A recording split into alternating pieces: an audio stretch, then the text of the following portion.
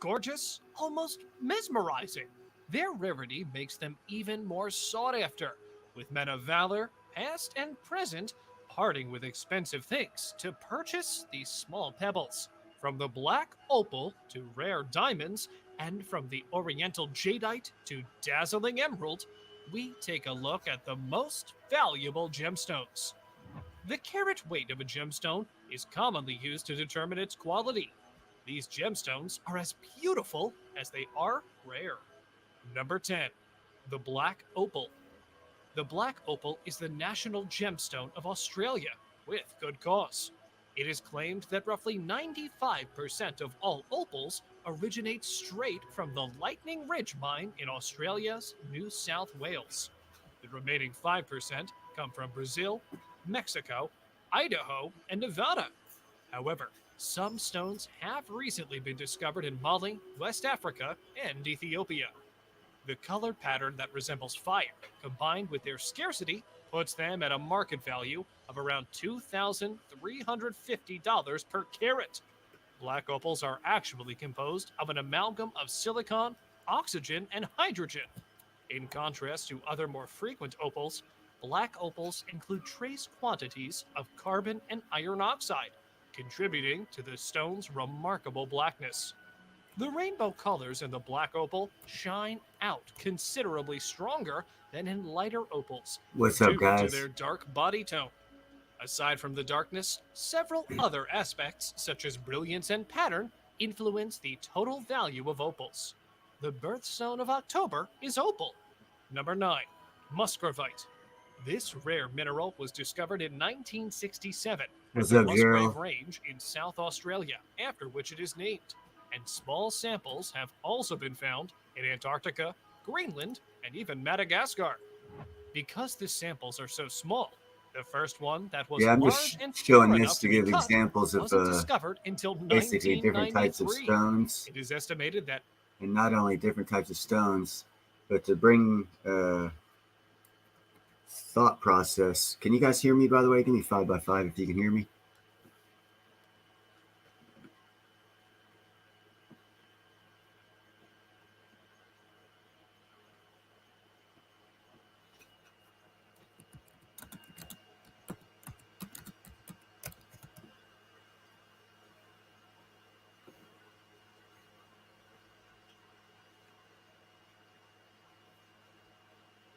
Oh, okay. Uh, these gems that I'm showing. Hey, what's up, Jay? These gems that I'm showing here. These are the like the perfect ones that can be cut into quote unquote gem or jewelry quality. And for each one of these, there's like tens of thousands that have little imperfections that sell real cheap. That you could take a piece of, say, if you shaped it properly, you could take a piece of crystallized crystallized osmium, and set over the imperfection part of it, and that covers that. Or, for example, you could take. I'm going to be in the next couple of weeks buying some 20 millimeter 18 to 22 actually millimeter slabs of opal for like $20, and the reflection of the light coming out of the opal, if you engrave a little bit and drop like a letter or a piece of crystallized osmium in there, it catches that light reflecting out and changes the color of the light reflecting on the crystallized opium, making it, well, the only kind of jewelry out there that does that, other than a very expensive diamond inset into another gem. And they would only do that at the highest quality stuff because De Beers basically controls diamonds. But that's why I'm showing this. It's got a lot of cool stuff about it. as of But if you think about 2005, it like there that, are only 8 you can you can muscovites you that can are you can cut to make some shape. money. I wonder how many people What's up, have this JM? gem on their fingers. Look at that. Look at all those Number 8. rings. Serendibite. Serendibite is an exceptionally uncommon silicate mineral discovered in 1902 by Dunil Palitha Gunasekara in Sri Lanka and called after Serendib, the old Arabic word for Sri Lanka. What's up, JM? These precious stones are believed to cost around $18,000 per carat. The mineral is found in skarns linked with boron metasomatism of carbonite rocks where granite has intruded. Diopside, linozoisite, forsterite, Warwickite and graphite are minerals found with serendipite. What are your thoughts on this unusual gemstone? Number 7. Grandidierite. Grandidierite is a highly rare mineral that was found in southern Madagascar in 1902 and sold for almost $20,000 per carat. The mineral was named after French explorer Alfred Grandidier, who researched Madagascar's natural history. The more iron a Oh, right on. grandidierite Thanks, has, JM. the bluer it appears. Grandidierites have a lot of trichroic pleochroism. Depending on the viewing Anyhow, there's a position, lot of it stuff can going exhibit. on here, so I'm gonna cut that out. And there we go. Uh-oh. There we go. Hold on here. I have too many things laid out. There we go. Now see, for example, this stuff right here.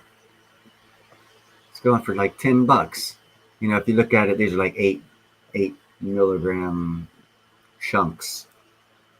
There's a lot yeah, it is a great quote. There's a lot you can do with stuff like that, and there's so many other products out there.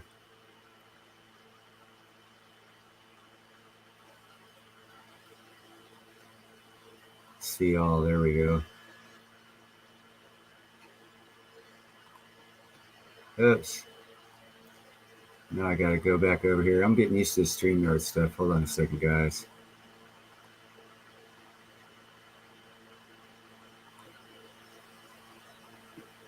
There we go. Like stuff like this. This right here is the Ethiopian.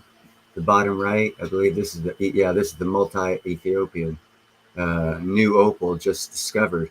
They're selling this shit for $18 for this stuff right here. It's the newest opal on the market. I don't know if you can see that on the bottom right of the screen there. That's the Ethiopian. Hey, what's up, Chad?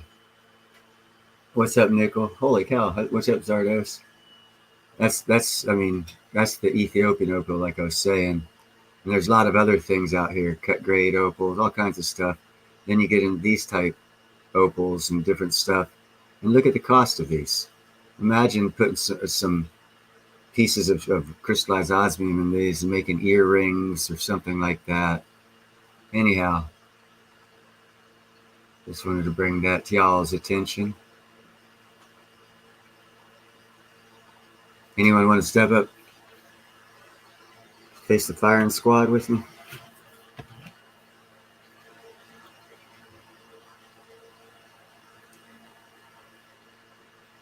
Gerald, you guys have caught me. Hey, what's up, Jeff? You guys have caught me. I do not know a lot about jewelry. I am learning. That is one thing I never thought in my entire 55, almost 56 years that I'd have anything to do with. So it's a wide open learning field for me. And I love learning new things. So it's kind of cool because I get to learn something new. But I am learning about this stuff. I don't really know about jewelry or gems or anything. I do know about the business end of it. And I know you can increase the value of precious metals when turned into jewelry. So that would be, if you want a couple 100x profit margin instantaneously, you take precious metals and make jewelry out of it. So, this is this new product, not new product, this new to us because of technology, the 8th precious metal just adds to all these lesser quality gems and stones that are out there that are still beautiful and you can still do stuff with. It just takes a little creativity, a little bit of thought, and a little bit of work. And everyone's talking about wanting to increase the value of your precious metals. Well, I found a way to increase the value of precious metals as far as crystallized osmium goes. So Chad's got a great idea there. I really like that. He's saying put like a little LED light and a battery in or under the colored stone, and then the crystallized osmium around. Chad, that's why I think I put in one of the comments you left on one of my shows. I put my number down there. They've got these and I need to refine them again. I don't know anything about this whatsoever, or the art industry whatsoever. I've seen these like little slab pieces, and they're not little. They look to be about like 3 inches by 6 inches, and they make little rectangular boxes out of them, and they put a light on the inside, and it looks like opal or some sort of stone or something because it's got some nice colors and variations and patterns, and it shines through.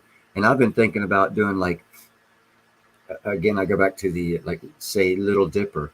If I could find one of those cut stones that's 3 inches by 6 inches, that's transparent, and then like set it in a direction, one that looks kind of spacey, and then just put in like different constellations in those, doing the LED light thing to highlight the crystallized osmium with the transparent colored rock, and help highlight it, and sell it like, this is a Little Dipper, this is the constellation of Taurus, this is the constellation of Sagittarius, to help get the high-end people's interest who are interested in yeah. So that's why I knew you were on the exact line of thought as me, Chad. That's why I left my number for you. If you go back through some of the comments you made, I commented back with my number, because I knew you were on the same line as me. I've been having issues. Again, I know nothing about the jewelry market or art, making art, selling art. So I don't know how that, in what I have the capability of understanding throwing LED light there. I just don't know in what, and I don't even know if these are the right words, in what format to put it, whether you'd like shadow box it, do like a picture frame, stuff like that. That's where I'm lacking in creativity of thought. And that's why I want a whole bunch of people involved, because we can come up with some killer stuff and put it out there and make some good money on it, people. I think it would be great if you had, for rings anyway, your gemstone in the center, but then two pieces of osmium, one on either side of the gemstone. But it'd be cool if the band of the ring had a spot where you could put the osmium into it, where it angled back towards the gemstone. Yeah, just a slight 2 degrees is all you need. So that way, and your idea is awesome. Right off the top of my head, I'm thinking, okay, at this point in time, no matter where the light's coming from, whatever that gem is, the light's going through that and hitting one piece of the crystallized osmium, making it look different than the other piece, which just adds uniqueness to it. Yep. We have a creative group of people here, and see, but then you need a way to sell it too, right? Like you need to either have an online store or like that's storefront location, or get someone else to. That's where I'm actually looking at that. And my thought was, I've got this one gem I was looking at, and I was looking at this one piece of osmium, and what I was thinking of doing was taking this one gem, putting the osmium on it, make a necklace, and just give it to the owner of the Osmium Institute and ask him that question with the free piece of jewelry, and see what he would do to help, because he says he was looking forward to great things from me because of my mindset coming at this as an iron worker. So I'm hoping he can help on that end. Mm-hmm. So that's one thing I'm going to do to help us get areas or leads of areas, because America's open, and there's lots of auction houses for high-end jewelry and stuff like that we could try and get into, and other things like that.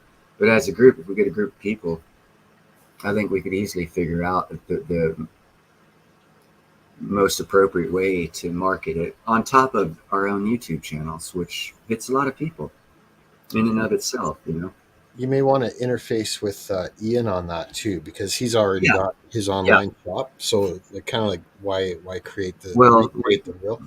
We could also, and Long Live Coins has already offered to put my first piece up on his thing for auction. Of course, I already know I'm not going to even come close to the price that I would want for it, but just to get it out there, I'm going to do it and let him have a couple pieces to sell on auction for heck of cheap, just to help get it out there, Yep. And that's what I'm going to be doing to help get this out there. And anyone in the group, of course, all of us will benefit from that. And like I said, I don't care about who brings what to the table. Understand this: my vision is I don't care if anyone brings anything to the table that wants to be part of this. I'll bring it all to the table. Let's just make it work. Let's not be fussy over the capital gains area of it. And the best way I found to get around that issue with people is don't let them invest in it other than their time and energy and get the benefits of that. So that way there's no thought of money from anyone. Gerald's way ahead of us, though, man. I think we better interface with Gerald on this. Hold on a second. I'm pouring some tea out right now. Mm-hmm. No worries. Yeah, Chad. I think they're gonna keep selling out of it because there's so little to begin with. Yeah, no, they're already on like a 3-day back order after I got my order, because I actually bought every piece that Ian had of that type.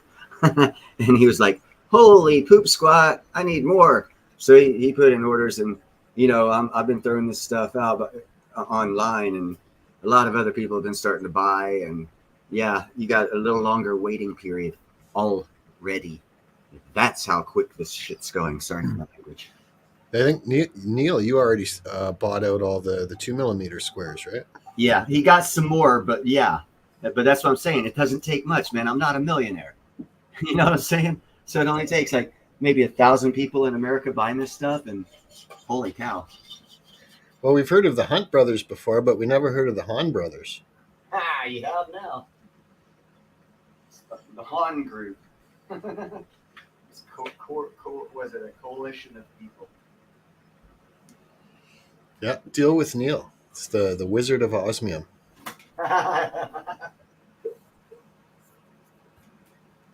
I just see pathways, and when this thing came across my plate, it ticked off so many damn boxes on how to make money and how to grow your money without much investment. And I just don't want to, I know a lot of wealthy people, and one commonality, they got a lot of toys, but they don't have people hanging around them. They always have to invite people over to play with those toys because they made it rich on their own. They didn't bring people with them.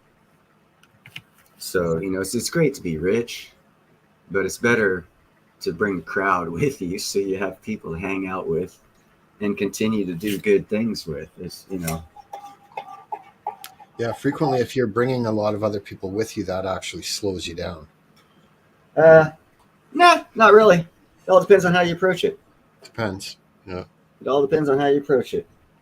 And with this type thing, it's perfect for a lot of different people's thought and creativity and avenues of distribution. The more the merrier in this in particular scenario of business.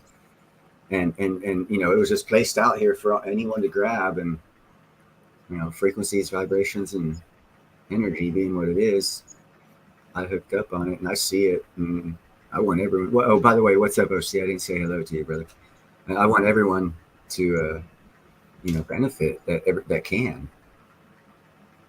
And quite frankly, after we get this group started, there's a lot more business part of it that would really, it's probably, a lot of you probably already know, but a lot of you will be impressed with how I want it to go to where it can keep all of us very well off for a very good long time. Actually, as time goes on, it will be better off. And it's all about starting it and doing it right. The first 6 months. After that, it's easy street.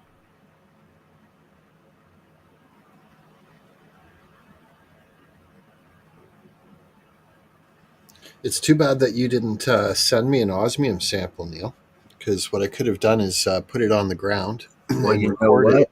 I'd have to have your address for that one. And recorded the osmium sitting on the ground as the solar eclipse occurs. That would have been you would have got a lot of views on that one because people are putting a lot on the solar eclipse. Last time a total solar eclipse happened, I think it went like over Europe, and the world didn't end. And America didn't see it, but about 10% of that solar eclipse, and the world didn't end just because and then it was across, just like the lunar eclipse. It happened over there too. Now it's happening over here, but because it happens over here, apparently there's more multifaceted dimensional significances that are more so than when it naturally happened over in the European continent. So you definitely got a lot of views. Yeah, I don't think anything too significant is going to happen, other than lots of crowds going to check it out, lots of videos about it. Well, I think the possibility for bad people to get most impact happens when a lot of people are gathered in locations. And especially if they're visually Yeah. fixated on something. Uh-huh. They're not watching their back Yep. very much if they're staring at the sun. Yep. And that's my concern, but that's not a. I could see like pickpockets, especially, going into the crowds there and just hovering around. I could see a lot of Las Vegas institutes. Well, yeah, Jeff. Jeff says the oceans are really affected. Yeah, that's because of the gravitational pull. That's what gives us our tides. It's the moon's gravitational pull on the water, and the Earth spinning and the moon staying there. I've seen a documentary on the gravity and the gravitational pull of the moon on water, and what you have right now. And during that time period, actually, you have the sun's gravitational pull and the moon's gravitational pull magnifying that because they're both coming from the same direction. So I would expect a lot of tidal differentials happening in the Gulf of Mexico when this happens, around the Texas Mexican area of Gulf of Mexico, because you've got, like I said, the gravitational pull of both the sun and the moon in line pulling on that water, changing the height of the waves and everything else. Might be a lot of flooding. I got a question on that. Since the theory of gravitational pull is based on a larger object having a gravitational effect on a smaller object, shouldn't it be the Earth having a gravitational pull on the moon? Because the Earth is significantly larger than the moon. If the moon had an atmosphere and its own gravity, it would. Like oceans, for example. So the Earth's gravitational pull could actually cause tidal waves on the moon if that were the case. We won't know because the moon doesn't have water, at least not in that. But if it did, if it had ocean. Yeah, no, if it did, the Earth would probably already pulled most of the water up in the upper atmosphere, and it probably would have turned into more of a gaseous form and dissolved and gone into outer space. The moon would look like it looks.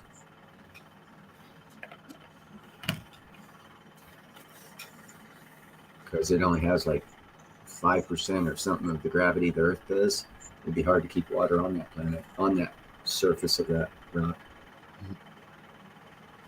Well, if anyone else wants to come up on the panel, I know the link is pinned. I got to take a break for. Yeah. I'll go back and do some more videos here or something. I'll find something interesting to do here. Let's see.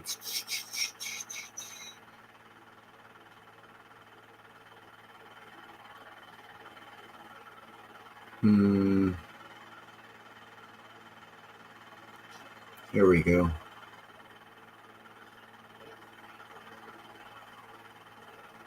Let me go ahead and share screen here.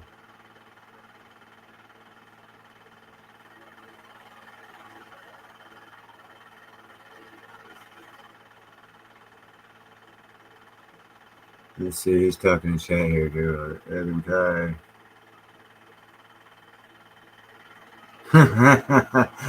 Nickel.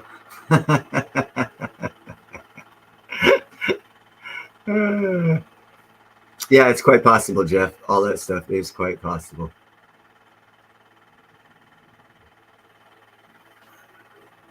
But while all that good stuff's happening, let's take a look at holy cow, those are pretty big. Let's look at the 5mm rounds. 5mm rounds, a little expensive for my budget, but I'm definitely going to get some because I can see the advantageousness of something that size is actually the perfect 5 and 6mm is probably the perfect size. And I think right around here, sparkle grade. Yep, sparkle grade of 4 for Let's see, Sparkle Grade 4, yep. And right here, I think Sparkle Grade 3. Yeah, so Sparkle Grade 4 starts at about $315. Luckily enough for us people's here's, we can get a discounted price from Ian because he's a friend of the channel. If you guys are looking to get some osmium, crystallized osmium, and are want to be part of this group and make some jewelry or whatnot, I see a lot of opportunities in the size. I spent a small amount on the 2mm size squares, and let me get a picture of those ones for you. Where are the squares?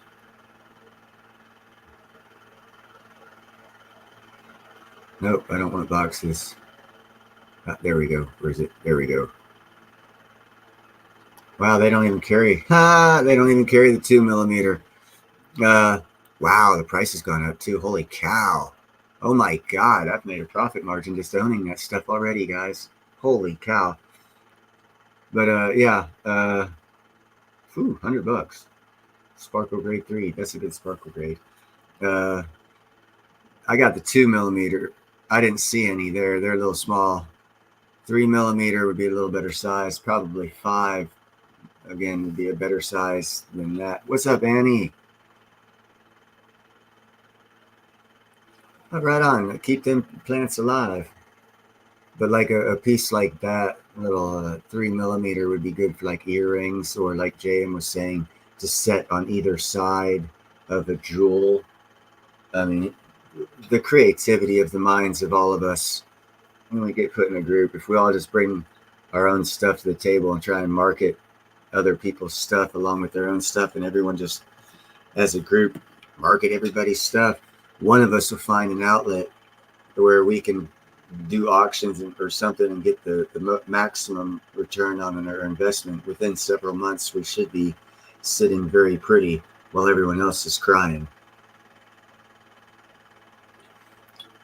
And that is what I'd like to see. I'd like to see more people better off in 6 months than the way everyone's saying it's going to go. And I saw some of Space Miner. I'm surprised he's not here. I saw some of Space Miner's videos. He's got a decent layout and a collection of, hey, what's up, Julie? Of very, very rare earth minerals. Crystallized osmium being one of them, obviously. Say it's precious metal, 1,500 times more rare than gold. What's up, Finn? Thank you for showing up. But yeah, back to then. Oh shit! Then you got these right here. I mean, you can do any one of these, and I think nickel has the eye, and it of course, nickel's cheap. He probably got the cheapest one. I'm kidding, nickel. I know you got it on the see Sparkle Grade 3, and these are very decently priced, and you can do anything with this. It doesn't have to be an eye. You could put 2 of them side by side inside a gem or a rock or something. There's so many things you can do with this stuff. And then these are the shapes that they already have. Again, it's still going to be back ordered because their sales are going good. I wonder why. Wow. That's expensive. But yeah, this is stuff you can get from them. And that's in euros, though, right? Yeah, all of this. When you see the E like that, it's euros. That's euro. But I myself like these shapes right here: the circles, the squares, and the triangles, and well, even these ones. Yep. There was a larger one on the top left there. I really like those because I think they could be a replacement for a diamond setting. This right here, and there's the price of them for 7 stars, and you can cut them down, make them single stars, do whatever. You know, depending on what your vision for a piece of jewelry is. I mean, and those prices, they're high. Go through Ian. Tell him Neil sent you. You'll get a better price. Can you switch that to US dollars? Don't think so. So it'd be, oh, you can. It'll be when you click on it. Click on. Right here. Hold on. Oh, there you go. Yeah. There we go. Is that better? There we go. That's Australia dollars. Uh-oh. Close though. Try again. There we go. US dollar. My clicker hit on the wrong one. Yep, you got it. Nice. Yeah, actually, the first ones Ian showed me was a 3 set like this, and I was like, man, I actually sent him in a couple jewelry designs to where they could use that star or whatever you want to call that, X star or whatever.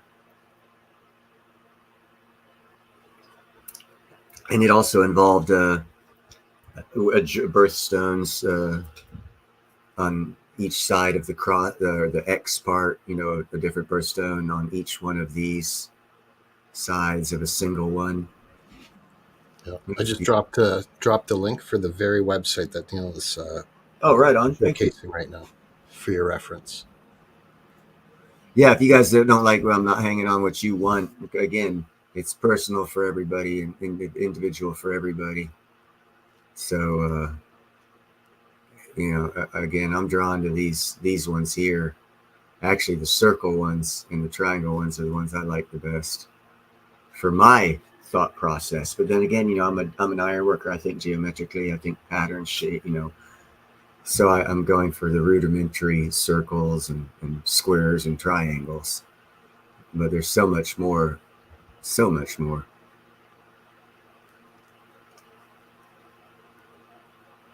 Yeah, here's the squares. See, they don't even offer, if you look at this right here, they don't even offer the 2 millimeter. I think I did buy them all out.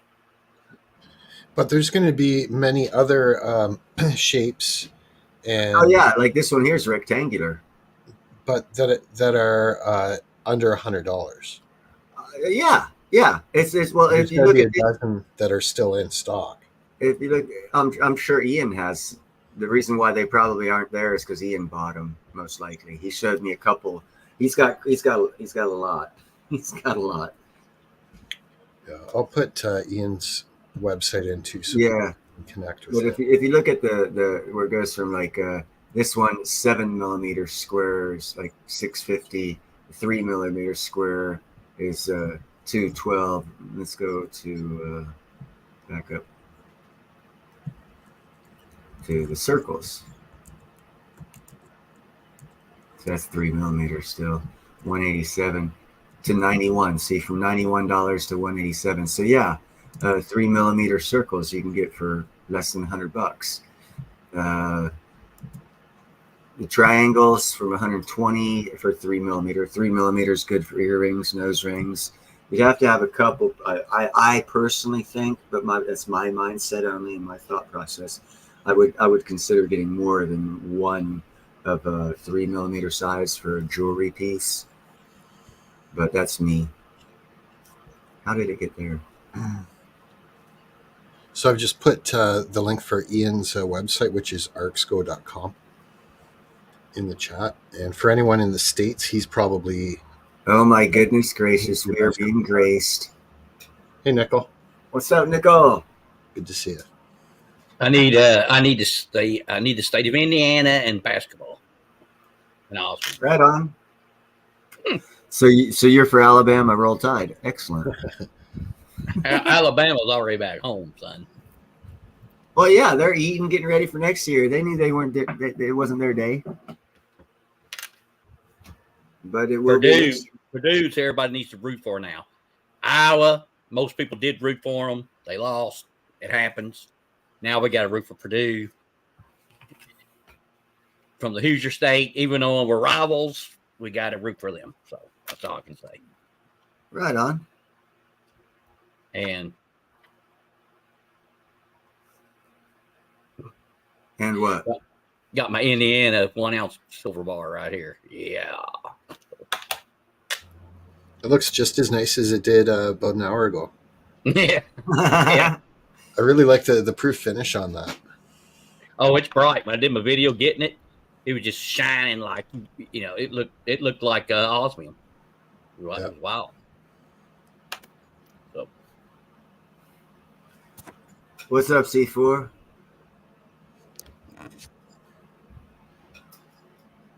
But anyhow, that's why I think that we should all get together and start doing our own design, because back to everything you do is going to be a one of a kind with this crystallized osmium, because it's so new to the market. No one's probably ever done it. We're gonna have to probably, trademark or whatever it is, so that way no one can steal our designs, and particularly or as a group, however y'all want to do it. But, did you get your stud pops yet?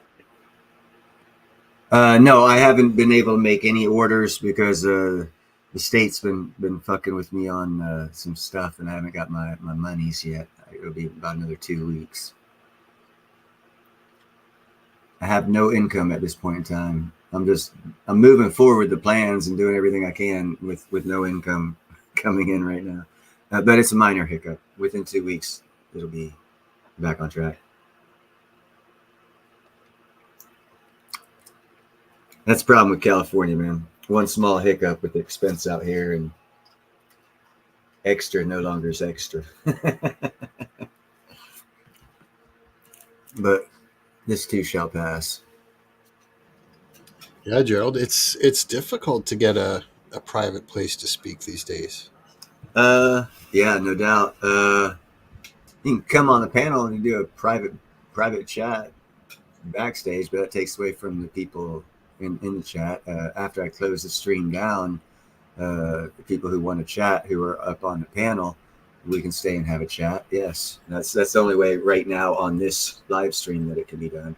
One could be scheduled, where I guess it could be private. I don't know how to do that, but I'm sure it could be done. The way that you do that, Neil, is you just set up a live stream for, say, 3 weeks down the road, and then, for example, and then just share the link with whoever you want to have the private stream with, and just don't go live, and they'll come up on the panel at whatever predetermined time. Or you can even schedule it as a recording in StreamYard. Schedule it as a recording and share the link. Yeah, private chat. Yeah. Invitees only.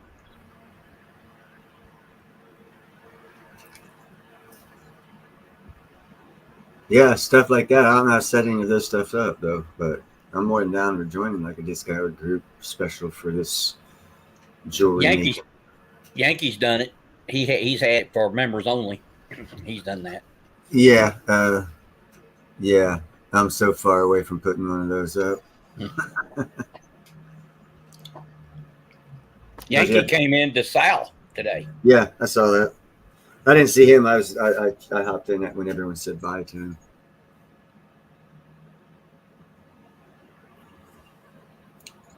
Yeah, I'm not on Discord.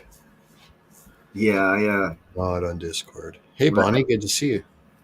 What's up, Bonnie? When I got kicked out of the crypto community, they were real pissed at me, and like I got cut out of Discords and shit like that. And I don't know what they did. They're computer sophisticated people in the crowd, and I haven't been able to get into a Discord since then. There you go, Jay. Jay has a Discord. Be willing to put up and let us use for private discussions, Jay?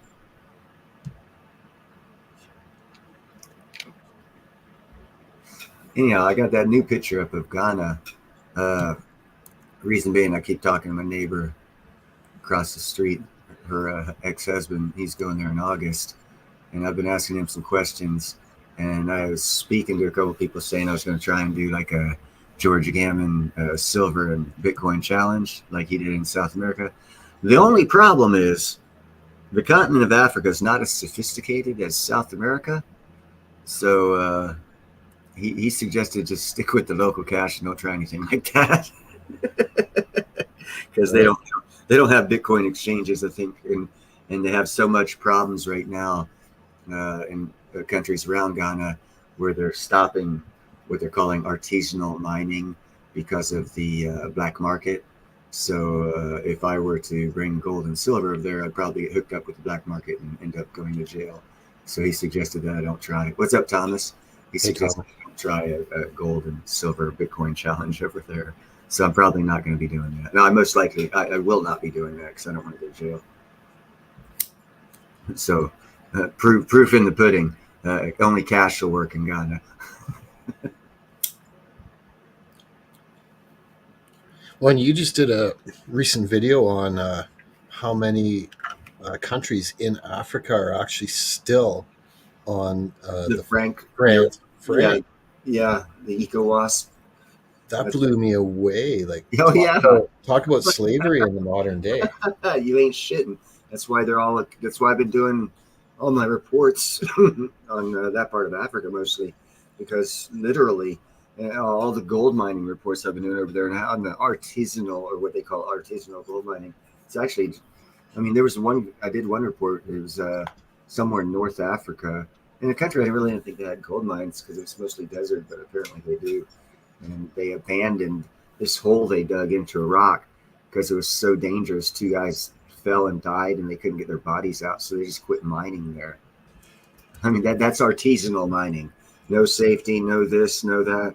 And all the countries, the Burkina Faso, Niger, and Mali have all stopped that style of mining, and it happened to take up 50% of their sales was from that style of mining. And that's where I see economic opportunity by taking like a placer mining style of system over there with that style of equipment, making it more efficient, more safe, and less shovel and going into a hole scenario.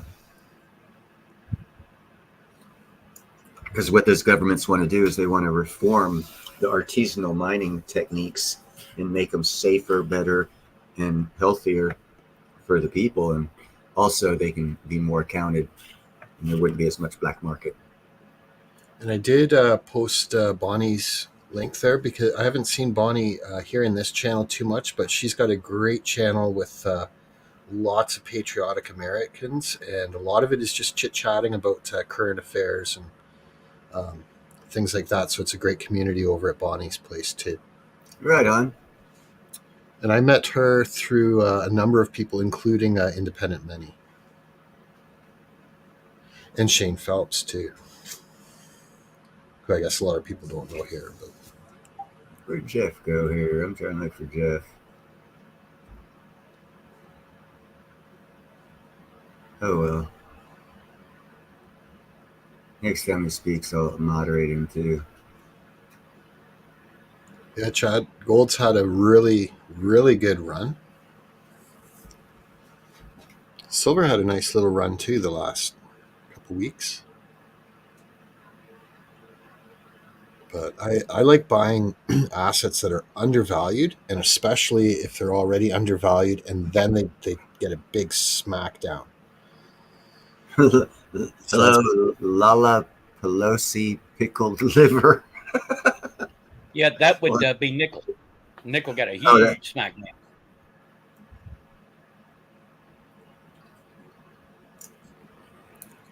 Good to see you, Lala. Yes, platinum for the win. And crystallized osmium is a platinum group's metal. It's actually found in platinum ore only. I think there's like one other place on Earth that they found it not in platinum. What's up, Hager the Hodler? Hey, Hagar. Yeah, I was showing that at the beginning of this live stream of the rare gems and the expense of them. The reason why I was showing it, and Bonnie just mentioned, she said around here where I live, a lot of copper mixed with granite. Well, a lot of those jewels that I was showing at the beginning of this program had like or different minerals, and at the end, after they gave the explanation of what the gem was, they told you the minerals that it was made of, and some of them were copper, granite, magnesium, hydrogen, silicone, to make these great, gorgeous, high-dollar gems. So yeah, anytime you find granite mixed with any kind of mineral, there's probably more minerals around there. What's up, Attila? There's probably a lot of more minerals in that area. Hey Neil, do you get a commission when people buy osmium? Thule was asking. No, No, I haven't heard of anyone getting a commission, but no, I did not. No, then I was promoting buy silver and platinum before people were buying platinum.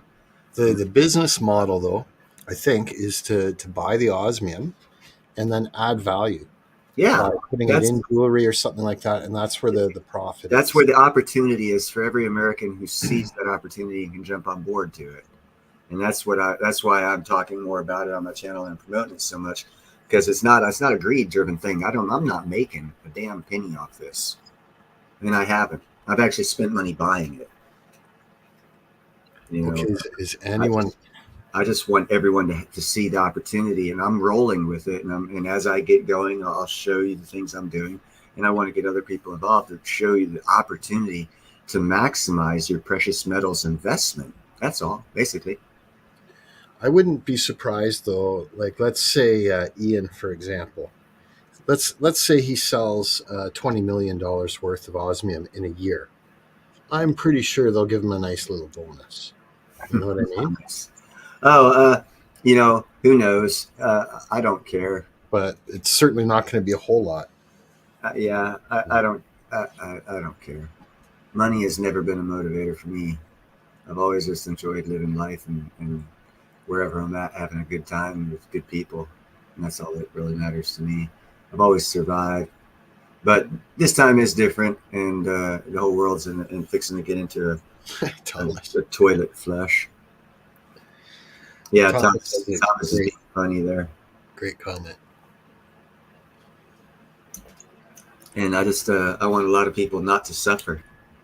And dollar for dollar, I think with the pathway I've laid out for how you can maximize the dollars on this in particular mineral, which is the 8th precious metal, that's all I'm about. Doing business the way people don't do business, but they should.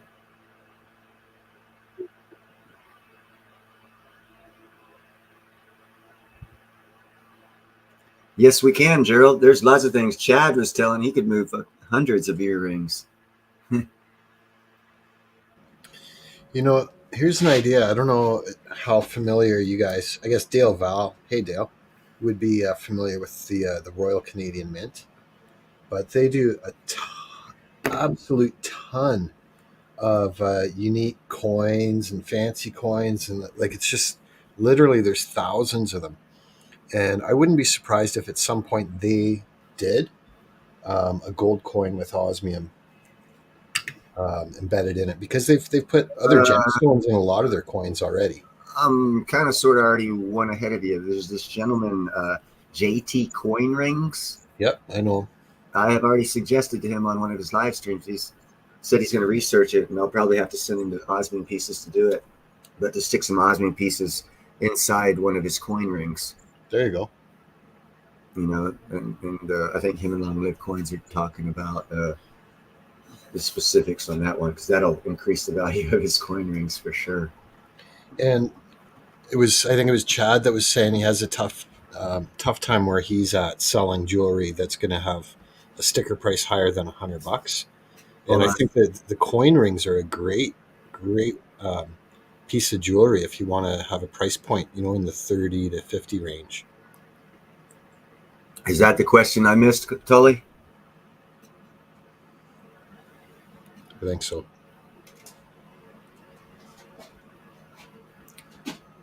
Yeah, I don't know, Tully. I never made it that far, if that's the question. I guess I might have, because I have met him, I have talked with him and whatnot, but yeah, I don't know. I don't think so. Hey Dale, for how it can be affixed, for some jewelry, it can actually, like Nickel Stalker was talking about it before, you can actually push it in, and it's like a clamp that'll hold on to it. But for some reason, it keeps coming back to me that even crazy gluing it in there might be an idea. But that's where Nickel might be able to help out with some thought patterns. Yeah, because he's much more familiar with the settings and jewelry and stuff like that. And he suggested, what was that, jeweler's glue, which And again, I have not looked into place settings or jewelry settings or what they use or the specifics. I haven't seen any documentaries to know, but that sounds like a decent way to go. Yeah, you want it permanently. Yeah, Dale said jeweler's glue as well. So there's two people, both Nickel and Dale, both say jeweler's glue. So there you go. Makes sense. Yeah, exactly, Thomas. And that's why JT Coin Rings is doing it. He's the only one I've seen doing it. And, you know, I share his stuff and promote him because he's the only one I see that's actually, you know, taking it on as a side hustle. Basically, you know, taking a $30 coin and turning it into an $85 ring. That's a good way to, you know, that's a good turnaround on investment. You know, a little bit of time, boom. There's other people doing it, but man, okay, Dale. He's super professional. You know, and what's up, Chef? Hey, Chef. Hey, Chef, I got a quick thing. Before you melt down all them sterling forks, put a couple of those forks aside for me. Tell me how much you want, and I'll buy them from you. So that way I don't have to go out looking for them. Because I want some. I'm a single guy. I don't need a 4 set. Just like a single set. What's up, Diabolical Debbie? Hey, Debbie. Yeah, there's lots of different ways. I've also heard that like you could take a little resin, not resin, polyurethane, and then you just like 2000 sand grit it down and repolish it, and it's clear and holds. But I don't know for sure. Thank you, Chef. I see you melting all that stuff, and I remember as a kid eating with sterling silver, and I don't have no sterling silver to eat with. And the reason why they made sterling silver is because of the antibacterial nature, so it's actually healthier to eat with. Yep. As Thomas just said. I just bought some silver spoons about 1.5 years ago. Yeah, no, I suggested, and I actually see that as being an issue in the near future, because with all these supposed, and I don't want to, this is a conversation because I don't want to catch a strike for it, but with any possibility of any kind of a bacterial agent or something getting out or whatever, anything that goes into an orifice in your body, you want as sterile as possible. And sterling silver takes care of a lot of the issues. And you know what? A lot of the, in quotes, silverware that people use today is actually nickel-plated steel. And I heard that actually a lot of people are allergic to nickel. And like it's not the type of thing that you want to lick. It can be mildly toxic. You know, a lot of things, yeah. But that's why I'm not too concerned about sterling forks. No, the sterling is ideal because that's going to be silver and copper, something my body needs anyway. Right? Yeah, they stopped making jewelry with nickel because so many people had reactions to it. Yeah. That's right. Yeah, there you go, Thomas. Some people for earrings, it has to be silver, or it has to be gold, or it has to be stainless steel, or they have problems with it. They have I might have to have Thomas on one Sunday to help us do that, do a walkthrough on how to make it at home. I make my own at home as well. Right on. It's he's got a voice for TV.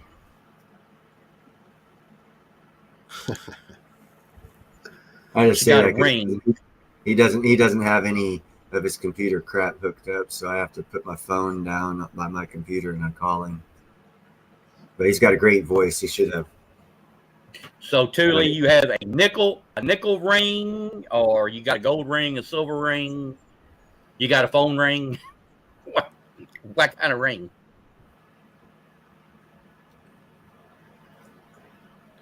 Yeah, stainless steel is nickel-plated steel, typically. Yeah. Sometimes it could be an alloy, but for the most part, they just plate it. Yeah.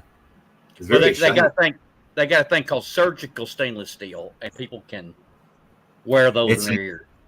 it's more. I believe that's more of a heat treated, because I know when you deal with stainless. I think is it stainless? Oh, I don't recall what kind of metal it was. I was at a hospital here in town we were building, and they had this one type of steel. Oh, I just went brain dead. I think it was stainless, and it had sharp edges, and they tried grinding it, and the heat made it starting to change color, and it showed the purples and the blues, and they're like, "What? Oh, what do we got to do?" And we ended up having to hand sand it to keep the heat off of it, to get to round the square edges of the pieces. Because the problem, so with surgical stainless, I think they somehow preheated, they tested it or heated it or something to I prevent wish that thing.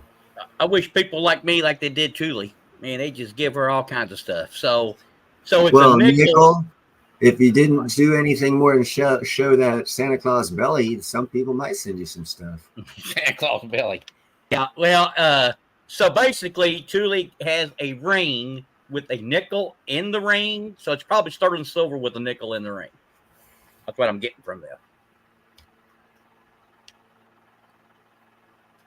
I had a knife with an Indian head nickel on it. Happy birthday, Thule. It was back in December. Oh, I was misled. I was hopping on. I was tailcoating Debbie. Well, my birthday's in December. What day is your birthday, Thule? Mine is December the 11th. Solid nickel ring. Well, I hope you don't have a reaction to it. Yeah, don't wear it. Don't wear it for long periods of time, and just test it out. Make sure you don't get a reaction. Well, it probably will be itching. You'll probably feel like your whole hand's itching, like you got poison ivy or something like that. That's probably you'll know that you have a reaction to it. That or your hand falls off. And you say, "Why my hand fell off?" Oh, it must have been that. No, I'm a Sagittarius, Thule. I'm the dude that's half horse, half man, half horse with the air shoots arrows.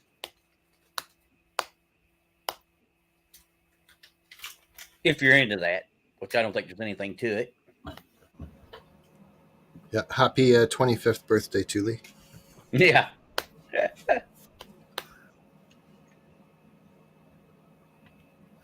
I'm gonna be celebrating my 25th birthday here soon. Mm-hmm. 26th, not 25th, 26th.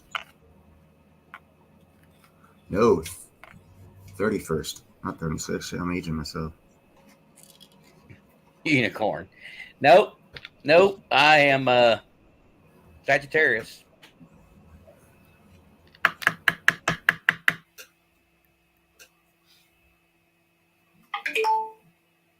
Damn it. Well, you guys got a Pisces on the panel too. Who's that? Sorry. That's a good question. Since everyone else is sharing. I was going to ask Julie if she celebrated birthdays when she was younger, but I won't ask it.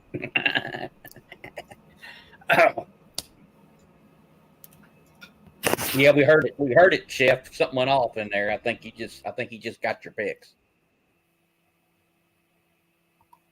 What? Someone send me a pic? Mm-hmm. Thomas is a Pisces. Happy birthday, Thomas, from 1 month ago.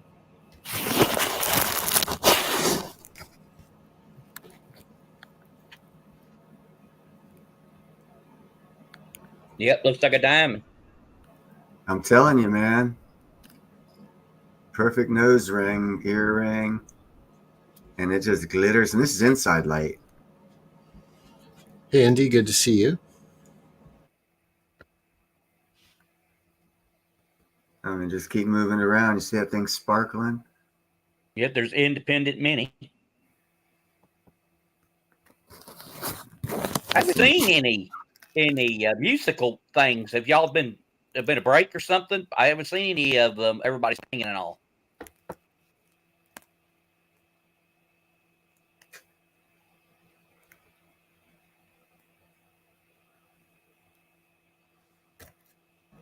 Hey, Nicola, are you saying that you haven't seen or heard Indy's live streams recently? No. Okay, I thought that's what you were saying there. That is what he's saying. Yeah. Yeah, I haven't Yeah. seen any Well, of them. That she they she took the night off Easter, so That's it. She's a fired. weekend ago. But she was live last Friday, like day before yesterday. It was a great show. So you just missed it. That's all. well, I have been watching a lot of basketball. So. Did she have the clearance to take the night off? That's what I want to know. And you know what? Like usually, independent Menny's live streams are going 2 hours of independent musicians and then 2 hours of chat. And there were so many musicians, and the music was so awesome. The whole 4 hours was music last Friday night.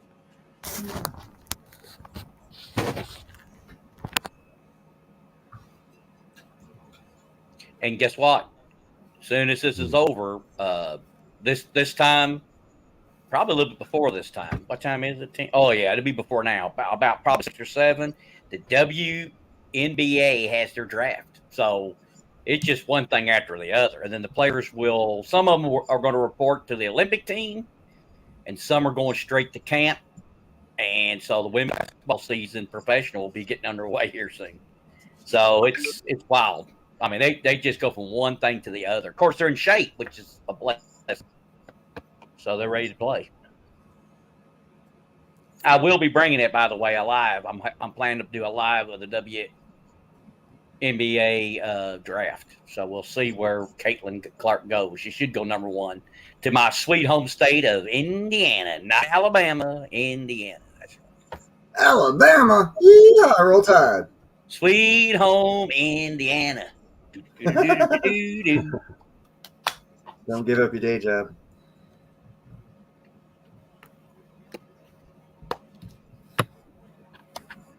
And actually, I'm the only person on the panel here that has not purchased any osmium yet. Well, aren't you just the odd man out? I am.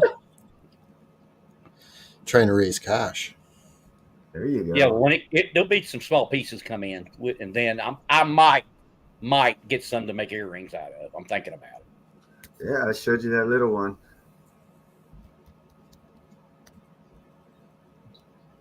That was an inside light. It gets more gorgeous on outside light, so it doesn't take a lot to make a bling. Yeah, that's good, Dale. Osmium man out. Other words, the odd man out. Osmium. The osmium man out. There you go.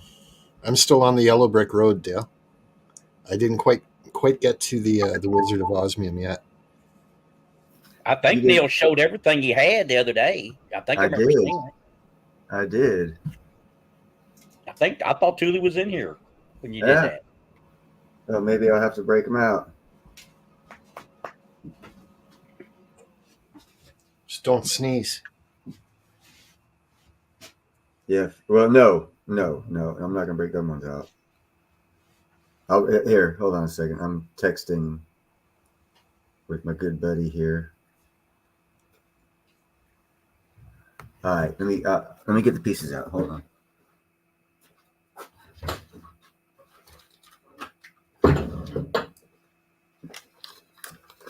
All right.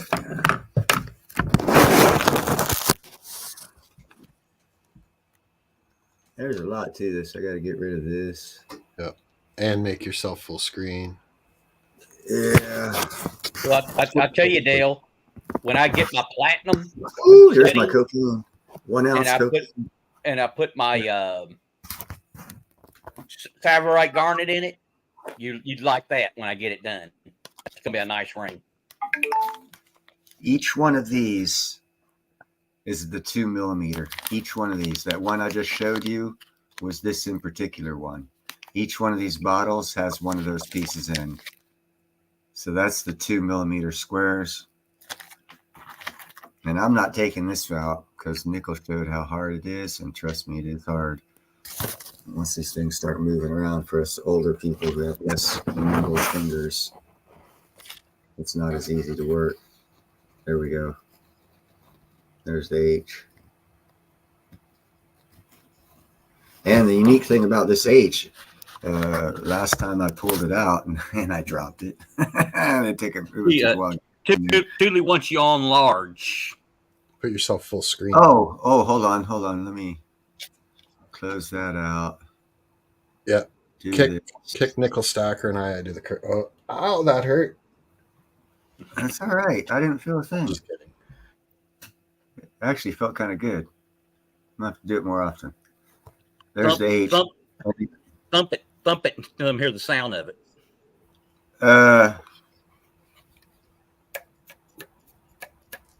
Yeah, kind of like a drum. Yeah, it's in a plastic sealer, two pieces that come together to hold it there. And the unique thing about this H is it's crystallized on both sides. Most pieces are only crystallized on one side.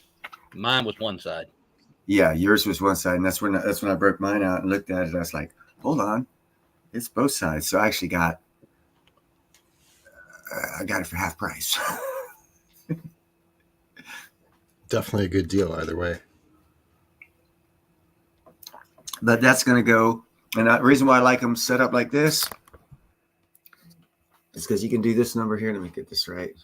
You say, what finger do I want that ring on? Do I want on that finger? Do I want on that finger? Do I want a pinky ring?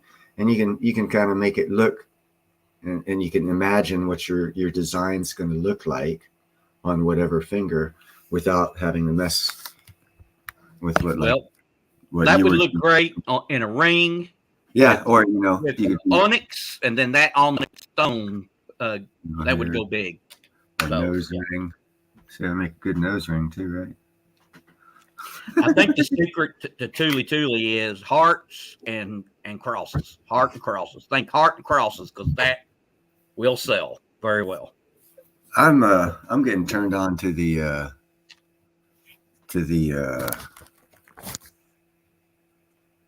circles. I'm liking the circle pieces, the 5mm circle pieces. I think. What's up, Seth? Yeah, I like those, and the other ones I forget. I think they call it cutout squares, where it actually has a similar sort of shape to what you see with a diamond. Chef, text me wherever you want me to send the cash, or if you have some sort of payment system, email, do a payment thing like that, and we'll take care of that. Yeah, exactly, Gerald. And the circles will be perfect for the watch faces. Oh yeah, that's why. That's why they actually. Part of the reason why it's got its crystallized form is they had to perfect the system of crystallizing it in a certain manner to where it wouldn't be large and get in the way of a watch thing spinning. The second hands and the minute hands. So they had to, because some of the when they first started, the crystals got too big. Some of them were like way too pyramidal shaped compared to the rest of them, and it would have stopped. And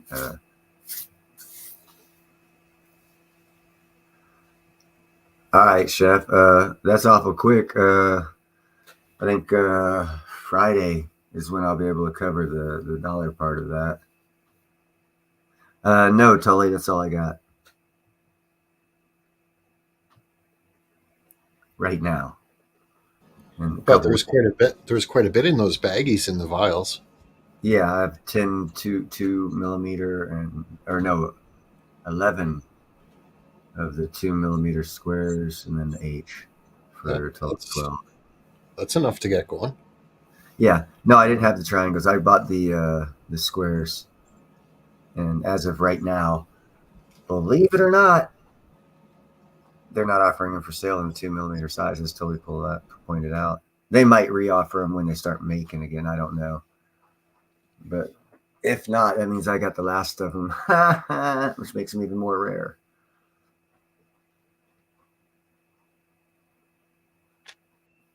Dale, that's yeah, except for if you're shooting in the dark, people will be able to ID where you're at by the back flash of the bullet shining off the osmium, giving that extra sparkle, and they'd be like, "Ooh, hit that guy! Get his gun!" Seeing Gerald's got the great idea again, saying skip the face of the watch, use the osmium for the hands. Yeah, and that's where like Nickel's eye comes in. And that would actually even be better because it spins. So yeah, I'll mention that idea. Even just the second hand. I'd do all of them, but yeah, the second hand, because it moves the fastest, it would definitely continuously give you that bling of the change of lighting every second. That's actually a very good idea.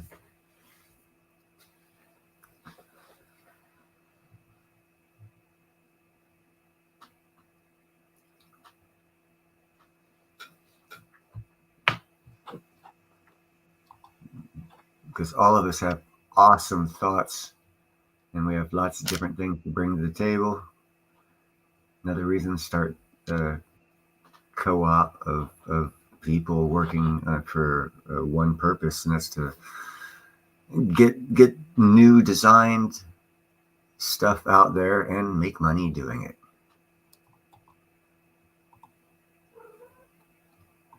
Because I'd like to buy that house right there. It's a lighthouse. I'm getting a two set, Tully. Cutting the grass would be a little tricky though in that corner.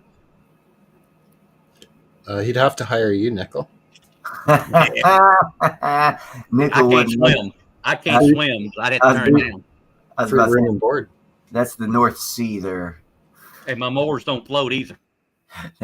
The tidal from high to low is about 50 foot. Yeah, Bonnie, like it could be a theft issue for wearing high-end jewelry like that, but that's actually one of the selling features of osmium is it has a built-in security fingerprint, which is something like 1,000 times actually better than an actual fingerprint.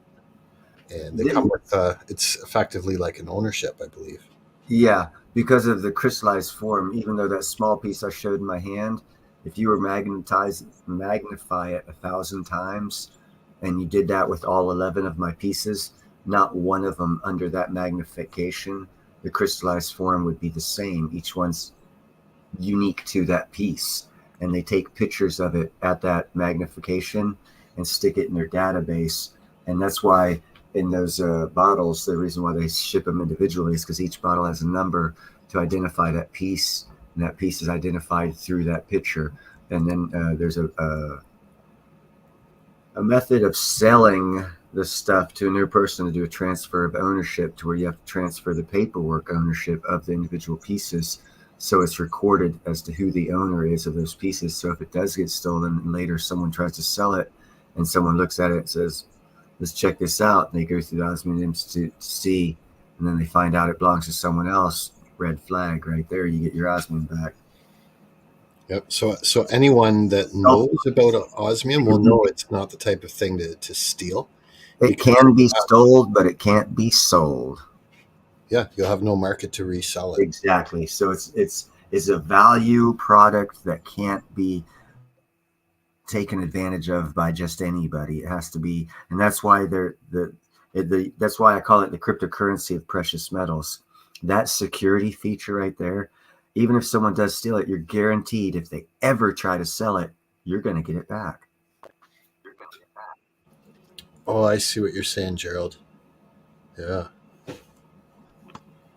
So he's saying there's again, Gerald, private chat. Yeah. Let's get this group together, man. Like I said, there are so many ways that we can all, as a group, come together, all of us help each other do one idea at a time, along with our in particular jewelry ideas that we bring to the table of our own unique thoughts and designs, which would be awesome. And of course, one-off pieces, which adds to the value.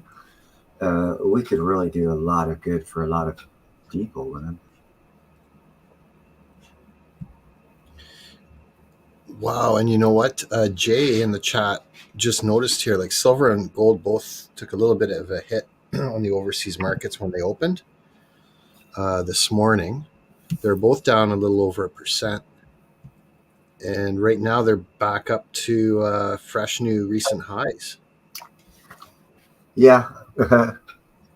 So they've totally recovered that and are continuing to move. Good eye.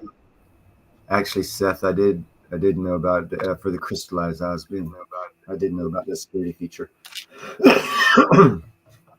I'm still waiting for Ian to send me some more information so I can get even more information on this stuff, so I can answer even more questions. That way, I don't have to keep bringing Ian on, because that way I'll be the expert on this stuff. But I'm still waiting for that information so I can retain it to memory. Yeah, they would be good, Gerald Draper, on the belly button rings. Yep, it would be good for that. Very good. And they go for bucks. So I used to sell that stuff in the flea markets. Seth, what were you saying? Hold on. 7. It's 8. So 8:20 where he's at. Yeah, I think you could. If he doesn't answer, he's busy. If he answers, he answers. Jolo is here. J-Lo. Iowa won, Jolo.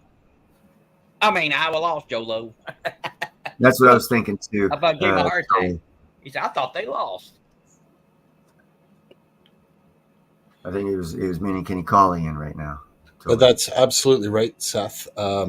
It's, for anyone that's looked into it, it's a well-known fact that the security features on osmium, the inherent security features of the crystalline osmium are outstanding. They're unreplicatable, and I know that's not the right word. No, I think that is the right word. Okay, right on, cool. It's more. It's like 1,000 times more unique than a snowflake or a fingerprint. Yeah. Go ahead. I'm going to be on with the LLC, and we're going to show how you transfer. I was going to mention that LLC's been doing sales to document for everyone, so you can go back and start and watch. He did it with when Nickel bought that eye, and they're documenting the transfer of ownership. So that way you'll be able to have a visual by going back and watching Long Live Coin's program on how that happens. It takes a little while because as I just said, the Osmium Institute is already backlogged with orders. So where where their bottleneck is on the taking the pictures of the individual pieces and putting them in their file system. So it's a couple of weeks. They should have some more people trained up, and that'll be taken care of. But right now, back order. So it's in their best interest, really, to have bigger pieces to sell, because it would be less verifying that stuff and doing all that procedure. So, because the smaller pieces are the ones that more people's going to buy, and they're going to be more work.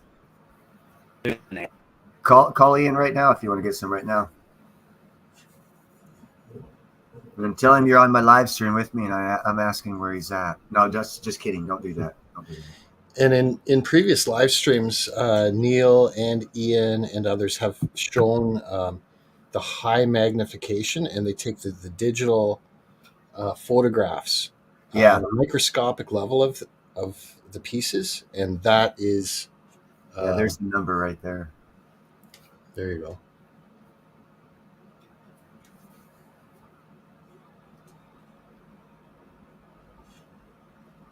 Actually, Tilly, I don't think you would want to, on an individual person level after purchasing a piece, cut it, because they are the ones that have the photography capable of being on a magnification level to get the picture to identify that piece. So if they send you a big round, 1 ounce round, and you cut it up, you'd have to send it back to them for the identification of those pieces so they could document it and then send it back to you.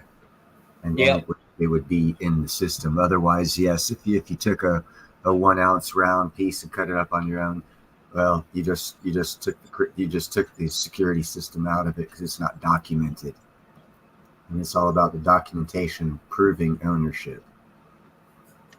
And that's where, if you don't have it in your grubby little hands, well, when you buy this stuff, as Nickel said, there's a transfer of ownership, and he's going through that process that Long Live Coins and him are going to be documenting.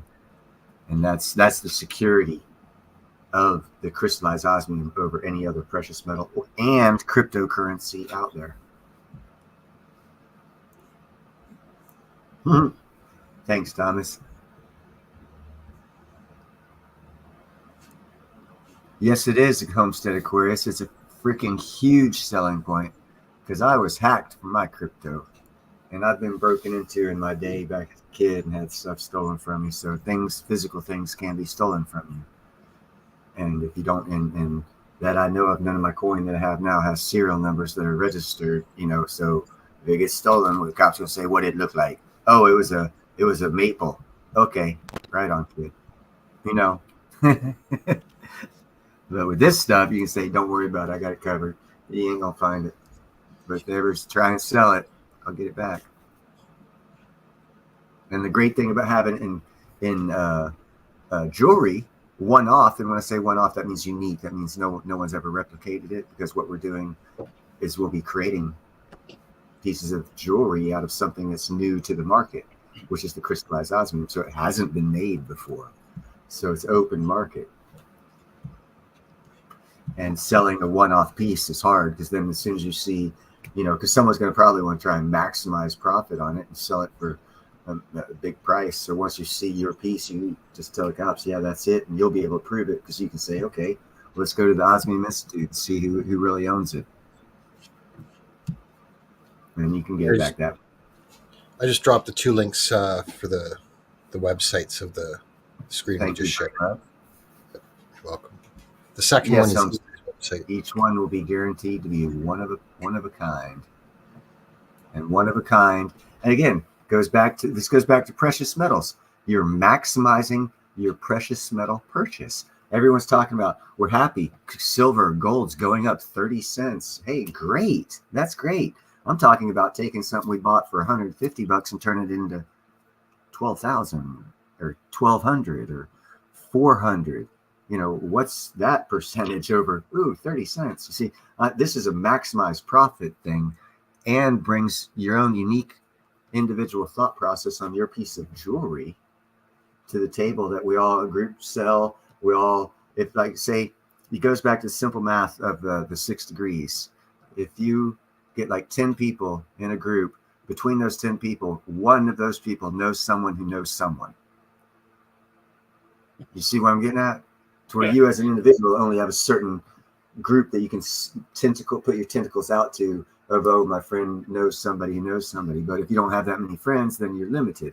If you get 10 people, all of them having friends, then you now have 100 people who might know somebody. That exponentially expands all information you're going to get. And the more information you have to do something, the better you're going to be at doing it. So to have a good, it works better.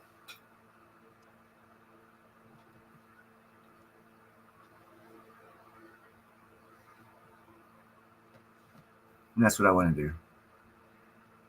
Because I think everyone that's in this precious metal industry actually has good hearts. Yeah, some of them are greedy, but for the most part, they're good people. I believe everyone here is good people. And if you guys become wealthy, I'm sure you're not going to be greedy, and you'll be spreading the wealth when you see people in dire need. You'll be helping, and that's who needs to have the money. People that'll help. What's up, Christopher?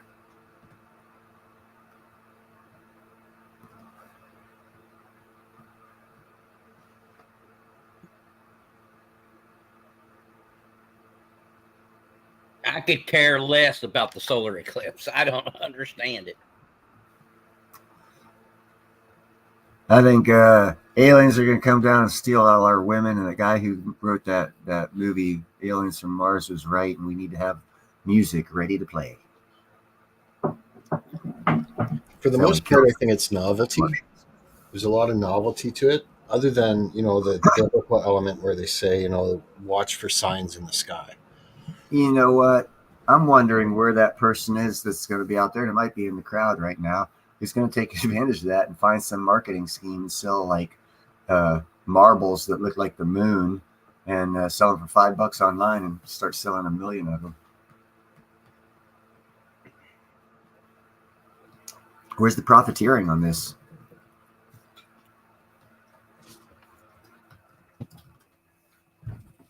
Usually there's profiteering on things like this.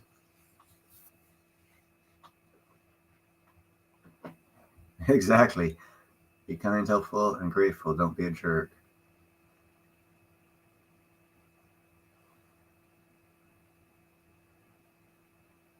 Oh, sweet, OC. See, OC's eating with his sterling silver set.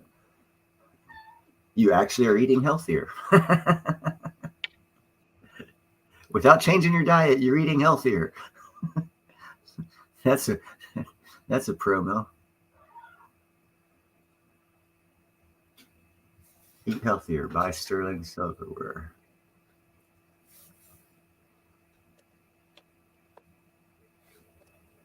So anyone else? I quit my rant on what I wanted to do with this jewelry thing and where I think we all could benefit. Rant.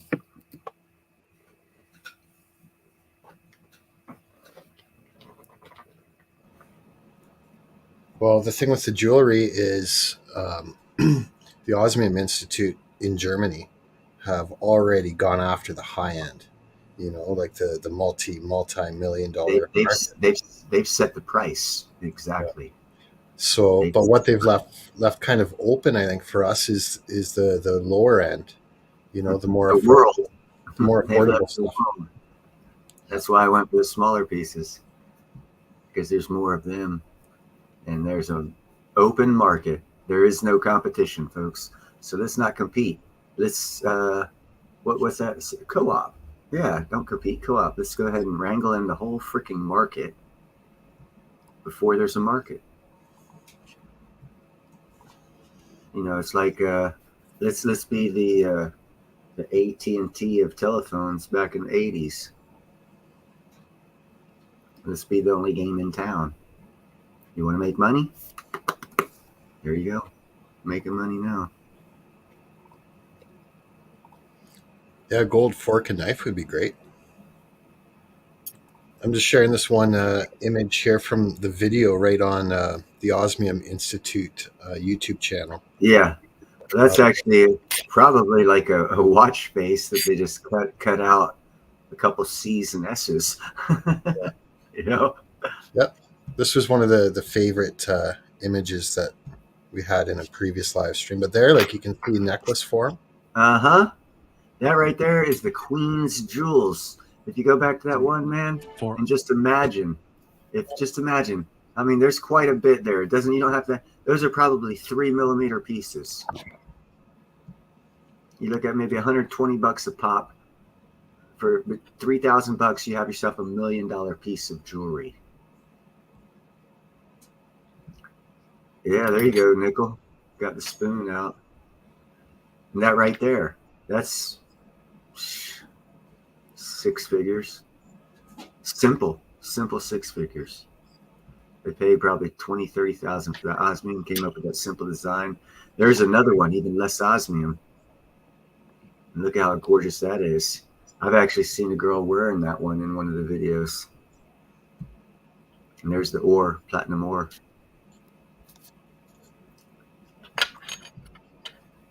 Another simple design.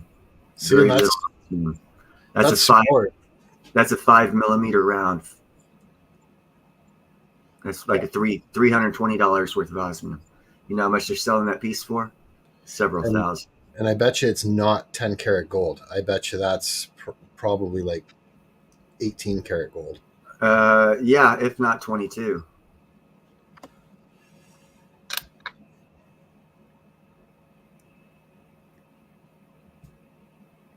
Nice, Christopher.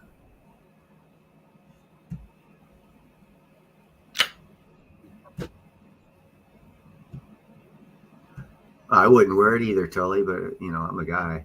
So. That one there is like $70,000. That's 1 ounce. Now, if you cut that piece up right there, that piece right there has an identification code that's on record. If you cut a piece off of that, that piece you cut off of that would not be on the Osmium Institute's record, and you would have lost the security feature.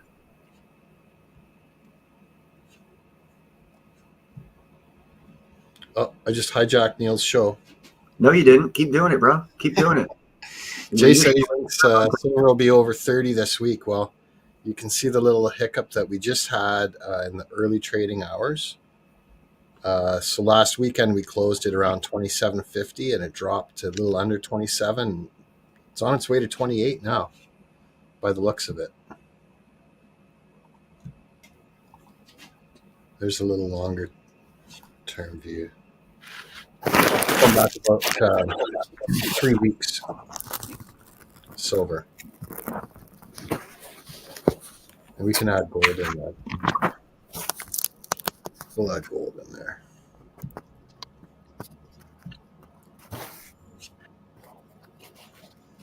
Now we got gold. So in the last 3 weeks, gold's up about 8%, silver's up about 15%.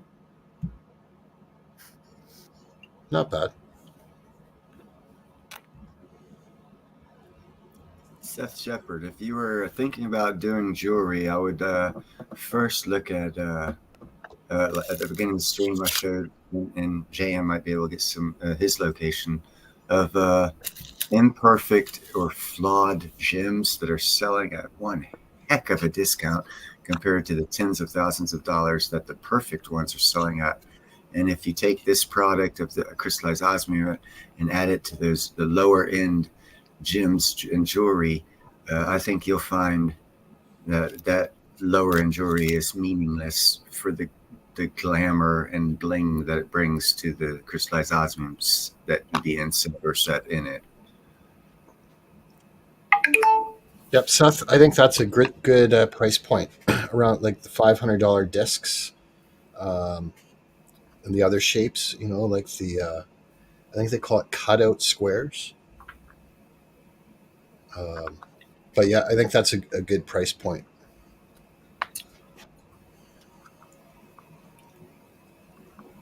Yeah, that's what I was having issues with. I spoke with a couple of people, and of course we can come to a consensus about a price for any jewelry products that we come up with, depending. And of course, prices will change because eventually we're probably going to be hooking up with what I foresee is the best outlet would be a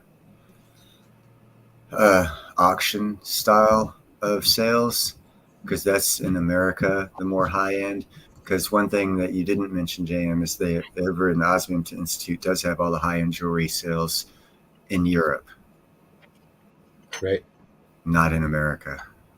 So what we come up with can be high end, mid grade, and low end, and we can, as a group.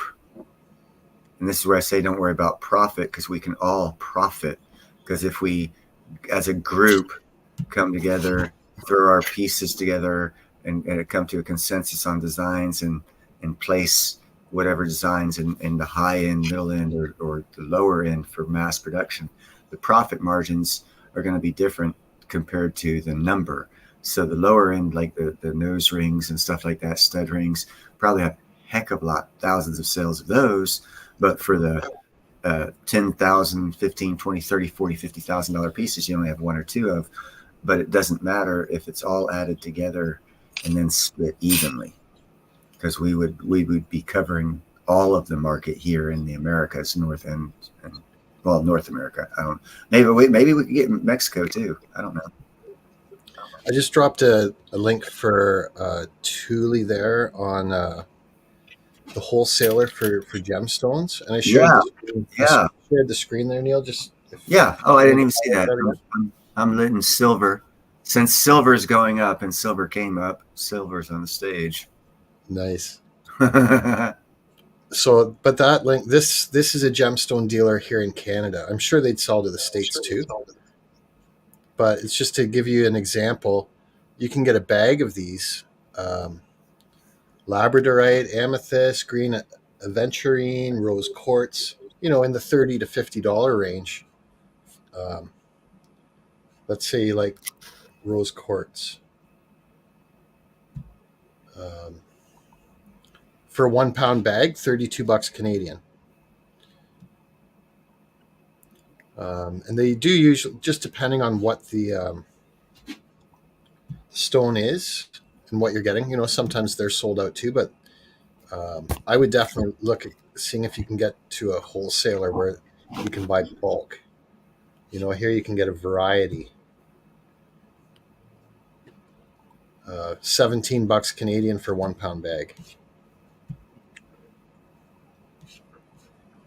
And this is why I like as a group. Oh, did that come up already? Holy cow, it did. Are you guys seeing this page that I just brought up? Yep. Yeah, there you go. So, okay, that's eBay. Well, hold on. Nope, that's not what I want to do. Let me get over here. Yeah, this is eBay, but there's what I'm focusing on. Let me get to that other page. I had another page that was different from this, but this in particular thing, it's not jewels. It's like you see the color of the opal and the pieces. When I said the expensive jewels, well, the opal is really expensive, but things like this they couldn't make jewelry out of, and they're selling them cheap. Yeah. And I had a company. Where's that other one at? Other bookmarks. You get emeralds too. Yeah, dang it! I'm not organized. Sorry, guys. Let's see. Here we go. Anyhow.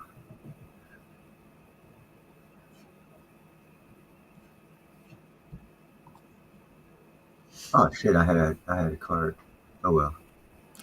I've got one shared there for Thule with the emeralds too.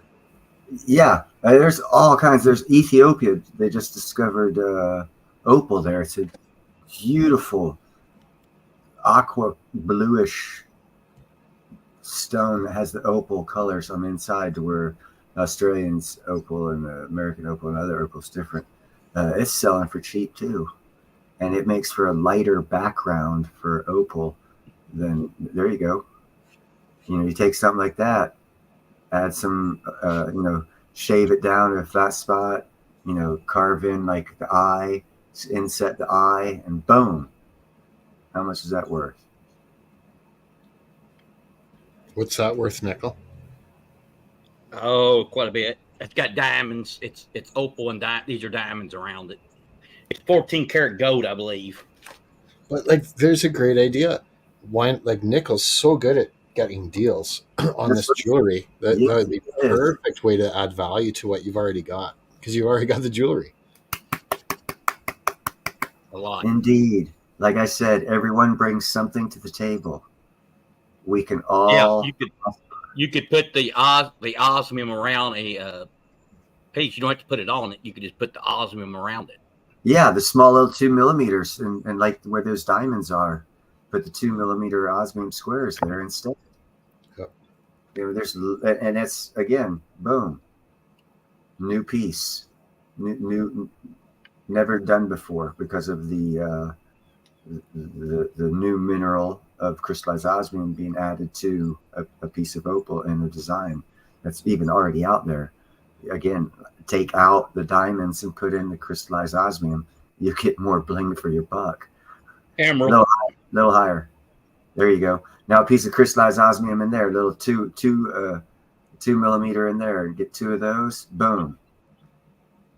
$300 for the set. Or something. I'm just throwing a number out there. We'd have to come to a consensus on, who knows about marketing, pricing. I don't know anything about that stuff. And that's why having a group of people is a lot better to start off with. Check this out. Neil, silver is going to break $28 during this very live stream. Excellent. It's a momentous occasion in the dynasty of Han. I'm showing $27.96 right now. And I just a week or two ago got a 10-ounce bar of gold for $240 delivered to my house.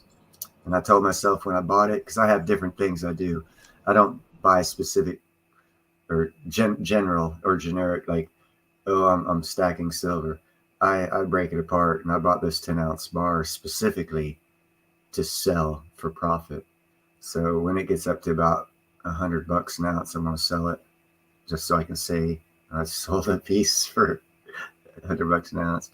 Again, see, Nickel, you're pulling out. This is why I want Nickel in, man. One reason. He's already got some real good stuff that you just take the diamond out, throw the osmium in, up for sale on an auction, jewelry auction. If someone out there might go to jewelry and gem shows and know that they'll be able to sell it for a good price at this, whatever. Well, I know, what's his name? Chef doesn't set up. That's where he goes to get some of the stuff. And there's some other guys out there I know go out and do that kind of thing. So Thule's asking, if you buy raw stones, who cuts them? So like the idea with the wholesaler is you could buy them raw like that. You could even just tumble them. You could tumble them yourself at home. Thule. And the wholesalers will have that whole variety, right? They'll have the chips, the raw, tumbled, polished, all that stuff. Just got to find a good wholesaler. You can buy the equipment. I'm buying the equipment to do that, Thule. As soon as I get a little cash coming in, which will be like to buy the equipment, it'll be about 2 weeks before I get that kind of cash. But I'm buying a cutter to start with, so I can cut the gem pieces that I get into slab type, and my next piece of equipment will be a grinder, where I want to cut and grind my own pieces. There you go, Seth. We'll need someone to do that too. But yeah, I am for the big guy. I am. I'm getting into I will be getting the cheapest equipment, obviously, and it probably won't work well, but until more money comes in to get better stuff. Right on, Thomas. It's 2801 now. That's what Thule wants. She wants them already cut. Right. What kind of stone was that yellow one? That's topaz, isn't it? No, I believe it's citrine. Oh, okay. It's pretty top grade citrine. You got some beautiful. I think Space Miner might actually have some knowledge of how to do that. Cut them like that. This amethyst is pretty cool. Oh yeah. You can even see some blue in it. And the wholesalers, like good wholesalers, will have that if you don't want to fuss around with an auction. But I wouldn't be surprised if you could pick up some nice stuff from Nickel. Oh no, that's one reason why I want Nickel in. Nickel knows where to go to get this kind of stuff. We could just start buying it. Everyone throw a little bit into, or I'll throw money into an account that you can use to buy the stuff for us to get started with. And when we come up with some money, use it to refill the account. And then, once we get up to a point, and along with making our own stuff, whoever wants to be involved, and sell it and put it in the account. And then once we get up to a certain number in that account, we start divvying up funds, but still keeping enough in the account to keep things going. Because what I'd like to see is right off the bat, all monies to go back into buying more of the crystallized osmium before the price goes too ridiculously high on us. I'd like to have a large inventory of the stuff that we can. The best cut for a diamond is called European cut or old timers cut, and if you can find somebody that can still do it, it's great. That's when they did everything by hand, and I mean, the brilliance comes out, the brightness comes out, but man, that's how they do. Find anybody that does that anymore. So it's now they use machines and lasers and all kinds of stuff to cut, but that was done by hand, and you have to know what you're doing, because if you cut a diamond wrong, it shatters. Yeah, so, that's why we ain't gonna be working with those kind of things. I don't want to take no risk on losing money and buy a $10,000 diamond to work with it. That's why when they do those diamonds, like the real rare ones, colored diamonds, they get the best there is to do it by hand. Because man, what a disaster that would be if you didn't. That's why I like those little opal pieces I was showing you, because if I get the jeweler's grinding wheel, I can shape all that myself. and because it's cheap. If I mess up, it's just a $20 bill. it's not a $2,000 bill. M4 is pretty good. We've had shows where me and him talked about it. It was, I think everybody else was bored to death, but we went for hours talking about gemstones. But you probably won't find him. I don't think he's on here. I think he changed his name, and I don't know what the new name is. But he was on here, but he's not on here as M4 anymore. So I don't know what his new name is. But yeah, he's got every kind of crystal, every kind of gemstone you can think of. He's got a lot more different ones than I do. I might have one that he don't have.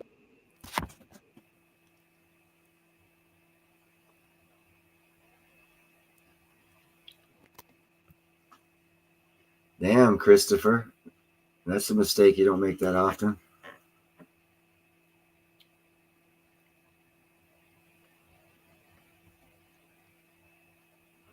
Good evening, Thomas. Have a great night's sleep, brother. Have a good night, Thomas. And as far as working better alone, Tully, I'm not going to be flying you and everyone else out and putting you in a box to work together. Everyone works on their own, creating their own vision of jewelry. And if you're part of this coalition, is not that like Seth? He's an accountant or a book guy or whatever. Accountant. He wants to do that part of it. That'll be his part of it. People are going to fit in. And well, excuse me, not fit in. It's not a fit in thing. We're going to create something whatever you do will be part of the something. And if you only want to create jewelry and you need specific pieces to do it, eventually when the group gets the money to buy all this stuff, it'll be done. Because we're creating the monster, not excluding people from the creation of the monster. We will be the monster. Every person bringing their own piece of the pie to the monster.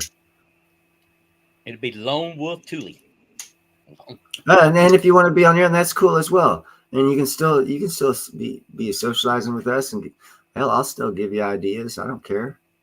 I want to see people succeed. Well, and I'm sure there's going to be more opportunities down the road too. I like the fact that Neil's way ahead of the curve on this, along with Long Live Coins and Ian. And if you can't get in on this roller coaster, I'm sure there's going to be another one. Yeah, I had this today, Jake.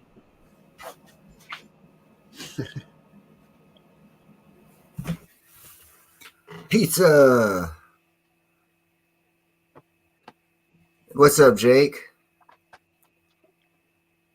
Yeah, Silverbrook 28 on Neil's live stream. If I wasn't live, do you think, here, put this on chat. If I wasn't live, would Silverbrook 28? Yeah, I think they're unrelated. I'm pretty sure they are.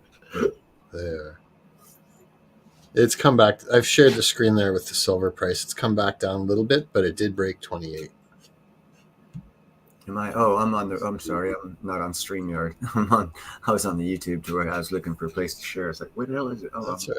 I was on the wrong tab. No worries. Thomas just went to bed, Jake.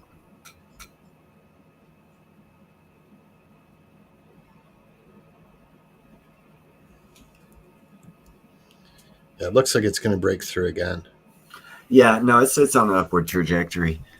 I'm not going to be too happy until it goes over.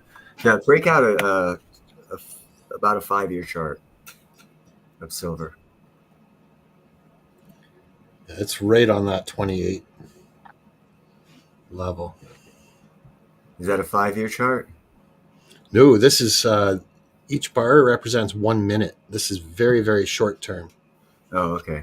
I think it's like longer term here. 30, 31 or 32 is when I'll get excited once it breaks that level. Yeah, where's that spike back there around 2013?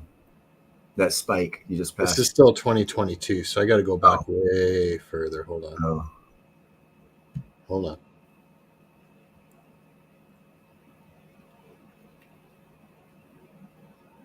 How's that? That's going back to 2004. Yeah.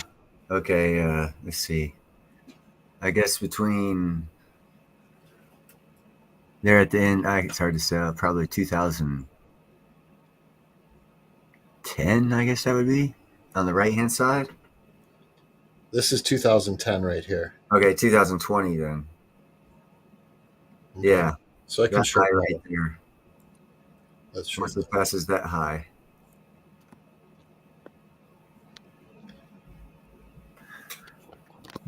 Because it was around 30 something back then.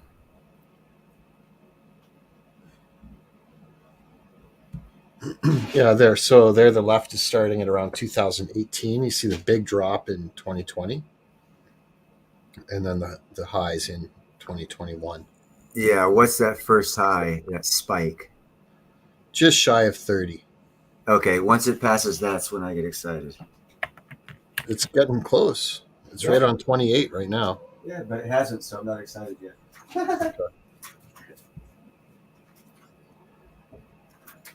That's fine.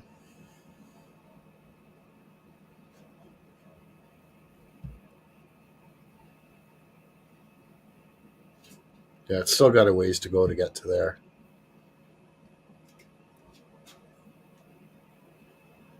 Definitely a nice run, though.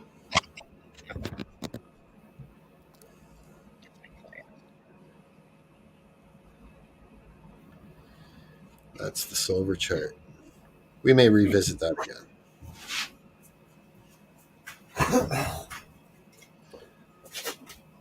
I think, Jay, just gold is so much more mainstream. Gold is what the central banks hold. It's what India holds. It's the number one go-to. Platinum, I think, it's just not nearly as mainstream. So Why people can is run into gold. right now, the reason why platinum is undervalued is because China needs to buy so damn much of it. And they talked South Africa, since South Africa's greedy little bastards, into signing a deal with them to join BRICS. And when they joined BRICS, that's about the time that platinum, for the first time in history, went to its historically low, which was below gold's price, and it has been there ever since. And from my research, I've discovered that I believe the reason why the Chinese are driving the price of platinum down is because they have to buy 2.5 million ounces of it this year for the new hydrogen hybrid engine car engines that they're building for 10 different car companies throughout the world.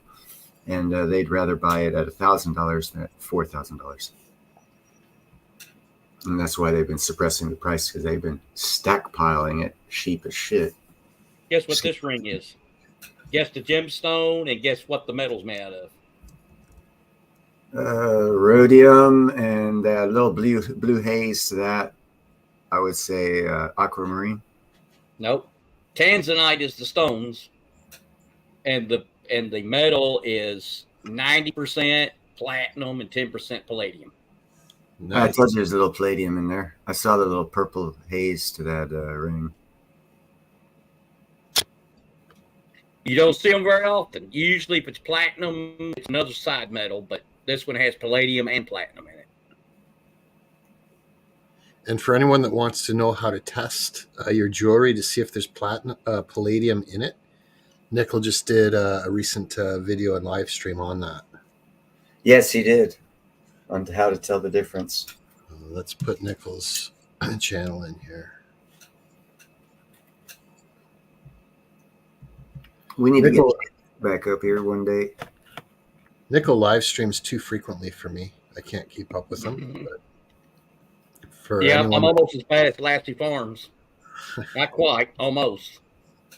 That's okay. Hey, if you've got the time, and you're bringing valuable knowledge, like that's the thing right there. You bring more knowledge. Go for it. There, we put Nickel's channel in there. Oh yeah. Totally. A real live stream? No, sometimes he doesn't have the chat engaged. So there's no guarantee on the chat, on the live chat. That's yeah.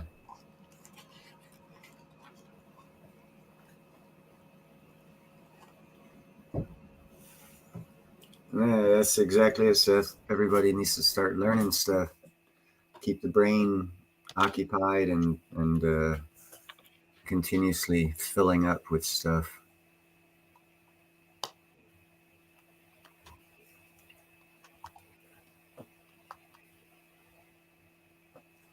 Thank you, Christopher. Thank you, Seth. That's right, Thule, a real live stream. And my phone number, that number I gave out, is real. If anybody really has to get a hold of me, you can call me and say, hey, I got this. How do I know this is real? What how I test it? I can probably help you with it. Jay, long live. TVBW too is good. If you're not sub to him. He's really up on it. He's far above me on it. He's got every type of a gadget you can have to test stuff. Long Live Coins already auctioned some off, and Nickel bought some on Long Live Coins YouTube show. And he already told me when I get a piece of jewelry made, he'll auction that off as well, which will be, I'm sure, once we get this group started, that'll work the same for everyone.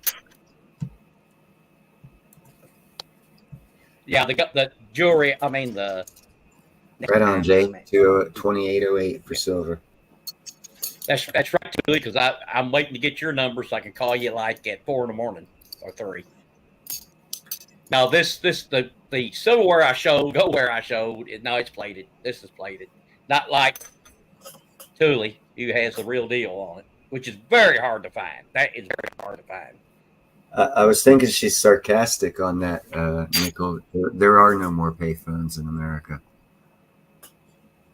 Oh, well, I don't know about that. Like to me, I did see one somewhere. Was it working? I've seen a couple, but they ain't working. I don't know. I don't know. But I thought I saw one, though. But no, I think I do they still have the one over here at this gas station? You know, I can't tell you the truth. I haven't looked or I haven't paid. It used to be there so long, I didn't even give it a second look. I have to look the next time. I think they did take it away. You know, what would Doctor Who be if you didn't have phone booths? You couldn't have Doctor Who today. That's it. Or Superman. No Superman without the phone booth. And that's why America doesn't have Superman, because we don't have a phone booth. Yeah, I was born in the 1960s there. I remember record player, then we went from record to 45s and records. You remember when Grease came out, the movie in the 70s? Oh, you don't remember. You could get records, still could get the 45s, just like one song on each side. You could still get that. I was thinking Thermopolis when they're talking to you. And then we went from the record to 8-track to cassette to CD, and then digital now. So yeah, I've lived through all of it. There we're showing silver and gold going back to March 27th. Nickel still knows how to send Morse code on a telegraph machine. When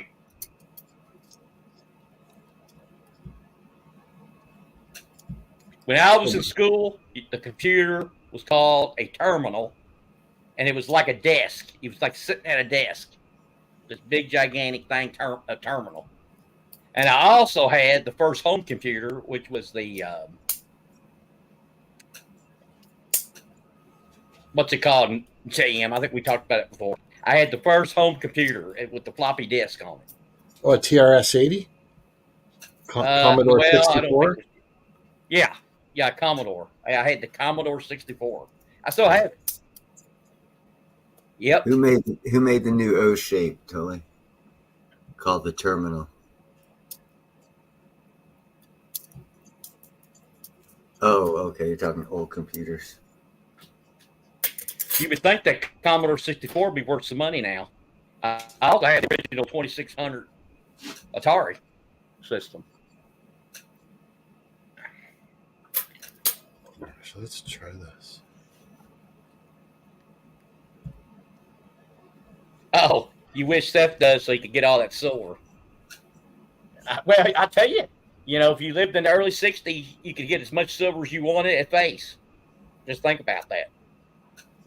It would be awesome. I mean, think about that. And people probably talk the whole time. One of these days, they ain't going to have silver in these coins. They're going to be worth something. That's probably what everybody. but probably not many did anything about it. They probably didn't store it up. Some did, but probably many didn't.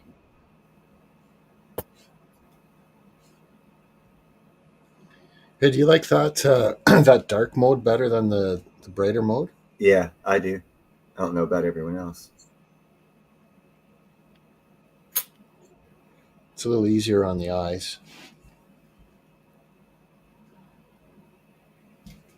That's interesting, Christopher. I've always found the absolute best weapon in the world that I've ever used, and I have been in some crazy ass scenarios, was my brain. And it got me out of more crap than any object could have. Because I didn't have any objects on me.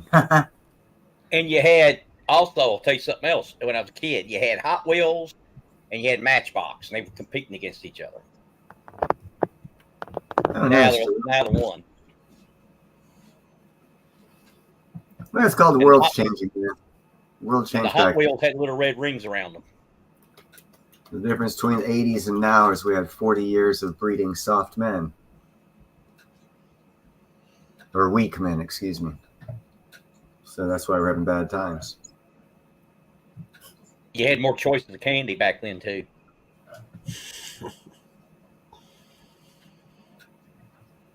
I actually, in 7th grade, I was going to school with a kid, him and his sister, whose family owned a couple antique shops in the Southeast. They still do to this day. So I've been interested in antiques since 7th grade. Well, I'll tell you what. Y'all have a coffee grinder. You can get, there's all kinds of machines you can get that don't need electricity, and if something happens, you can still. What's that? Anyway, you could make your own sausage with them. You could make coffee grinds with a coffee machine. I mean, that stuff goes for big money on the local auctions. People are preparing for no electricity, and they are getting all that kind of stuff. You ain't seen my 2 sewing machines? I have 2 turn of the century, 19th century foot pedal sewing machines, Singers. No electricity, foot powered. That's what you gotta have. I got 2 of them in working condition. And you got the record players that you wind up, and then they play them. Yeah, they're huge. I mean, they're really in demand. People, they go really well on the auctions. Oh yeah. I'm gonna keep mine. I'll make more money with it if it ever comes need. And wind up phones like they used to have on the battlefield. Or the radios with the 35 foot long. They will come in real handy. They'll come in real handy if there's one of those explosions where it takes out all the communications. If someone else has that and you have that, you can always communicate with each other. You will not have a problem. So they come in handy.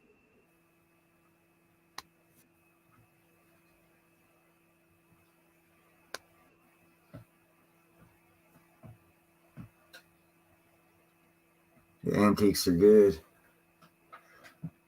But what's better is making money off of stuff that you create and it doesn't cost you that much and you like 10 to 20 times your profit or more.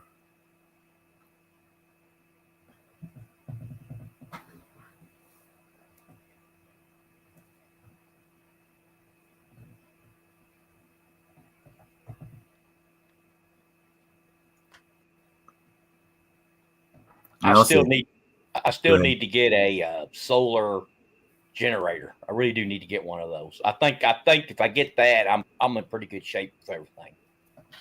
So I need to get one.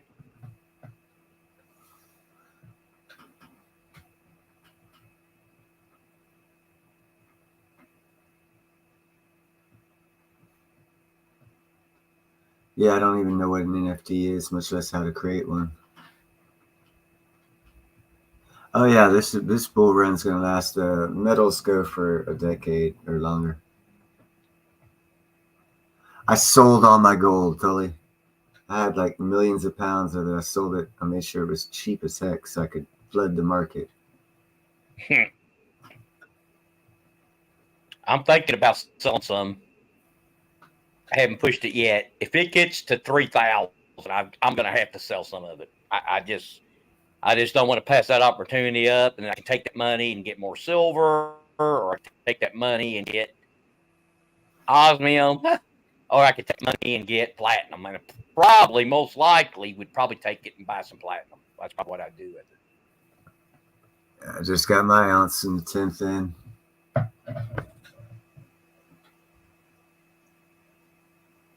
Platinum's always good to have, and it will be. I guarantee it's going to at least double its value here in the next 12 months. For 8 and a half max. You get 3,000 for gold. You can buy 3 ounces of platinum. I mean, it's just an unbelievable deal. Yeah, if people have gold right now at its all-time high, I would definitely be looking at if you're looking at selling. I just make sure to trade it for platinum.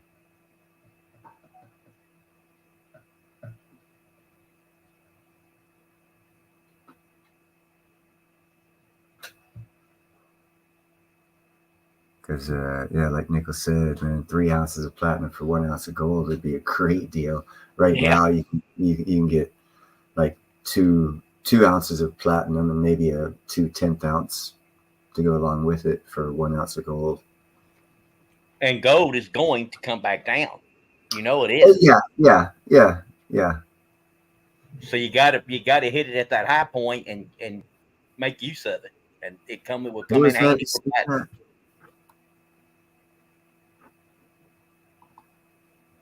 I've known about that for a while, Jay.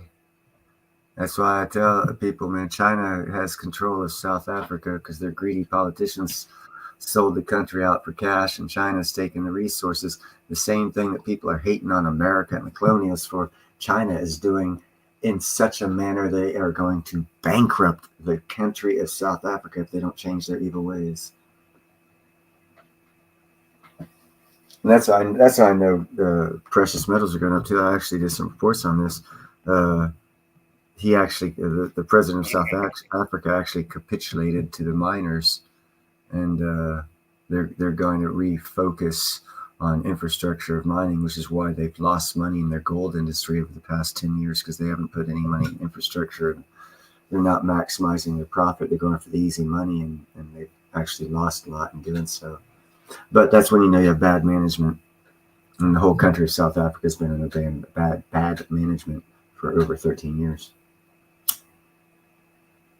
I probably have in gold jewelry, it's 10, 14, 18, 22, or 23 gold. I probably do have around 200 ounces probably.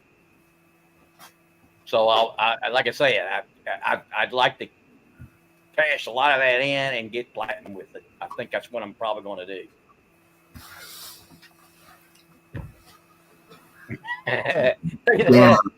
That's a funny question, too, Lee. Organized. How about none? I got it here and I got it there. I will say this. All the gold I own is within 30 feet of me right now. But now, specifically, what box, I can't tell you. I can't tell you a lot, but I can tell you it's all within 30 feet of me right now. I thought you had it all at 79's Precious Metals storage facility. Yeah, I bet.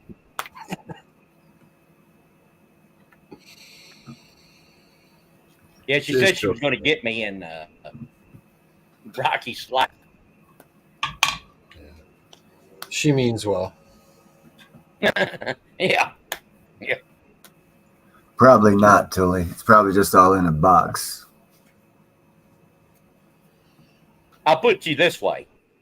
Where do I have one of them? I use the plastic Ziploc bags. Let me get this one. I'll show you what I use. I do not get plastic thing.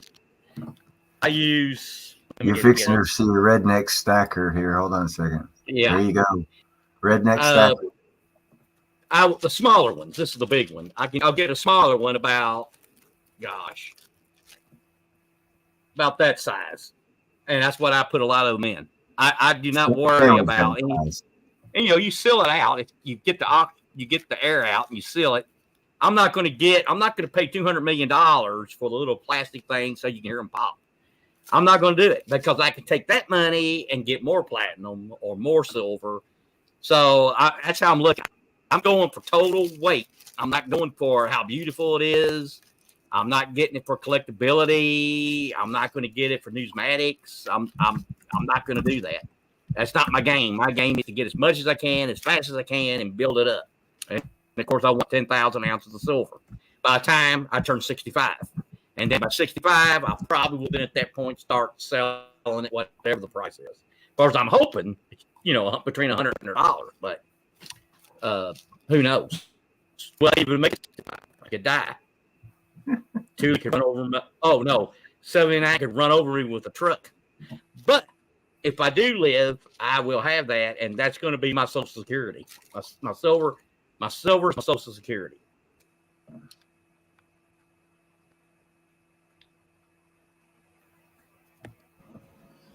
I think that's great, Nickel. Like I'm not just saying this. I find that inspiring. Yeah. Well, some of them are putting a lot of money out for these plastic holders that they pop and stuff. And I've still seen coins change color. So I don't know for sure how much more protected it is. It probably keeps it from getting nicked and dinged, but I don't think it really is that great. It's that important. You mean the capsules? What now? You mean in capsules? Yeah. I don't. Okay. I don't take that seriously because as long as it's protected and with those plastic sheets, they're pretty protected. And I do that. I do my gold that way too. Of course, a lot of the stuff I get, it's not in the greatest shape anyway. I'm just getting it for the gold content. So I don't care really what it looks like, and I don't plan to ever sell it as gold jewelry. I have some pieces. Someone might come up and see it and say, "Hey, I'll give you X for it," and it might be 3 times what spot is. Of course, I would sell it to them. But I'm not thinking that's going to happen. I'm thinking gold weight, 10 karat, 14 karat purity, and just build up all I can in number, and then eventually sell it. Like I was telling Neil, I think the deal is if it gets to 3,000, sell a bunch of ounces of it, take that money and put it in platinum. And I think that's a smart deal. I think that's a smart move right now. So that's what I plan to do. She's going to ask me a serious question. I was asking if you or my carat. I do some, Thule. Some I might market 14 karat. Everything in there is 14 karat. And then on some, I probably don't get around to doing all of it. It's got 10 and 14 and 18 karat. So I'll have to go through it again and look it up. But when I go to sell, I do that. I break it up. If I'm going to sell 10 karat, I've got 10 karat all together. If I'm going to sell 14 karat, I got my 14 karat all together. Of course, they check it. They got a big machine. They put it through, and they go, yeah, that's 14 karat. Yep, that's 10 karat. We're giving you what the spot price is. That's fine with me, and then I get my price. So that's how I do it. But I don't want to organize it for someone to come in and rob me either. So, and again, I could have 100,000 in gold in sight, but if you looked at it, you would go, where do I start? It would be because I've got everything. Pretty much can find anything I need to find. I can pretty much find it, but they're going to have a heck of a time if they try to steal it. It's going to take them a long time to locate everything and then steal it. So I do that. I have my reasons. I do it. Good idea to have some decoys too. I do. I have 1 ounce gold pieces that's not real, but they look it. Yeah. And they're going to take the gold first. They're going to think, oh, wow, this has got to be it. Heck, if he's got any more than this, he wouldn't be living in a house like this. He'd have a mansion. So they're going to think they got all of it, and then my real gold is somewhere else. So. Yeah. Gold-plated copper is great for that. Gold-plated copper. It's not a bad idea to put it in a safe. Act like it's the most valuable thing it is. They're working on that safe. You got 2 other safes hidden with the real stuff. they don't figure you got 2 safes. They figure you only got 1. And then when they get in it and find that gold, they're gonna say, "Well, we've hit pay dirt." They're gonna take it. They're gonna get out there as fast as they can, and they got $2 copper bars, and they don't even know it yet, and you still got your stuff. Yep. So yeah, that it's not a bad idea to set that up.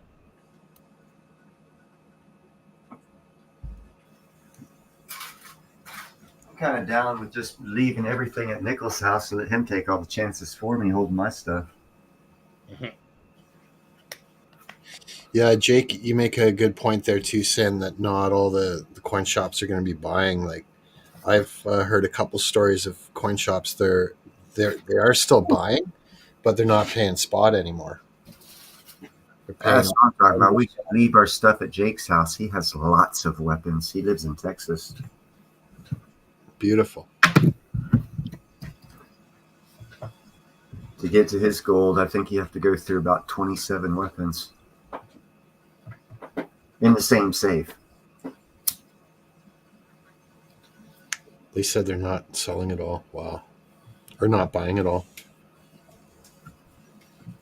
See, that's the problem. That's why you got to develop relationships, because it's just like Bitcoin. Price jumps up. You're going to find a lot of LLCs are going to tell you, screw off. They are not going to buy. I saw you, Tully. They won't buy silver. They won't buy silver when it gets to 100. I think they'll offer 70 cents on the dollar. And of course, most people still going to make a lot of money. They'll take it, but they can't, because there's going to be they know it's going to be a serious correction. They don't want it to get 100 and then it go to 50. If it went from 100 to 50, they are in deep doo-doo, because they're not. It's going to take a long time to ever get your money back on it. Same thing. That's what happened with rhodium. Went from 330,000. Not one person out there was going to pay 30,000 for it, because they knew it was going to drop by 50%. Well, all I know is my 1 gram, I got almost $800 for it. I only paid $115, so I did well with it. So I like rhodium. Okay, Tuli. She's in the Lord. She's going to ask a lot of questions. No, she went to sleep. I'm not asleep. Okay. I'm hearing an echo though. I don't. I heard it when you first said something. It could be because you have a YouTube, the original YouTube tab still playing or not muted. Yeah, I see Tuli. I see that. That's the only echo I see. Well, I had to have the YouTube open in order to hit the StreamYard link. I'm on my phone. No, then you just mute. Yeah. I don't know if you can mute the one. I don't hear it anymore. Seth says he can't hear you at all. Who?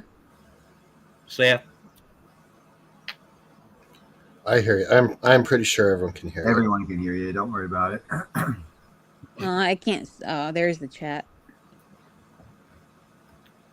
Okay, never mind. No In fact, chat. Seth may just be 30 or 60 seconds behind in the stream, possibly. There we go. So Tuli, when you going to sell? If the silver got to 100, would you sell it? What year? No matter what year, I'm saying any silver you have, if it gets to $100 an ounce, would you sell some of it? I don't know. I have to think about it. If gold gets to 3,000, you would definitely sell some of it. 3,000? Yeah. I mean, it's only gonna go up, so I think that'd be silly. Depends how old I am, or I guess the time. I'm predicting a major correction when Trump gets elected. I'll stick with my prediction. I don't look so much at the actual price as I do the gold silver ratio. I know a lot of people are not big fans of it, but I am. I look to the rising of Sagittarius and the Piscean moon. I call my astrologist. Yeah, that person. You know, everything's for mute if they decide to reset. Have you ever thought about that? If they reset the gold price. The only chart was for that was what? Oh, 101 years ago. But as soon as they raised it, it started immediately going down again. Yep. So it actually went down during the Depression. But this is not Bitcoin. You're not looking at a 5-minute trade. If you're looking at a 100-year trade, it went from 33 to 2,300. From $33 to 2,300. So that's pretty good. And it lasted that time too.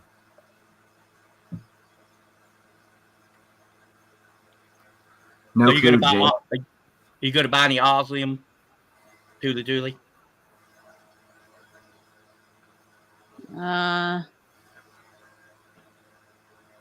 Maybe.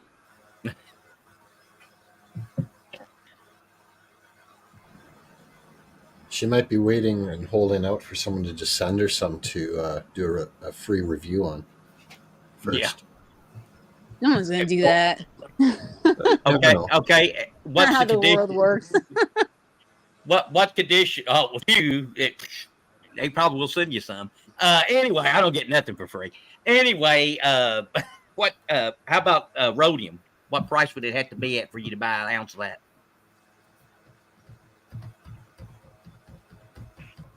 Who makes you like? Why would I want to buy rhodium? That's what my thought was. Because it's an investment, like osmium and platinum. No, it's not. No, it's not. I made good on it. I'm willing to go back in again if it gets low enough. I'm going to buy some more of it. Yeah, I'm gonna stick with geopolitical. Has a lot to do with future charts. And I made more of it than so far probably any metal so far. So, what price would you buy back in at, Nickel? it has to go under 1,000. Okay. And then I have to see if I could catch a day where there's like really good premiums on it. I probably would buy. So I probably will buy an ounce. If it gets to 900, I'll probably buy an ounce of it. Oh, Seth, I like osmium. I noticed that they put new shapes up, but I don't think Neil saw my comment. What was that? Oh no, I didn't. Yeah, they put a star, like a shooting star shape up on the website. They Share added some new stuff. I didn't see it. Please share it. Well, I don't. Oh, you're on your share it. phone. You're on your phone. Do you think I have it like, in hand? Yeah, the website I went to is one I have saved on my bookmarks, so it might not be the updated. I don't see the shooting star either. I think they might have a lobster now. I didn't see a lobster. Oh, you're. Hi, Chef. Yeah, I just got it. I was slow to the game right now. So, Neil, when you got your osmium, how long did it take for it to arrive? I actually don't recall. It was a week or two because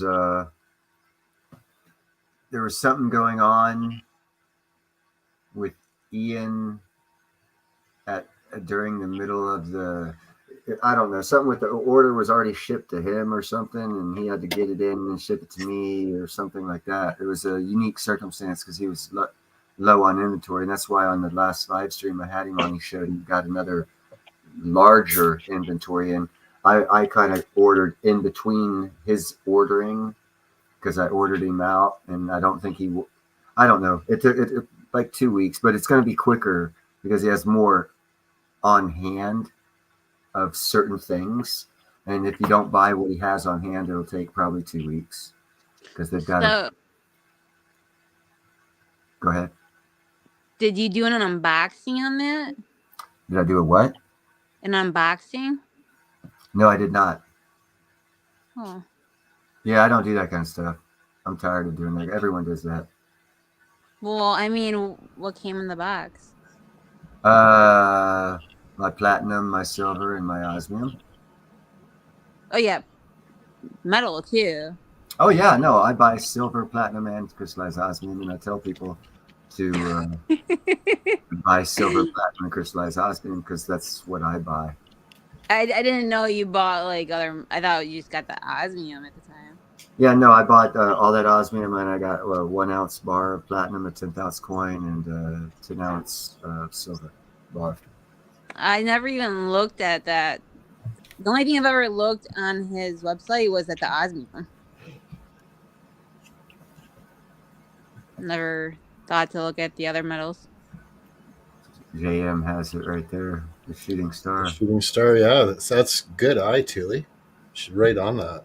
Oh yeah, I like memorized that website. Or at least the parts of it. Yep. Oh, that's great. Yeah, I think there's something else added on there too. How much is that? Okay, so 0.3 gram is 658 US. Whew. And the highest is 0.34 gram, which is 745. Or I got something to say about what's going on in chat. Or Annie and anyone else along with the conversation going between Annie and Jake. What you could do is you could not barter any of your silver or metals and get some skills before anything happens and start using your skills for whatever it is you want, and you'll probably get a lot more at the end game. You'll be better off with still having your metals instead of bartering them away. I think I missed the question. They've been going at it for a while, talking about his his local coin shops not buying. He's only selling because everyone's selling and not buying, which is a problem when precious metals goes up. Or the There's ratio a dinosaur. to where you want. Oh, that wasn't the point, Jake. I'm sorry. I got it wrong. Guys. Sorry. Maybe Jake should come up on stage and straighten us out. Yeah. You know he's got the capabilities. I've had him on his phone before, so he has no argument. These teardrops are really nice too, I think. Yeah, of course it's not true. That's what I was getting at, Jake. At certain times, people everyone's selling to the same person in one little town. That person's not going to keep buying unless he starts bringing money into it. It's a business. That's a popular shape. A lot of gemstones are pear or teardrop. So, yep. My amethyst was teardrop. So would you make that into a ring or earring? Like if you had two, if you had a pair. Earring or like a pendant. 2 pendants. Or a necklace. Okay, wait a minute. I only gave 2 options. Why? Let's narrow it down first. Why are you limiting us? I don't like limits. I don't like borders, boundaries, and limitations. It'd be neat on white only. It was directed to nickel then. Okay. Ring or earrings? I'd have to see what the ring was going to look like before I said ring. I think earrings would be pretty cool. Put those like they're purple colored. Put those with onyx and make earrings out of them. That'd be pretty sharp. All right, we got Jake up here to straighten me out on the misconception I had of what he was talking about. Hey, Jake. Let me mute the TV. Good to see you, Jake. Hey, what's going on, Jim? It's chilling. Yeah, so part of the discussion was people are assuming that they can sell their gold and silver and they can walk into LCS shops or maybe anywhere, anytime and sell it. And so my dad was interested in getting some stuff. So we called a few shops, tried to get some information on current prices. And 2 of them said they wouldn't sell. One of them's a big shop in Houston I bought from before. But yeah, he said he's not buying anything, only selling because they're overloaded with everything, junk silver, rounds, whatever, gold, all that. So I just wanted to let people know it's not quite that easy. You can just say, I can just walk down. Maybe some shops you might be able to if you have a good business, but let people know. Well, at some point in time, if you have too many people entering the same store and all they're doing is selling the guy's not going to have the money to keep buying. That was my point. That's right. So I They make think their money on at some turnover. point in time, every store will be like, no, we're not going to go ahead and take it because our bank accounts sound empty. We got tons of inventory, but no cash flow because we bought everything. And depending on the size of the local coin shop's bank account, depends on when they stop buying, in my opinion. And the inverse happened in 2020 when the prices were so low and everyone was wanting to back up the truck. They were sold out, or they just cranked premiums through the roof. So I think Jake makes a good point to very be valid. cautious on entry and exit. And that's why I say don't rely on your precious metals for barter. It's a store of value. After the barter scenario, however long that lasts for the crappy economy, after that's over, that same silver, gold, platinum, and crystallized osmium is going to be 10 times its value, and you'll wish you hadn't bartered it away and you'd bartered something else. That's all I push.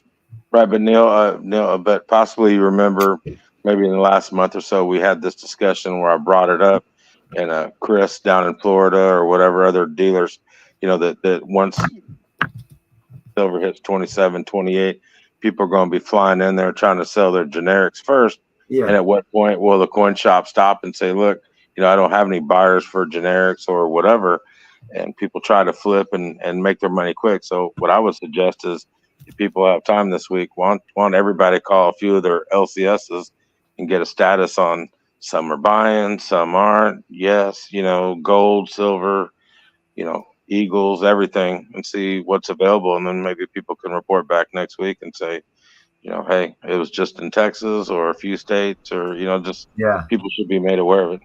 Yeah. LCS always has the last option of selling it to a refinery to get melted. But they certainly won't be paying spot price if that's what they've got to do. Right. Yeah. I mean, it's just, but most stackers, I would assume in this chat, are on the assumption that they can just walk into an LCS and say, hey, I have a gold half ounce or whatever. And, they think they can just sell it and walk in, get some cash, get the deal done in 10 minutes and walk out. And it's just not the case everywhere. Yeah, but that's like the same thing as everyone playing the ratio, and when they want to trade their silver for gold and all this stuff, it's going to be the same thing, just worse. That's correct. And Thule, nice to meet you. And so Neil and I had that discussion, I don't know how many times, but you're guaranteed the first trade. Bix Ware, and so Bix Ware is famous for saying, get rid of all your gold, trade in all your gold now for silver, and then when it swaps back, the ratios or whatever, then so you're only guaranteed to lose all your gold right now, and I guarantee most of them would probably take the deal now, but there is no guarantee that a year, 2 years, 5 years down the road that they're going to take your silver, extra monster boxes or whatever you're rolling with, Eagles or whatever, and go, yeah, now I want to swap back to gold. So I just don't. I'm not going to play the risk. Yeah. Yeah, I went into my coin shop last week and I have a gold piece. My plan was to trade it in and buy an ounce of platinum, and that's what I did. There is a confusion. I'm not gonna get into like specifics, but I ended up going back there and we undid the deal, and I'm gonna I got my gold back. But either way, I'm gonna see another coin shop sometime this week and see what they're doing. But that coin shop, nobody was coming in to sell, nobody was coming in to buy. It was just idle, pretty much. Right. Yeah, and so my main LCS in Austin, Texas, they're buying, or he said he would buy for me, but I was asking him for prices on gold and silver and just getting some pricing. But he said for me, he'd always buy me for spot, no matter what I was bringing in. But that's not a fair case for you guys. Maybe each person has their own LCS that they've dealt with, but that's just one guy. But if I call 2 or 3 other LCSs and they're all saying no, we won't buy, then that's a concern that needs to let people know in the chat, or Yeah. pass along to your friends. I also think that there's a lot of people that just got into stacking silver, back around, let's say 2018, 19, and during the silver squeeze 2020. Right. And a lot of people bought high and then saw it go down. I think they've been hanging on for dear life. So I think a lot of these newer stackers are absolutely cashing in now. They're like, oh my goodness, this is saving my butt now. I think a lot of them held 2 or 3 years where they thought it was going to be in and out, in less than a year. Yeah, but that's not why you stack. You stack to hold. That's Why I do it. Yeah, people stack for. We use that term too generically. I think people buy precious metals for all different reasons, and then you have people who understand the precious metals and actually stack. Is what my belief is. The word stacker should go to, and it shouldn't just be someone who's getting in to buy right now and they're going to sell in 6 months when the price goes up, or they're only buying right now because they don't want to leave the money in the bank, and they're going to once everything sorts out, they're going to sell other stuff and go back to whatever new fiat system. I don't consider that as a stacker. That's another classification of a precious metal purchaser for other reasons other than long-term wealth, which I believe stacking is actually representative of, is for a long-term generational wealth scenario. But that's just my vision of it. Yeah, there's flippers. There's flippers. Yeah, and that's not a stacker, So and you don't have to limit yourself to one box or term and I'm just a stacker. Like myself, I've been experimenting with this for ever since I got into precious metals. At first, I just wanted to get some, so I bought all kinds of the cool numismatic, nice, neat ones. Ended up with 300 ounces, and I was like, "Oh, I got screwed, man." A lot of this was in, going to be hard to get rid of unless I go to a special person. So I started, hey, what's up, a million? So I gave away like 120 ounces of it, and I sold the rest. And I said, let me start over. But see, that's my mindset. I do things like that. So it's different for everybody because everyone's different. The important thing is that we have it when we need it, and the time for needing, I think, is very, very soon. Yeah. And so it happens to be that I was looking at my SD Bullion account today, and I have my first online purchase is dated 5th of November 2021 was my first online order. I might have started stacking a few weeks beforehand, picking up a few things locally, but for online. So like I'm new, but it just depends who's selling, who's stacking, whatever the reasons are.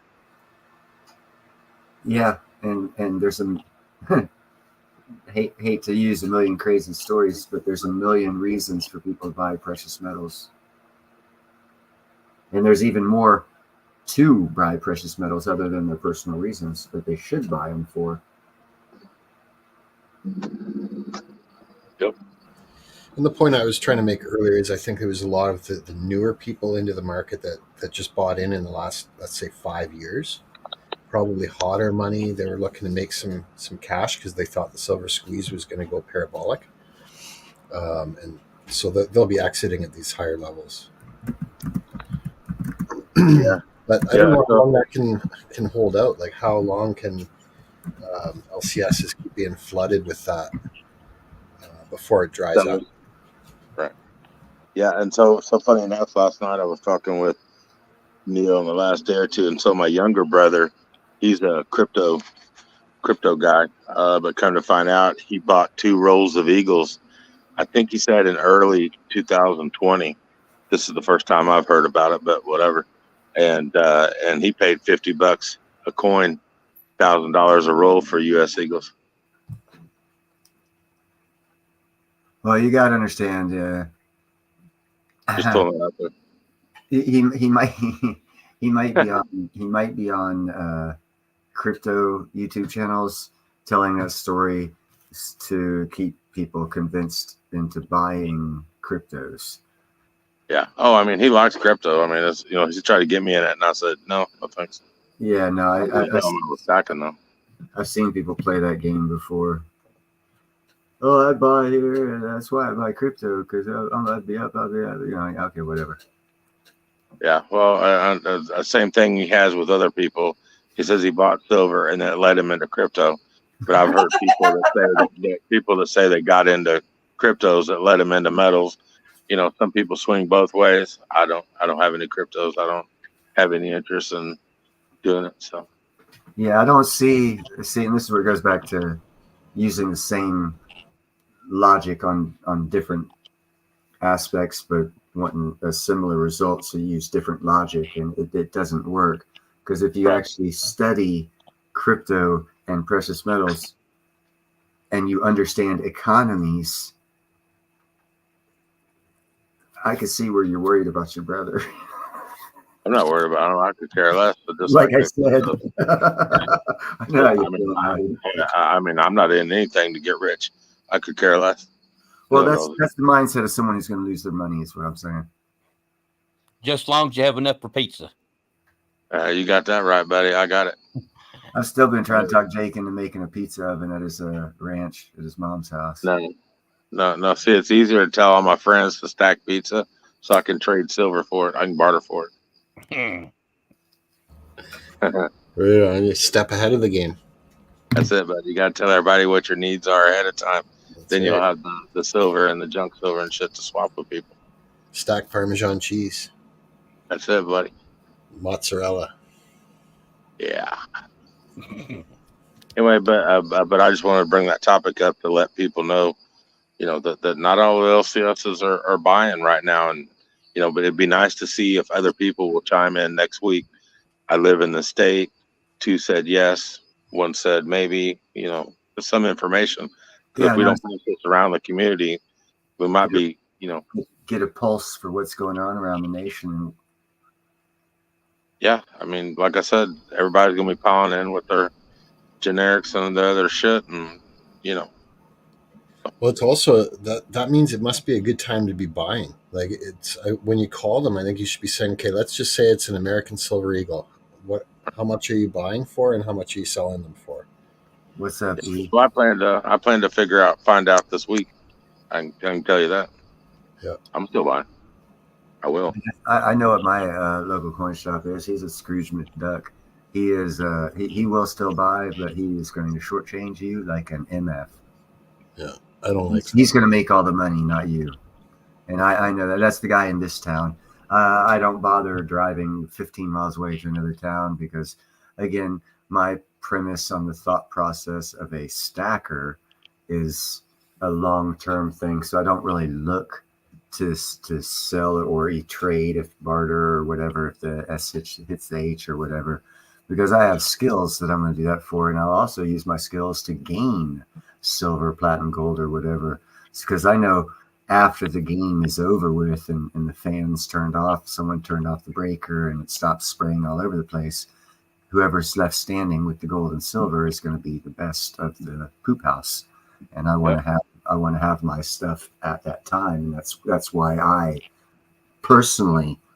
buy the silver and the platinum, because as a value from an economic standpoint, all the research that I've done from not loving at all or being tied to precious metals whatsoever. I just got into it a couple of years ago. The best value for my hard-working dollar, in my perception of economic and the word value, is silver and platinum. And now that I've come across this crystallized osmium, I see great value in that. And I do work hard for my money when I work, so I don't want to just throw it away at stupid stuff. And I'm not going to tell people to do that. And I don't tell people to buy stuff or do stuff that I am not doing. So I'm good. Hey, Neil, did you happen to talk to anybody in the chat or anything live tonight about the George Gammon video? Hasn't been, go ahead and bring it up. Yeah, so the last week or so, Neil and I, we follow Rebel Capitalists with George Gammon and Josh. And so they announced a week or two ago that they were going to fly into Santiago, Chile, and then they were going to travel day by day from Chile all the way to Buenos Aires to meet Doug Casey. another poor bastard friend of his. But anyway, yeah. So the whole point of the day was to pull enough money to eat, have gas, maybe grab a beer, lunch, and a hotel room of $100 a night. So they did have some issues most of the time with gold. And then granted, this is Venice or Argentina that they were going through. But anyway, but most of the dealers that they ran into for gold, they were only offering 50% value. They were taking a haircut on the gold, and he was dropping 1/10 gold eagles that they bought for, I think Josh said 250, and Yeah, then 250. and then they were being offered like 165 or something like that. So, but the funny part was the silver did the best, and he said he'll go over a longer video, here in a few days or something with a mainstream, like a setup how the days went, whatever. But yeah, and so what me and Neil were on the same live stream was there was a 40. I'm just gonna say a 40-year-old Venezuelan woman that was on a little.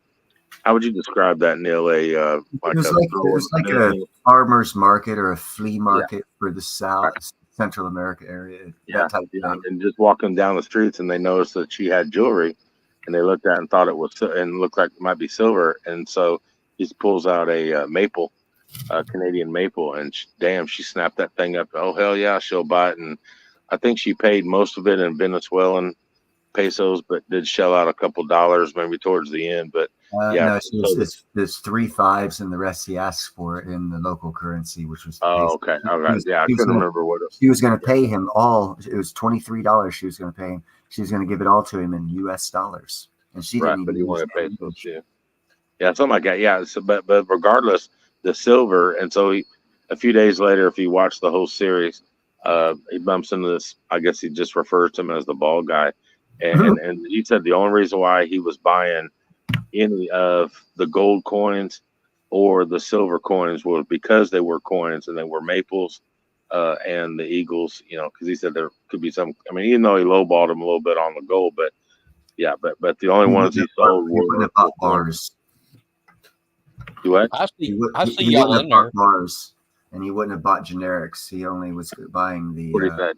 Yeah, he said only sovereign coins. Yeah, was what he would have bought, and if it wasn't for those sovereign coins, he wasn't going to buy shit. He wasn't going to buy jewelry. He wasn't going to buy generic bars or any kind of bar. He just said if there were coins, they always sell. You might be lowballed a little bit, but most of those were like $1 or $2 under spot or $1.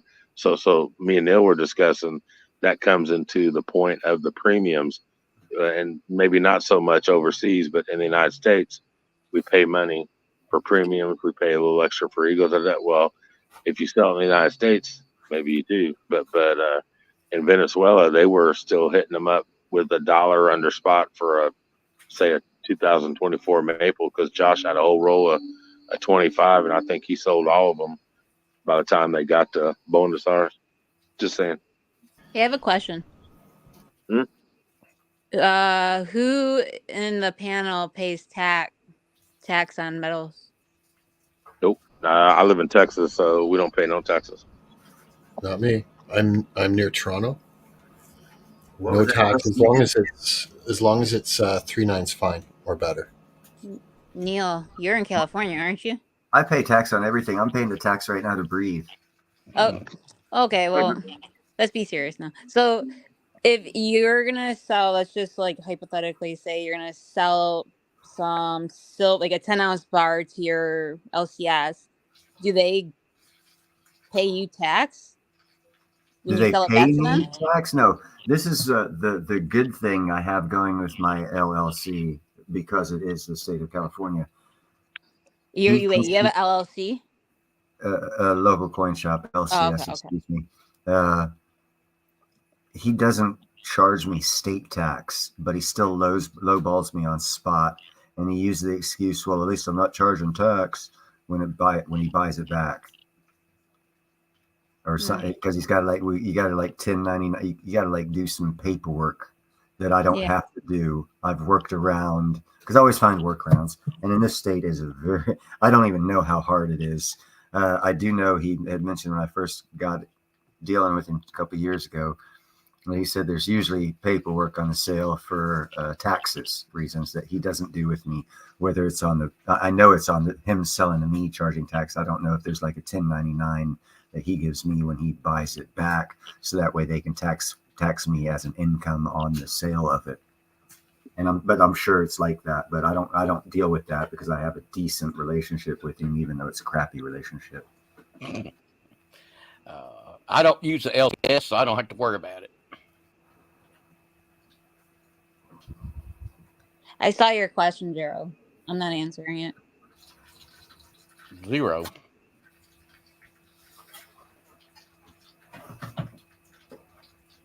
Who's 0? What are you talking about? Gerald. Oh, Gerald. Okay. What? No, I use the big boys. If I'm going to sell bullion, I go there. And if I've got the scrap, I go to Louisville and they buy it. So.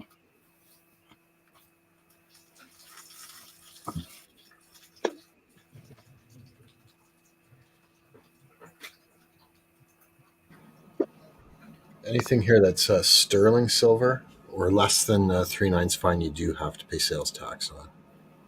See, that sucks. Yeah. There should be no tax on precious metals.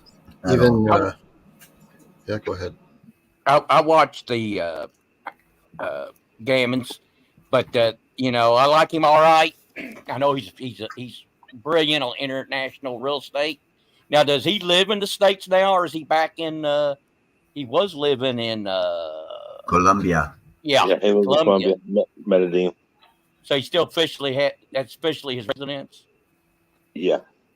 Well, then he ain't going to vote on Trump anyway. He's always bashing. He's always bashing Trump. And I'm going, dang, he'll say he said things he hadn't said. I go, Trump's never said those things.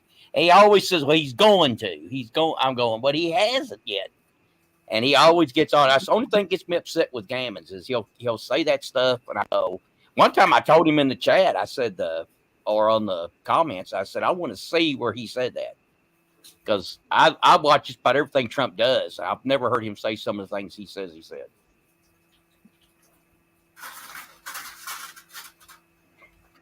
And that's why this ain't a political channel, because no one's going to vote for Neil but Neil. So I don't care about the rest of the people.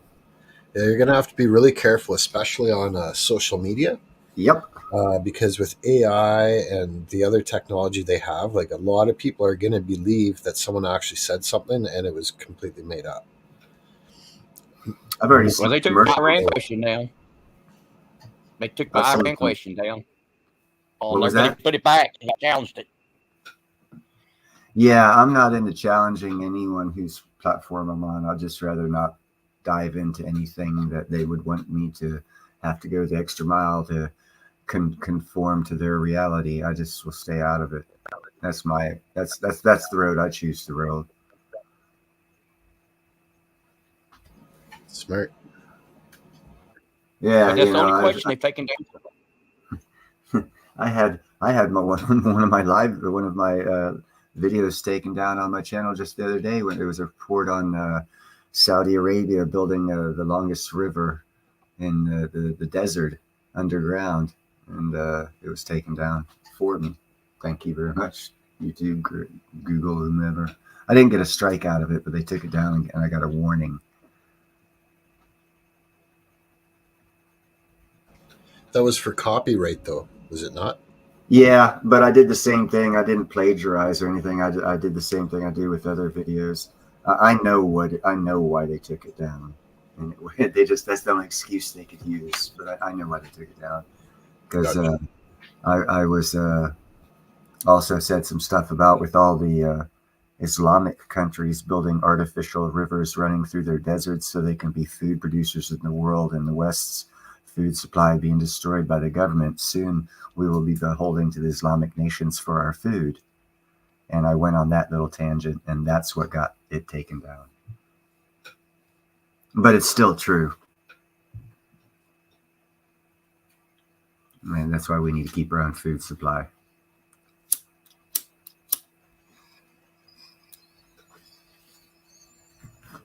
But I'm a conspiracy theorist. But if you research it, 3 countries that are building artificial rivers: Egypt, Saudi Arabia, and Afghanistan.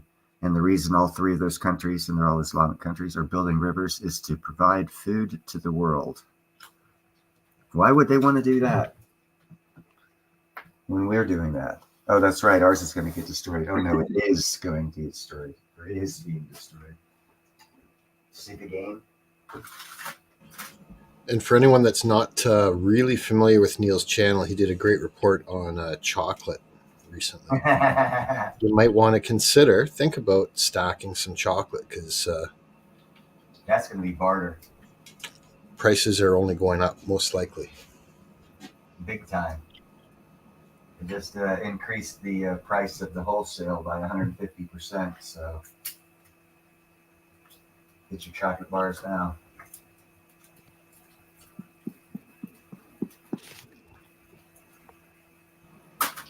I'm okay without chocolate so long as I can have a bacon cheeseburger. Speaking of bacon, that's why my voice goes out low and back. I'm running the other side of the room because I'm cooking bacon right now. Nice. I love the smell of it cooking too. Yeah, it looks like silver's going to stay under 28 until the close, until it opens tomorrow in New York, and gold's probably going to hold around 23.62 on So futures. 20 upper 29, 27.9. 27.9, yeah. Yeah. It's probably just going to fluctuate. Silver did break through 28 earlier. Yeah. Yes, it did. Yes, it did. An hour ago. Yeah, It's come back. It topped out on futures at $28.19, and then gold topped out at $23.72.45 on futures.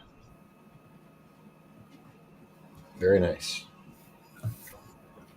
Yeah, we all wise buying that silver so daggone cheap. And in reality, if you use economic principles taught to you in school, value being what it is, use case, all this other stuff, there is a very good point to be made to buy silver all the way up until, including premiums, it hits $50 an ounce. You can there's still value in buying it up to that point. I would buy it. Using the same logic is why I don't buy gold right now, because it's past that. Using that same logic, it's past that value market. I prefer to buy during a big smackdown, like, all those many times where it drops like 15 or 20%. That's when I like to buy.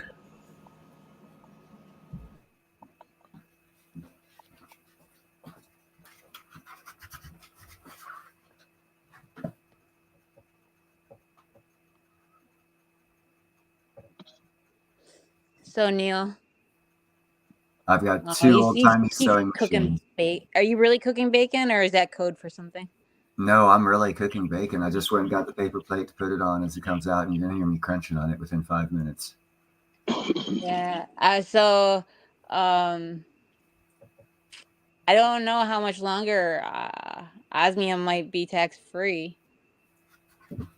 Well, we need to buy a whole crap load of it right now. More value in buying it now. Well, has anybody actually made a purchase? I've bought osmium. Well, Nicholas. I'm referring to since what was that, 3 weeks ago?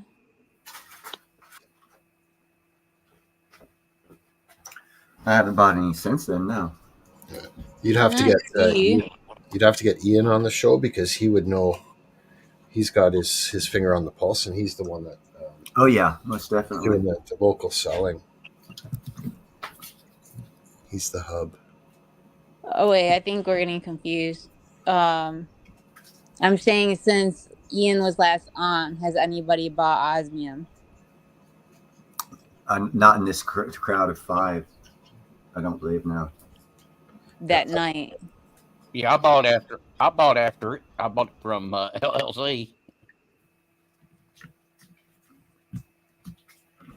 There was quite a few people that were saying they were looking into it, and seriously, on several different levels. but I don't know. I don't know how many transactions actually occurred. I don't know if. Well, I do know a lot of transactions have occurred. I don't know who they're from, but I do know Ian's been swamped with business in the past month. His business is going way up. Okay, so when we closed down the stream and we were talking, nobody actually bought any osmium after that. Not me, and not. I don't believe anyone on the panel. No. OC. Is he still in here? I haven't seen him in a while. And Did you actually, buy like some? I haven't bought anything at all in the last Slacker. several months. I'm trying to raise cash. Slacker. I got to fill some envelopes. Gerald, no, I'm in Michigan, so the answer is no, unless it's over 10,000.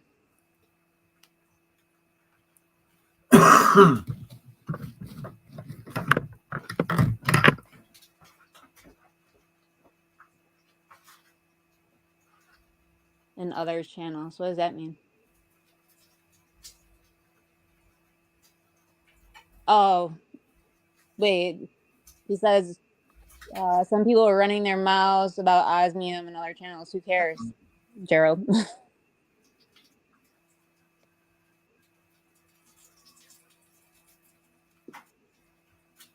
He was asking a question. That's a question? No, I don't know what the question was because I was running my mouth about osmium. Oh, whatever their opinion is their opinion.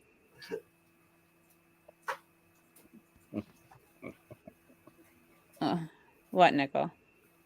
No, nothing. Say it out loud. What?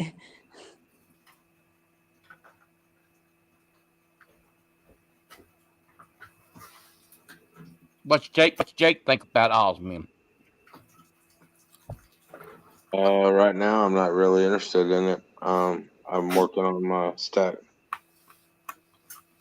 Yeah. I mean, I don't like how shiny it is, honestly.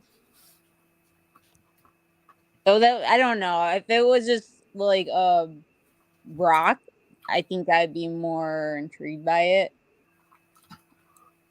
I don't like sparkle. That's my problem. Well, I'll tell you I another. like, yeah. But a negative of it also is it can't be really be recycled. If you could, I think it might be more interest in it too. If you could actually recycle it, like you could. What crystallized osmium can be recycled. It's very, very, very, very expensive though, because you got to reheat it back up to the 9,000 for a longer period of time to melt it down and regasify it and reheat it with the laser and recrystallize it, and it's like twice as expensive melting it down from the crystallized form as it is from getting it from the pure ore form and crystallizing it in the first place. And really, why would you want to recycle it anyway? Well, I'll tell you. Once it's used up and everything's in the shape it's in, someone may want that, but want something else besides what's out there. And if you could recycle it, you could then make the other item with it. That's what I'm saying. Gotcha. I'm confused. I'm reading the chat. Gerald, what do you mean just more awareness? You're one of them. You're one of what? And so is Neil. I don't get it.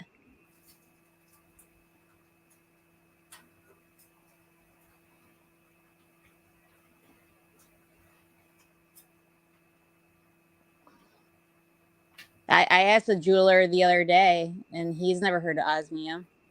Yep. I think you forgot the word never in your last comment. That's what I'm guessing. Correct me if I'm wrong, Gerald. A whole bunch of people have never heard of it, especially in America. Ian's the first distributor in America. Long Live Coins, myself, and a few others are the first ones to really start talking about it in America. When I say America, I mean North America and Canada and America. It's North America or America.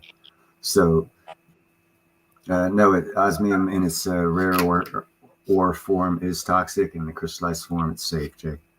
So we're the only ones talking about it. So not too many jewelers or anyone even knows about it yet in America.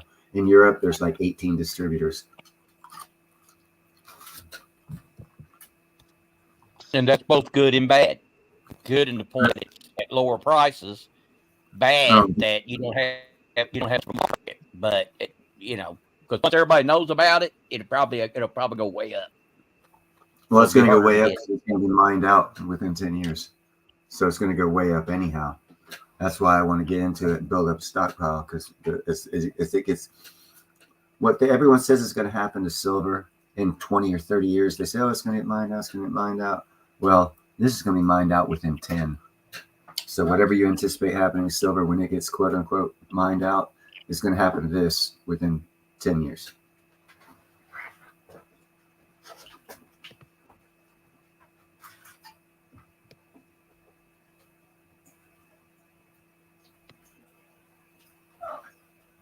Yeah, so if you have to trade, okay, let's say you have ownership. I know Ian should probably be on here, but he's not. All right, so somebody wants to buy some osmium, and then you have to go online to technically trade it or transfer it. If there is no, if the system's down and there's no online, then I mean that's kind of out the window. Just like Bitcoin and crypto. Well, that's for the security feature and transfer. You don't have to do that immediately once you sell the piece, but when it's convenient and you're able to, you should transfer ownership. It's not mandatory, but the fact that it's the transfer ownership means that the piece is documented, and that's for theft reasons and to validation. For one day when it is worth a lot, your insurance company will want, and you go to insure that piece of jewelry, they'll want to know, and they'll have that as insurance. They'll be like, okay, yeah, that is this piece. Same as why they try to identify diamonds and they put serial numbers on the expensive diamonds. Okay, so there's limited amount. I'm arguing both sides here. There's limited amount. That means that less people are going to know about it because there's only so much of it to go around. Mm-hmm. And most of it is more well known in Europe than in the United States. Therefore, if you want to sell it, it's going to be more difficult to find a buyer unless it's in jewelry form, which then they would be buying it for the metal, not necessarily the osmium. Yeah, necessarily the osmium, because it is more rare than diamonds. It's harder than diamonds. It's more reflective than diamonds, and it's more abrasive. It's better than diamond. In every way. So yeah, it should be valued with diamonds. Yeah, but that's not. Well, not everybody. Look at it. Everybody in the United States still knows what Bitcoin is. Exactly. My brothers didn't know much about it. I said, yeah, I heard about it, and we was talking, and they didn't understand it. So it's kind of the same thing. It's not even close. You're talking about okay, I'm gonna go to a jewelry shop tomorrow, let's just say, and I'm gonna say, hey, have you ever heard of osmium, crystallized osmium? And they're either gonna say yes or no. Well, all the jewelers around here are just like all the local coin shops around here. They all talk to each other. So if one person knows something, then it's gonna circle around, and then everyone's gonna know about it. So I can guarantee if I go to 3 jewelers and they're all saying no and they're heard of it, then I'm pretty sure everyone in the Detroit area has not either. Yeah. Do you understand what rarity is? They're missing out. Just because something's rare doesn't Exactly. make it valuable, though. And value comes when people find out about it. So if you have it when they find out about it, then you get the value of the rarity. You have to create a demand. Well, okay, I'm just like Seth said. I'm just, Devil's advocating it. pointing out some stuff that people are probably thinking. Yeah. Devil's advocate. Just Well, throwing things out there. it's like a baseball card. It could be a common card, And nobody cares about the common cards, but then when you find out there's only 3 of that common card that got made, now that common card demands a higher price. It's kind of like that. Yeah, that works out sometimes, and then sometimes somebody thinks, "Oh, I have this really cool thing," and they only made 2 of them, and it's worth so much more money, and yeah, it's really nothing. Just because it's one of a kind or 2 of a kind doesn't make it worth anything. It's only worth something to somebody who wants it. Mm-hmm. That's true on anything, though. Yeah, on everything. Yeah, Art- but when you were talking about precious metals, it's a broader scale, and osmium hasn't like met that threshold yet. Well, it took forever for rhodium. I couldn't buy rhodium as an investment when I started with metals. I don't think I could even get palladium when I started. And now you can. And now most places, most of the online brokers will offer that. So it's kind of the same thing. Rhodium used to be, you could only get it from one source, and that was the Cohen Mint, because he invented the process of putting rhodium in the coins and bars. And he had the exclusive right to that. So no one else could copy it. And then I think he died. When he died, his family sold the secret to different ones. And so now more people do it.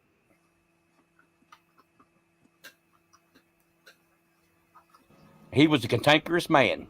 Because I remember when I got it from him, the guy warned me. Said, do not badger him over how long it's taken to get it, or else he will cancel your order. And so I knew not to do that. I'm not talking bad about osmium. I'm not talking good about osmium. I'm just Playing devil's advocate. exactly. That's cool. Here's Yeah. 2 more questions on that level.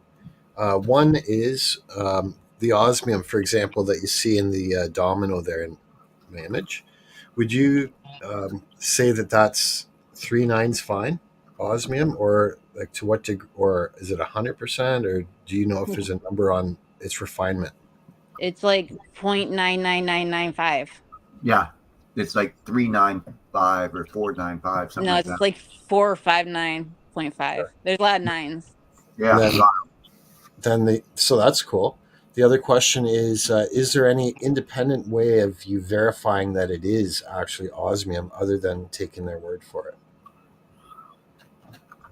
I think I asked that question. I don't know if I ever got an answer during that one stream. Okay. Like if it's a metal, you the Osmium Institute, and when you go online, when I showed those bottles had a number on them. Each number was an identifier to that individual piece. When I go online, I put in that number, and it comes up with the digital fingerprint of that piece. So in that process, you can find out more information. So it's a leeway to get more information going through that path. Okay, Chad said there's a light test. Well, what you could do is you could ask them, hey, how do I validate that the piece I have other than the number in the bottle? Is there another way? You know, I mean, I have not asked that question directly to them, but that's a pathway to get to them to ask that question. Neil. Yeah. Neil, when you got your package, what came in it? Just your, I know you said your, what's your spiel? Silver, platinum, osmium. Did you get anything else? Like, did it come with anything else? Is like what I'm asking.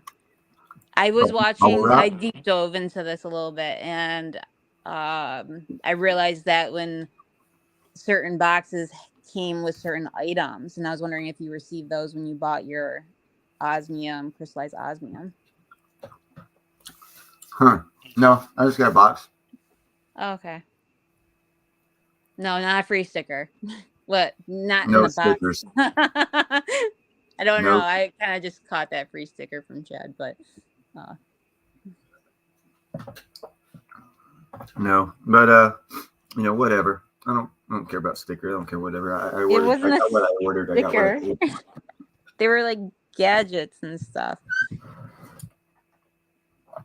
Yeah, no clue. I just got the stuff I ordered. Okay.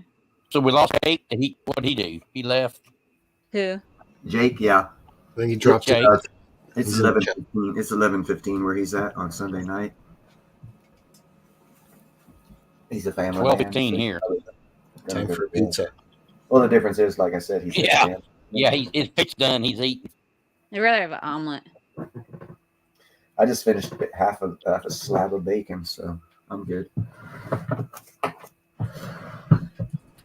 What about the different grades, 1 through 5? Is that the sparkle grades, Jake?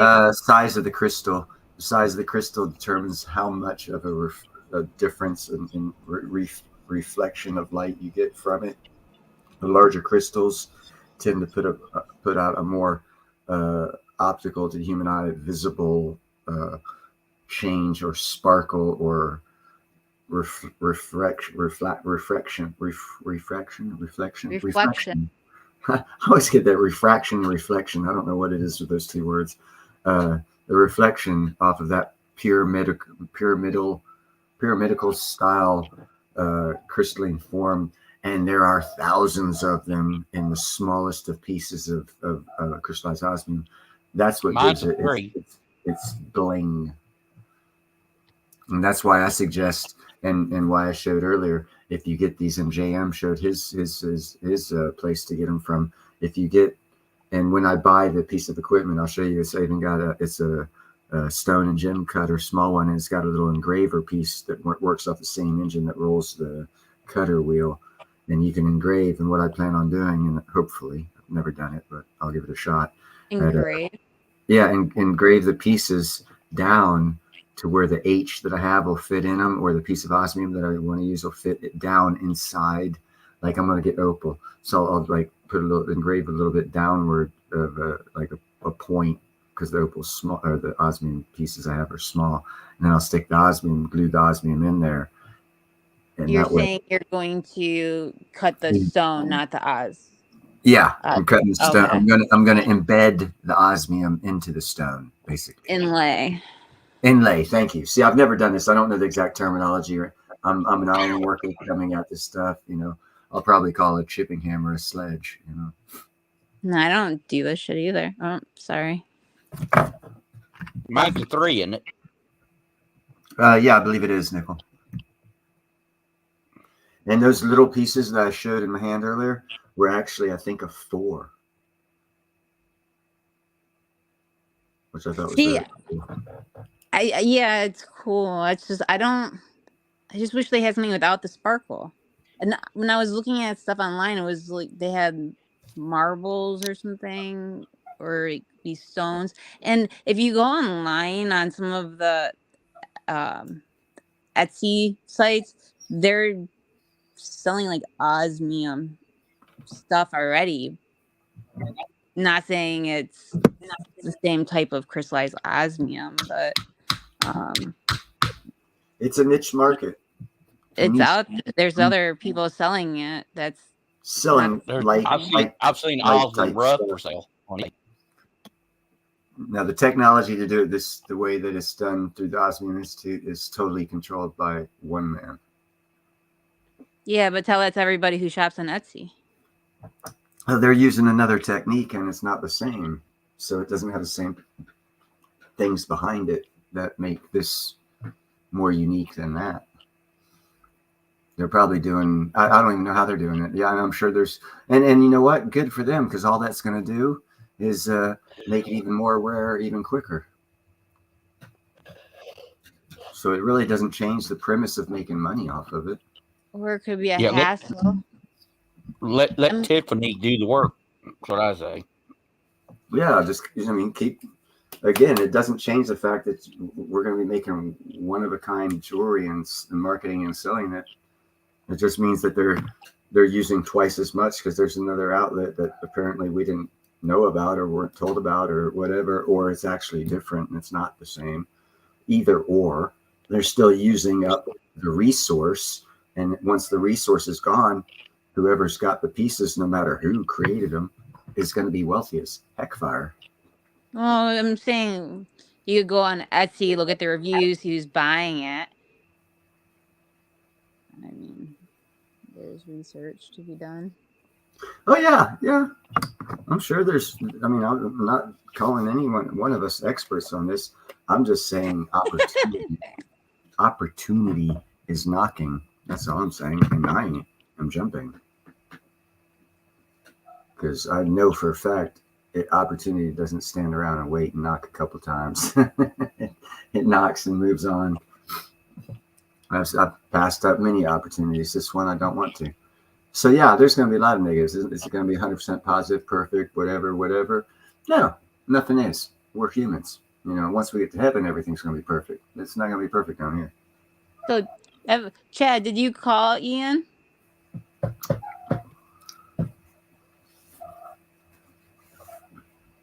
Or have you talked to him? OC put a call into him earlier, probably 2 hours ago. I saw that. He hasn't got back to him. Which means he's probably in bed because...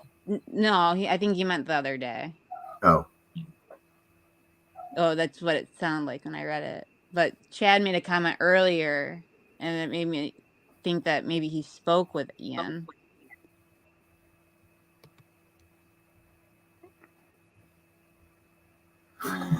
Chris. I didn't read it yet. On a slightly separate note, I did look up on the Osmium Institute's website there, and the osmium they have is 3 nines or 4 nines. 3 nines is 3N, and 4N is 4 nines. For the crystallized osmium? Yep. That's so 3 and 4 ore. The ore that they use for it is refined to that, and then they crystallize it. Very, very, very, very, very pure. And actually the process, like I said, to make it the way they're making it for however it turns out. And as I get into it, I'll learn more and I'll explain it as I learn it. But I'm still waiting for information to be sent to me from Ian about that. But this too shall come. Et tu, Brute. I just posted the link for that. It's about a third of the way down the page. No, you didn't. Prove it. For your reference, hey, we're not plagiarizing. What, for osmium stuff? Yeah. I'm allowed to plagiarize. Okay. It's weird, Chad, because I remember him saying that there would be credit card fees if people use a credit card. No, I specifically asked him about that, Chad, when I spoke with him. Let me get my phone. I'll tell you exactly. I spoke with him a couple of days ago. I called him to talk with him about some stuff, and he said they do accept credit cards. Let me see here. Get on this. History. Where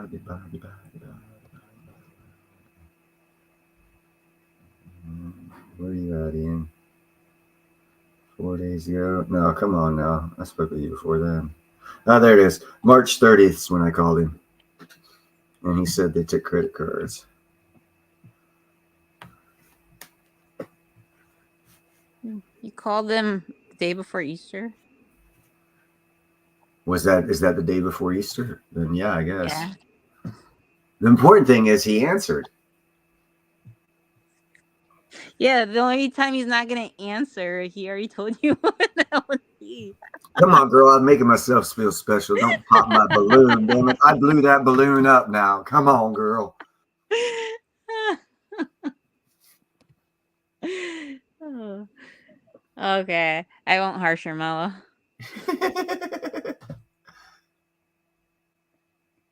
Did I get a laugh? Yes, you did. Hey, I Neil. what was that, JM?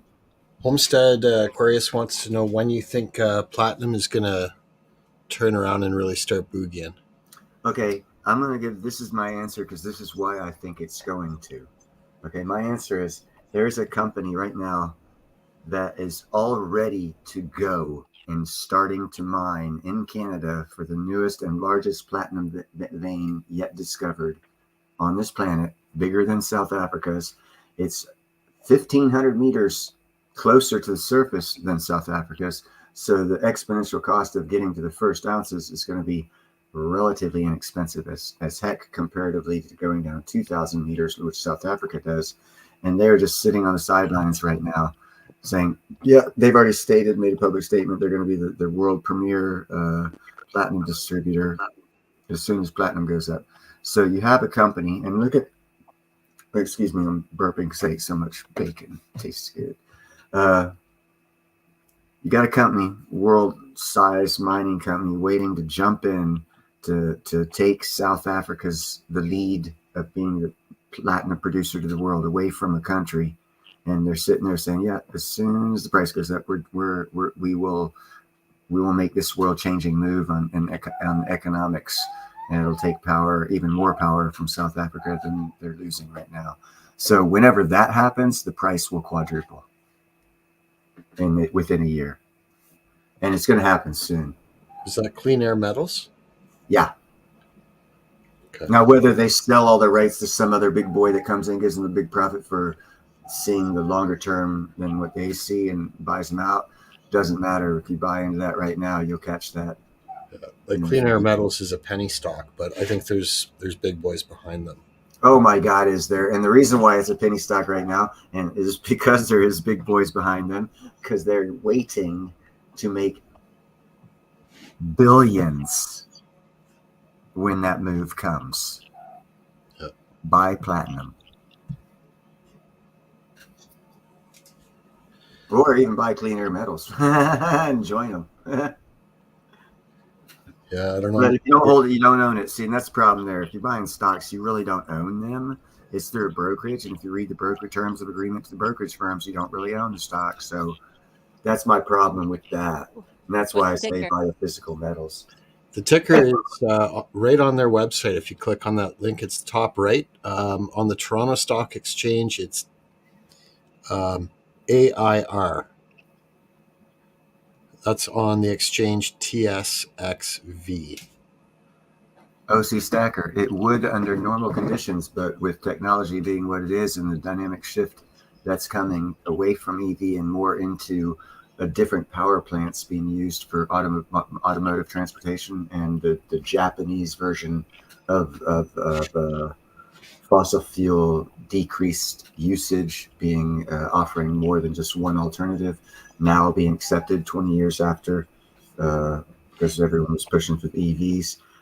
There are already new power plants coming out that require platinum, so the use case is exponentially more so to where that's not going to be a problem, and they're not going to be providing that much platinum because South Africa is really running low.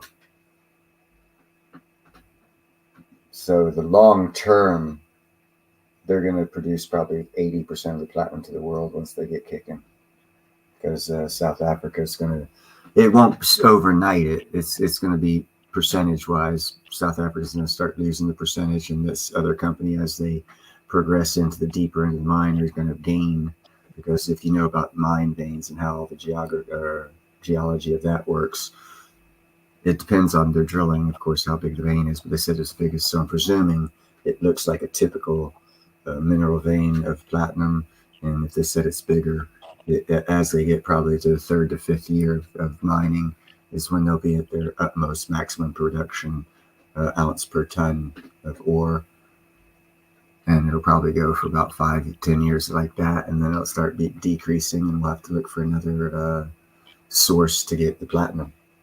But that'll be about 20 to 25 years after they start.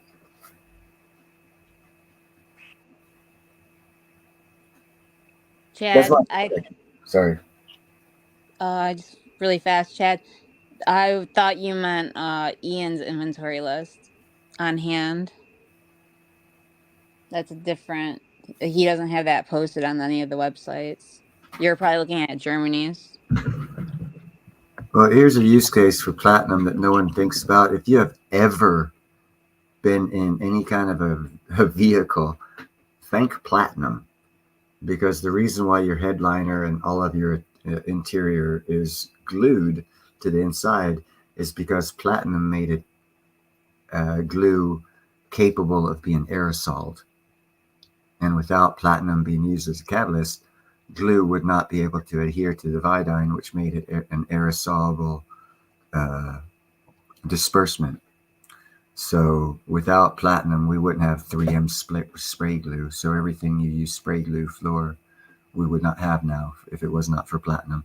that is the one use of platinum in your almost, I'd say at least once a year, once every 2 years, you'll have something to do with spray glue. And if not, at least, like I said, you get in a car every day and it has something to do with spray glue. So your daily life is affected by platinum, just like silver. Less so for gold. Silver is your king metal for medical devices. You got to have it. You can't have no other metal. Platinum is also used in cancer curing or cancer treatment drugs.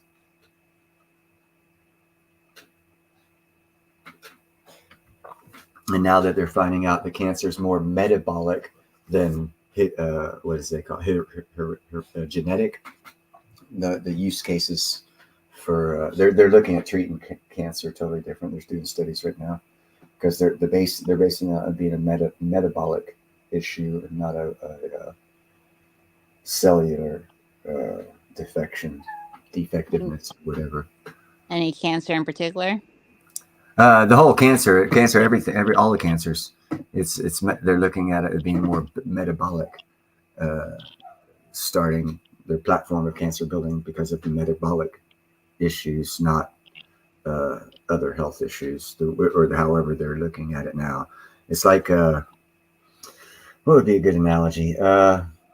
Looking at the moon with a handheld telescope that Columbus used and trying to define it, or looking through a 12-inch computer-controlled telescope that's hooked up to a computer with Zoom. That you look on the moon and see the flag there. That one, yes, yeah, that's why I used that analogy, because I knew there was a 2-for-1 in there. I got to use it because I don't think there's any flag on the moon. I'm sorry, I just don't right on. Yeah. But that's why. That's my best analogy. I'm sorry, because I don't know how to technically explain what cancer is, because I am not that well informed at all. Well, one of my customers just died from it. Was in perfect health. She gets the. Let me put this so you don't get in trouble. She got jabbed half to death. I think she got all 9 jabs. Oh wow! Within a year and a half, she has a stroke, and then she has stomach cancer. And the stomach cancer is on the inside, not on the outside. Yeah. And then she dies. So my mind immediately goes, she got the jab. that's what caused this. Because she was doing great until she got all 9 of them. Jake, we're gonna have to send you to re-education school there, buddy.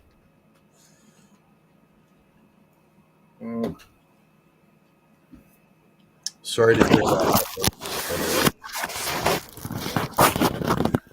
You guys are hearing funny sounds. It's because I got this little. Yeah, I missed. I kept looking for her, and the sister told me she probably had 5 days left. So I kept looking for her, and I missed her. So I missed the daggone funeral, but I did give her. She loved Chihuahuas like I did, so I gave a donation her name for the rehousing of Chihuahuas and Chihuahua rescue. So I thought that at least should do something. So that's what I did for her. Very nice. It's awesome.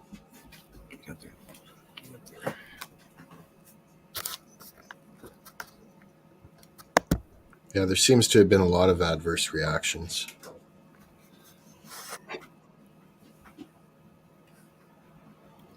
Yeah, my mom went in the hospital for an ulcer.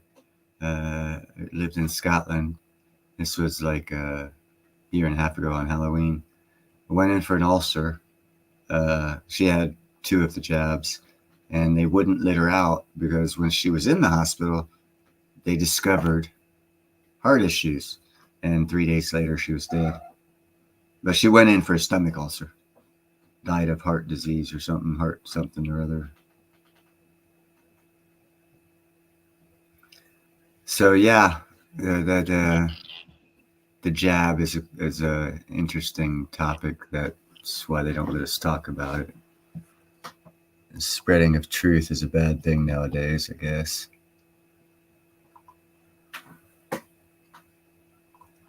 I just didn't think you guys would see this guy climbing on me. Yeah, I'm glad Jake is he's right. He's right on the money on that moon stuff. I tell you, I did a video on it, Jake.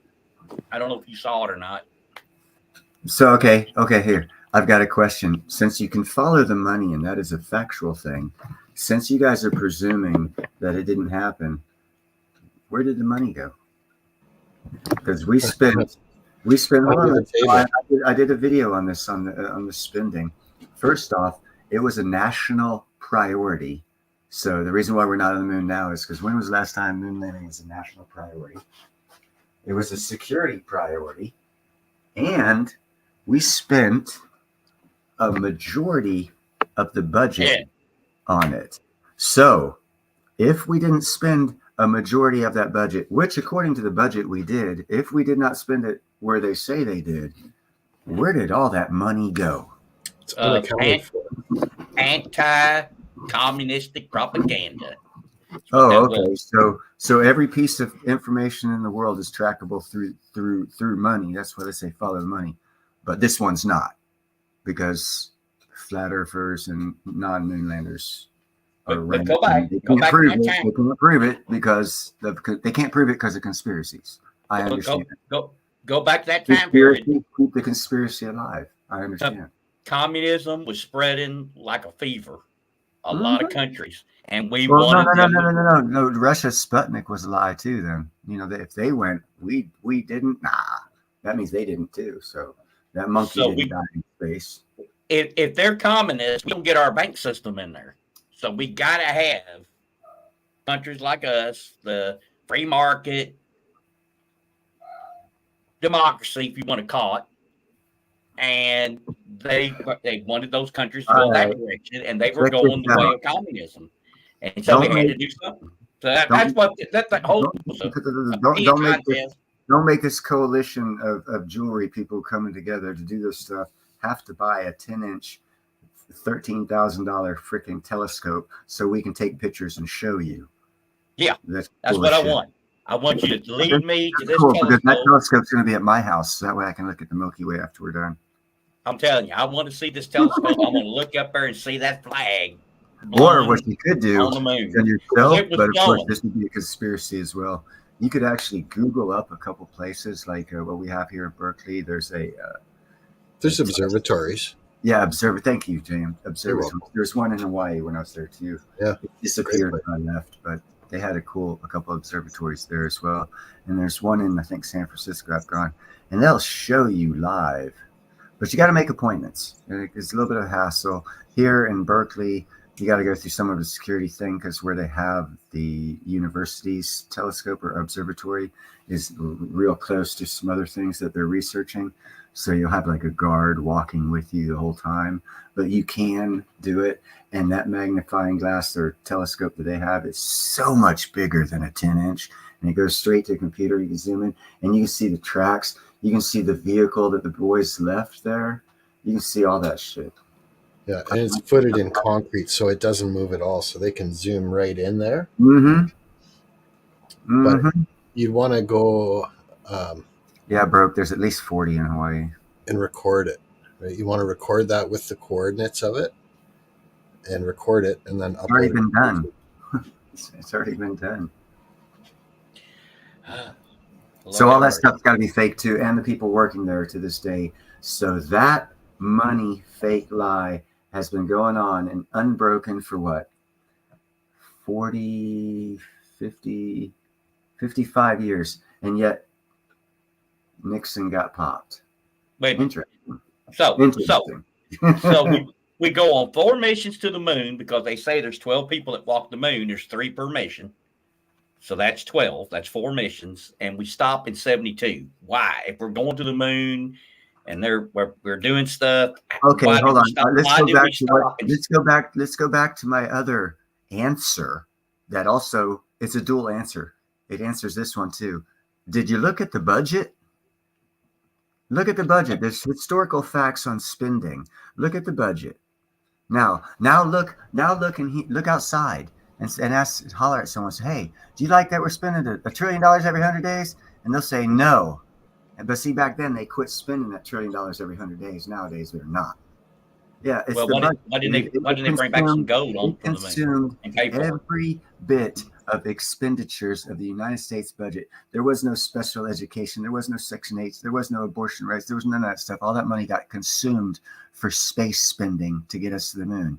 How do you think that would happen? Do you think the special people today would give up their money so we could go to the moon again? Because that's how much money it costs to go to the moon again. Okay. We find a cheaper way, and we just came up with that cheaper way. We got it from the Russians. Why didn't they bring some gold back? On science. Why didn't they pay? Why didn't they pay for the missions by bringing some gold back? What was that?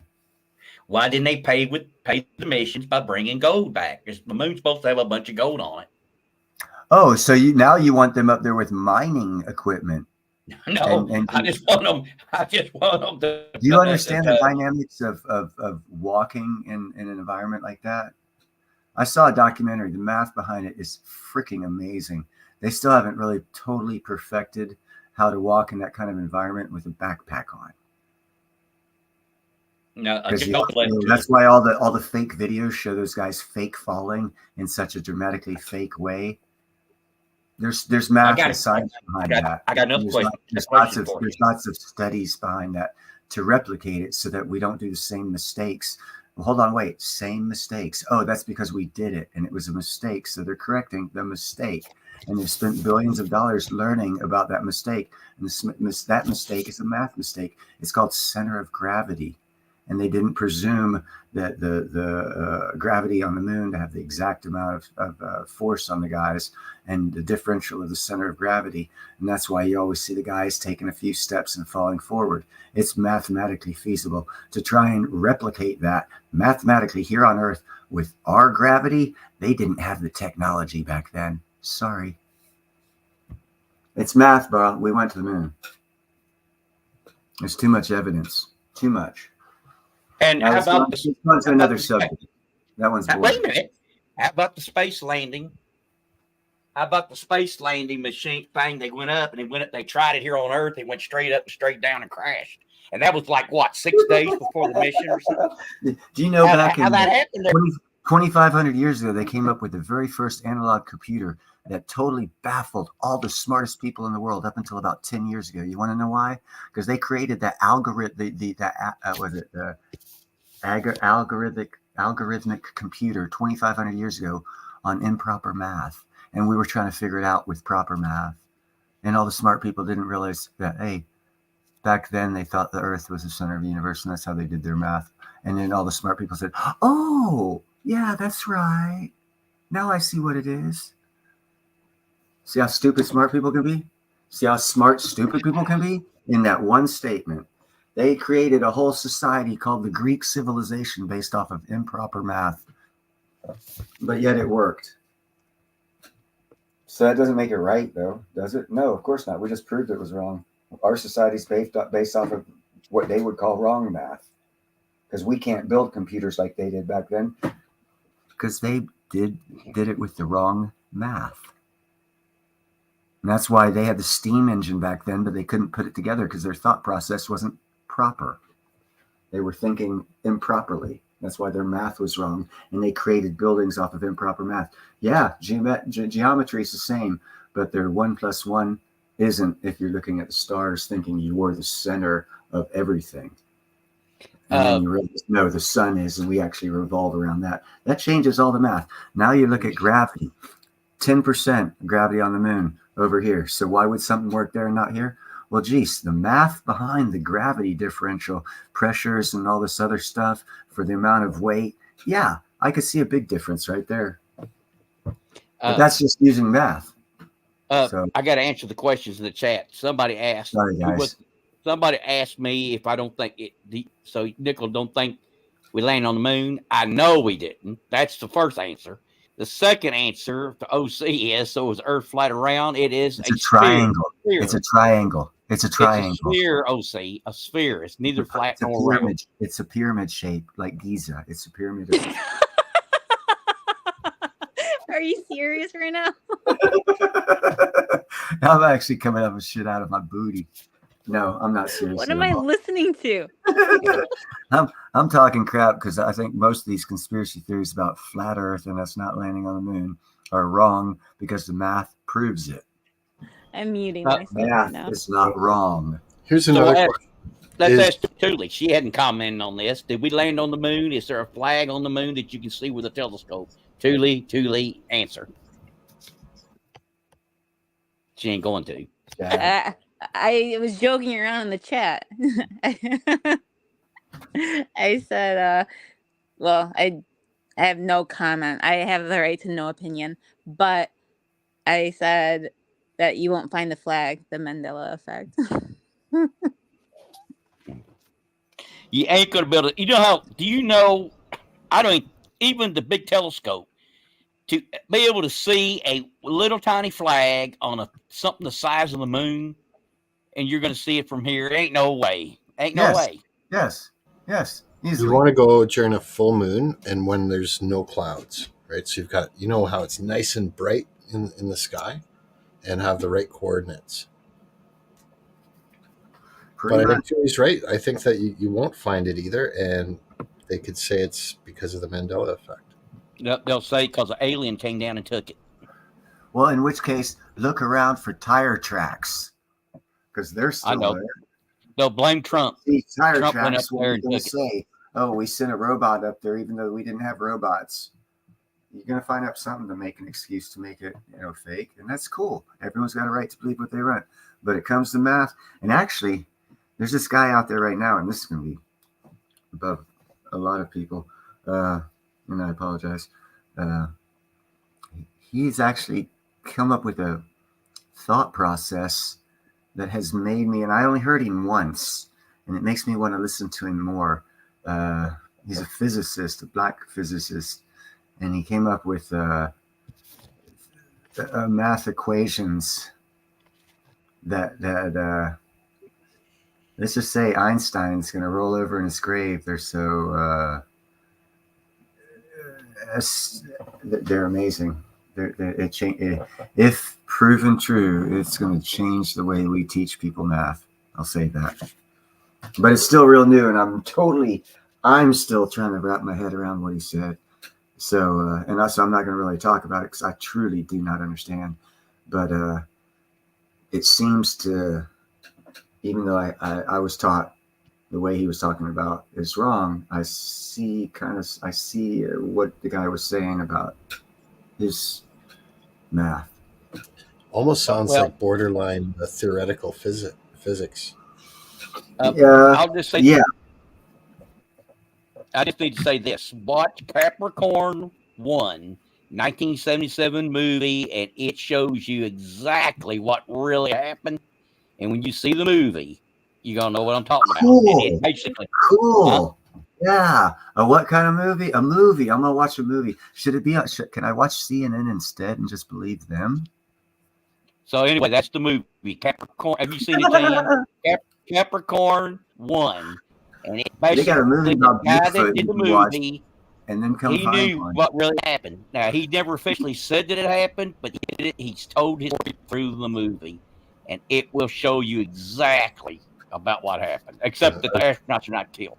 They hunt the astronauts down and kill them because they want to make it look like they crashed on the way back down, and so they kill them. But that's the only difference of it. Other than that, it's exactly what really happened.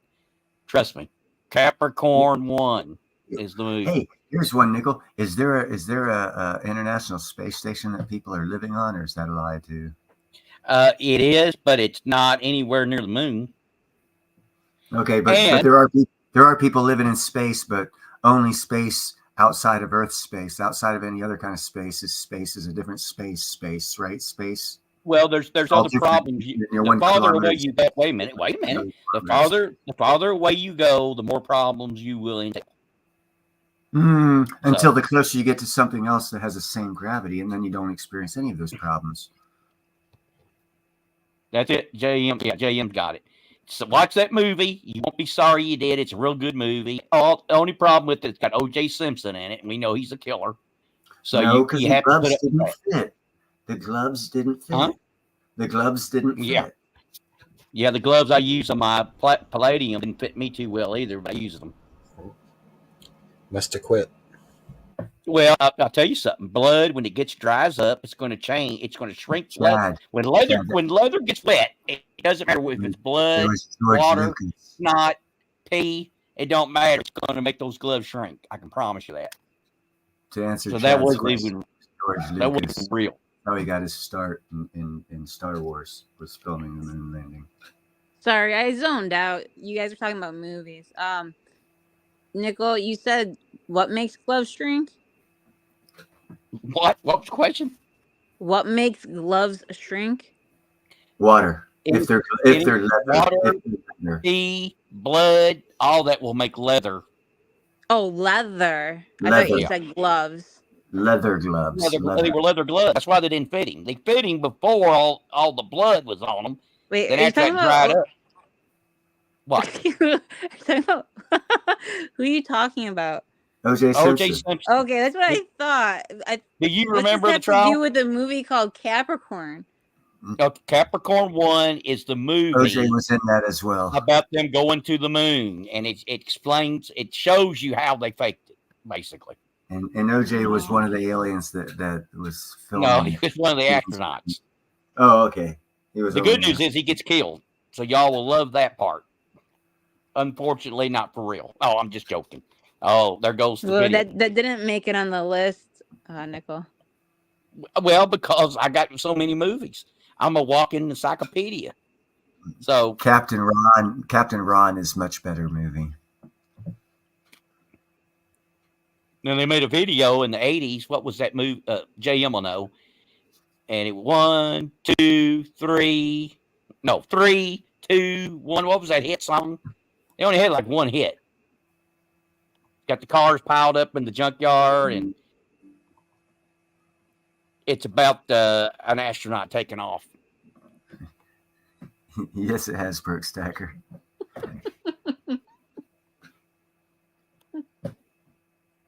Darn, can't think of that song. Shoot, JM, you need to bail me out on here. You probably know it right like that. Huh? I like Jake's answer. Porky's. I watch those movies. They're kind of funny. The first one's kind of funny, but by the third or fourth, it's time to retire it and quit doing them. But pretty much anything past the second movie, and you need to retire it. But they make money as long as they can. I would ask Thule if she's seen Porky's, but I know the answer, so it's no use asking her. I never even heard of it. That's what I figure. So, what year was it? Oh gosh, 1980. Like 82, 83, somewhere around there. Yeah. No, I'm thinking 85, 84, 85.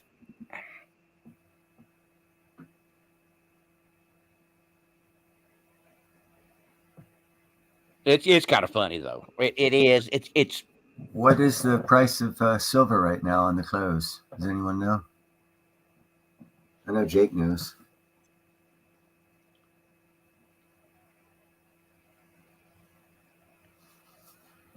And here's another. Was it Monty Python? All those movies. 1981. Are you kidding me? It was I told 1981. I told Dang, you. I am old. I didn't seem like I didn't think it was that long ago. 83, and I thought I was late. At my age, you know all the older movies and who was in them. Quit saying that. How young are you? I'm pretty old, so I know all those. How young are you? I'm 55. When are you going to be 56? December. Just before Thule turns whatever she turns. Youngster. I don't know for sure how old Thule is. I figure she's 30. You're younger than me, so.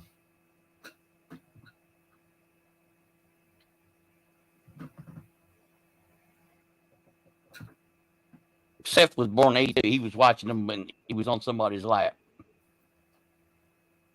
See, now Jake's Custom Parts, he's old. But you need to watch it, Thule. Watch Capricorn 1, and you'll see what I'm talking about. I should start a chat thing where we just talk about, we all watch a movie, and then we talk about it. I don't know, man. I'd have to mute people for talking through a movie. No, you watch it. Your assignment is like on the weekend to watch it. Then you come back Oh, Monday. Okay. I was thinking online, watch it. That'd be kind of cool. That way we could heckle and shit like that. The Deep is a good one too. I've reviewed it, and I reviewed Exodus, God, and Kings, and that one was 2 thumbs down for me. Two thumbs down. O.C. Stacker is old. That is old. He's retired. That is like. You don't have to be old to be retired. What did it feel like riding dinosaurs to school? Yeah, Caddyshack is good. Caddyshack 2, not as good. The Caddyshack 1. Caddyshack, you seen Caddyshack? No, he's like put it on the list, and he kept putting on the list. Blazing Saddles is funny, but it's very offensive. If you're a black person, you probably will not like that movie. That's all I can say. Oh no, don't go at it with feelings. Go at it knowing that you're gonna see a funny movie, and it doesn't matter because it's not racist if the person who's supposedly racist against is the color of the one making the joke. Well, but a lot of people, I guarantee, if you put that on today, it'll be complaints out the gazaza. Yeah, and I don't care. Eddie Murphy's still funny. Eddie Murphy wasn't in that. No, but he also told a lot of jokes that were inappropriate for someone else to tell, but because he was the color he was and told him it was funny, and it was. Well, bro, Ben-Hur was pretty decent movie, and it's H-U-R, by the way. But it's a pretty good movie. I like Fool's Gold best of all of them. Jay put in, I'm gonna get you, sucker. I saw that one. That's an old movie. Yeah, it is. It's funny too. Trading Places, that was a great movie, and it's about gold and silver and commodities. It's pretty good. Well, even when people, I'm changing the topic here. Even when people are retired, they're not even retired. They still have jobs. They still get side jobs. You mean greeter, like a greeter at Meyer? No, well, I was gonna say like at a golf club, but yeah, something like that. I think I'm going to be a greeter someday. I call that semi-retired, right there. No, you retire when you quit working for someone else, and then you go work for yourself, and you start making money. AM. Yo. Neil. What? Tell Thule my job. What's his job? His job is to spend all the money that he has that month in ways that makes his wife go crazy, and he does a good one. No, he's retired, but he watches YouTube and eats pizza, and okay, and so well, he's proving me right. Hold on. Now, the unique thing about that is he doesn't always do it at his house. Sometimes he will drive 12, 14, 16 hours to get a pizza. So he's a truck driver. No, he's not. He comes here to Indiana. He's retired. All he at. does is watch YouTube videos and eats pizzas. Okay, why is this the first time I've ever seen you on YouTube? Because he doesn't have his own channel. Well, he's too busy. He's too busy either making. I didn't say watch his channel. I said, well, I was referring to the stream. He's up on all the. Oh, wait a minute here. But Jake is a perfect example. He was just in the panel. He's not old. Yeah, no, he's real old. He's ancient. No, he's not. Yeah, no, he's old. He's old. I just seen him. I know, but see, I know him. He's a friend of mine, so I'm gonna tell you he's old. So you say he ages really young? Really gracefully. Is he like a Benjamin Button? See, he left the one out. He's actually 153. Have you seen that movie, Thule? It made no sense to me. You did see it, but you didn't. It didn't make sense to you. No, I fall asleep during a lot of movies I'm forced to watch. Oh my Lord! You know, what that movie was saying, I will give you this. What that movie was saying is, the normal is you're born, you get old, and you die. And in this scenario, he was born old and went younger and then died. So it just was the opposite of what the natural thing was, and so therefore it was what it would be like if you were older and got younger. Yes, my reference was right. Yes. No, it's very interesting. Have you seen Phone Booth? No, I have not heard of the phone booth. Now, either you love it or you hate it. I thought it was Brockenheimer that did that one. I thought that it was really unique, different. I like different. So when someone seen comes Dirty out Dozen? and the little guy that turns, he's old and he goes younger, that's different. So I like it because it's a different. It's not like all the other movies that people put out. And All Phone Booth was great, and a lot of people hate it. They tell me I hated that movie. I go, no, because it's different. It made the guy tell the truth. The guy that made him do it was a psycho killer, but You already lost me. it made him come clean. So you know, when you start talking movies, I zone out.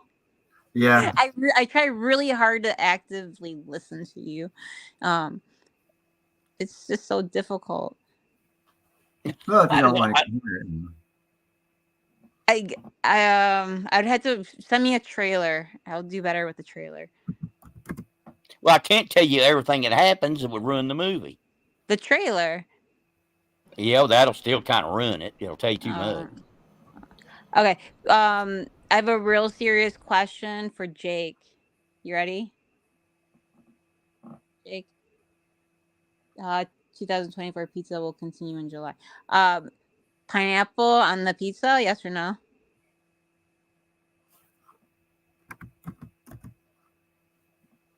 He said yes, but it's got to have ham, or it don't work. It's got to be ham Yeah, and it's gotta pineapple. gotta be Hawaiian for pineapple on it. That sounds good. Okay, now are you saying no to pineapple and ham, or no to pineapple? No, I think he's saying no to the ham. Oh, well, you just said yes to the pineapple. No pineapple, he says at all. He's saying yes to the ham. Well, What about bacon? oh, maybe he was just saying yes. He's ready for the serious question.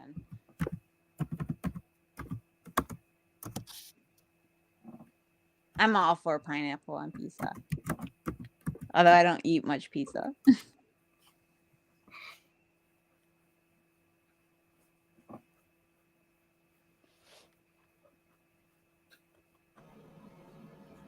Yeah, a couple of my friends were You only famous. get pepperoni? Just You'll pepperoni. travel 12 hours to get pizza with just pepperoni? You'll go further than that. Now, Canadian bacon is ham. Is that right, JM? It's the same thing. Basically. Yeah. Yeah, and there's pea meal bacon too, which I've never had on pizza, but definitely a fan of good bacon. Bacon. Mm-hmm. I just ate half of a freaking thing of bacon. I like barbecue and what's that sandwich? It's a different kind of sandwich meat. I forget now what it is. Daggone it. When I go to order, I'll know, but I can't think of it now. Oh, you mean for a Reuben corned beef? Go. No corned beef on the pizza. No, that don't work. Salami and barbecue and onion. That is good for a pizza. You ever had it? Try it. Well, isn't salami the same thing as pepperoni? No, it's not. It's different.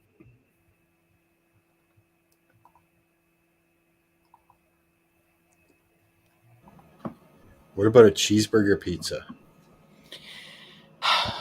Rather have taco pizza. Ground beef, bacon, cheese.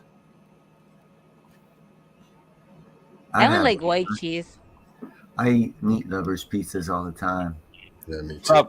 Provolone is good on pizza. It has less calories. No bacon on pizza. What about a vegetarian pizza? Like I'm finding a lot of people are buying vegetarian pizzas. Black olives. It's got to have black olives on it. Green pepper, black olives, onion. I'm sensing a theme here. Bacon. There we go. Bacon. It's It's not dinner time, is it? I just had, like I said, half a slab of bacon, man. I could eat another. I could actually have another cheeseburger with bacon on it. Yeah. Mm-hmm. But I used in the stores of frozen they had a Mexican pizza. I loved them. And I can't find them anymore. Mexican pizzas. Yep. It's a taco pizza. It all depends on what you're talking about. We used to take my mom's best friend, Miss Keelan. She's actually the only one of them still alive. Came from the Chihuahua province of Mexico. Married some Navy guy. Ended up in the neighborhood that we grew up in. Would take tortilla shells that she'd make tacos with. You know, you fold them over, and she would take the excess meat because every Wednesday we'd have taco night, and Thursday would be leftovers. It'd be enchiladas or taco pizza. And her version of taco pizza was you take the enchilada, or the enchilada, and you fry it flat, and then throw the meat and cheese and everything on it, and throw it in the oven, and that was the taco pizza. Was it good? Oh God, they were great. I like bean tacos and bean burritos. I don't really like the beans and the meat mixed. I don't like That's because everyone had smelt you coming, Chad, and they hid all the beans from you. They're like, "Oh God, no! He's gonna make some more chili. Get the beans away from him." He disappeared. Who, Jake? I asked a question. I don't see him in here. What was the question? It's Indiana. He comes in. His favorite places in Indiana. I can tell you. Yeah, that. no, it's Indiana. That's where he grew up. No, I didn't say what. There it is. There it is. What's it called? Taruni's. Taruni's Pizza. Taruni's. Evansville's right down the road from me.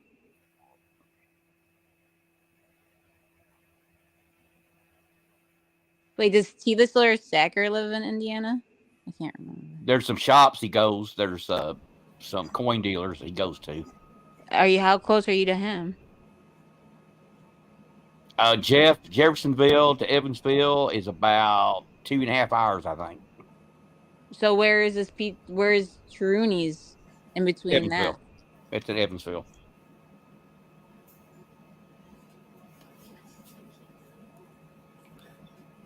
See, but Nickel couldn't hook up with Jake when he was up there ordering his special large pizza last time he was up there.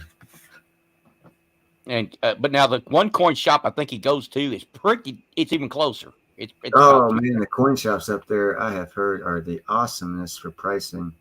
2 counties away, I think. He's just 2 counties away on one of the coin shops. But Evansville, we had a lot of famous people from Evansville. Don Mattingly, he played for the Yankees. He came from Evansville. And Calbert Cheney, the greatest Indiana basketball player ever and the all-time leading scorer in the Big Ten, came from Evansville. So, didn't Sammy Smith, the world's famous hay bale thrower, one of them? I don't think so.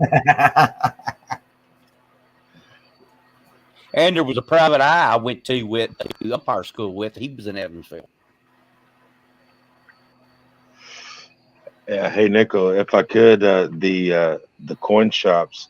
There's a good one in Newburgh that I met a YouTube stacker at on Ron's Basement, and then the one in downtown Evansville. When I went up there a few weeks ago, they were selling junk silver for 17 face, and I got the hand picked all the Mercury dimes and everything.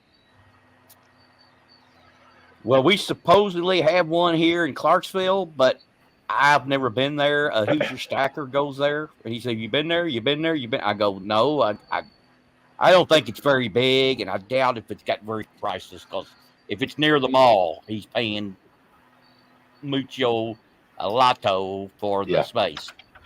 Yeah. So last summer I dropped in that shop. It's off of Green River Road, and it was high end. I looked at his prices. I just laughed and walked back out and drove back to downtown Evansville and bought all the shit the guy had. So the best shop is in downtown Evansville on First Avenue.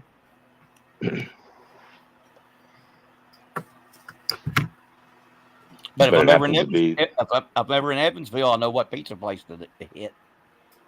yeah. If you got PayPal or whatever, some way, if you go eat it and you don't like it, talk to Neil. Give me a call. I'll pay for it. I'll guarantee it for thin crust pizza. Jake does no Thin pizza. crisp.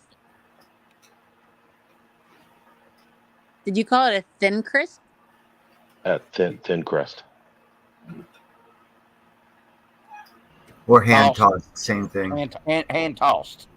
No, it's not hand. No, it's not hand toss. Hand toss is like a medium. It's a thin crust. Okay. Believe me, I've traveled the United States. I've eaten pizza all over. That's what I do. It's the best Oh, pizza, the best thin crust huh. so far. Just saying. Is that extra pepperoni or is it just regular pepperoni?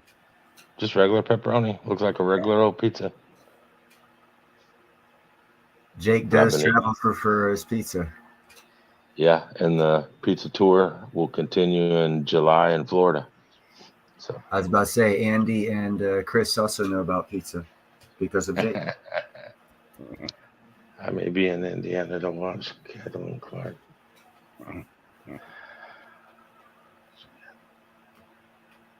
Jake knows all the big wigs on YouTube, by the way, if you people didn't already know. Come on now. Well, Everybody's just acquaintances and whatever. yeah. Yeah, Everybody takes nibbles for walks on the beach. Okay, Seth, she'll be in Indianapolis. She will go from the cornfields of Iowa to the cornfields of Indiana, so she'll feel just like she's at home. So it'll be very little shock, and then she'll go and play. She'll live around Indianapolis, and she'll play in Indianapolis. And her husband to be works for I think the Indianapolis Colts, if I'm correct. He works in the office there, I think. So she's going here. They'll get married. They'll live here. Have little Caitlin Clarks, and as soon as they do, I'm sure Iowa will be in the nursery offering a 4-year scholarship, and it's going to be hilarious to watch. I'll just tell you that. That's all I know. So, yeah, if anybody goes to Indianapolis, there's a great coin store on North 86th Street. Old lady and her husband. That's the place where I told Neil that story about them two old dudes with them bags of $20 gold eagles. They come in every year and sell a few, and so yeah, it's I've hit a few shops. we are going to make a ton of money in the state of Indiana with her. She'll be the #1 draft pick. She's coming here, and they've already got her jersey made. They're selling her jersey already, and it's just money coming in, man, like you wouldn't believe. And the attendance for Indiana, the Heat, or the Fever, I mean, is like next to last, and now it's going to be like #1.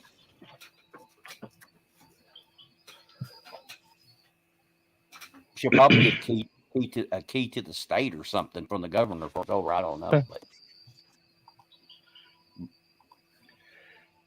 Hey Nickel, I try to go back to Indiana in the fall also. So if I make it that way up there, I'll get with Neil or whatever. People want to meet up for pizza or go stack or go do something. We'll announce it, and people want to meet up in Evansville or Indianapolis or whatever. No big deal. I'll offer it. Well, Thule's next state over. She's in Michigan, near Detroit. That's northern Indiana area. Yeah. I got cousins and family that live in Indianapolis. I got friends and live in Evansville, so I travel around.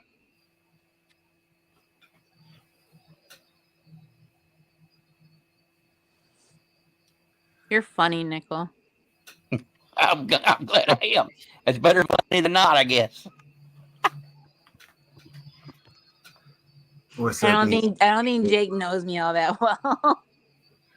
Yeah, that would be awkward to explain to my wife that I meet plenty of YouTubers, but all of a sudden I meet a woman YouTuber. She'd be like, "The hell? Well, come on with me then," But Yeah, I mean, if a bunch of people show up, that's cool. I don't care, but yeah, that's weird. Do you? I wonder if Thule, do you ever come across the state lines of Indiana, northern?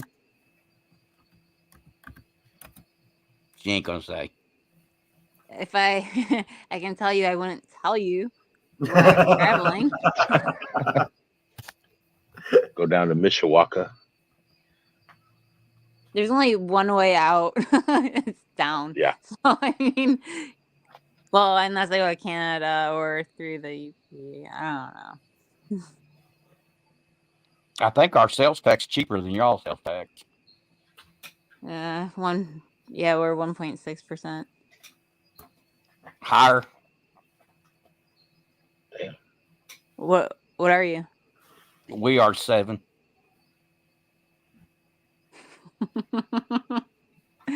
Yeah. Y'all probably 8 or 9. 8.5. Your governor, Texas your is governor, Nickel your is 6.25. governor's harmless. greedy. Oh, Huh? Seth, I beg to differ. Nickel is not harmless. Don't let this charm fool you.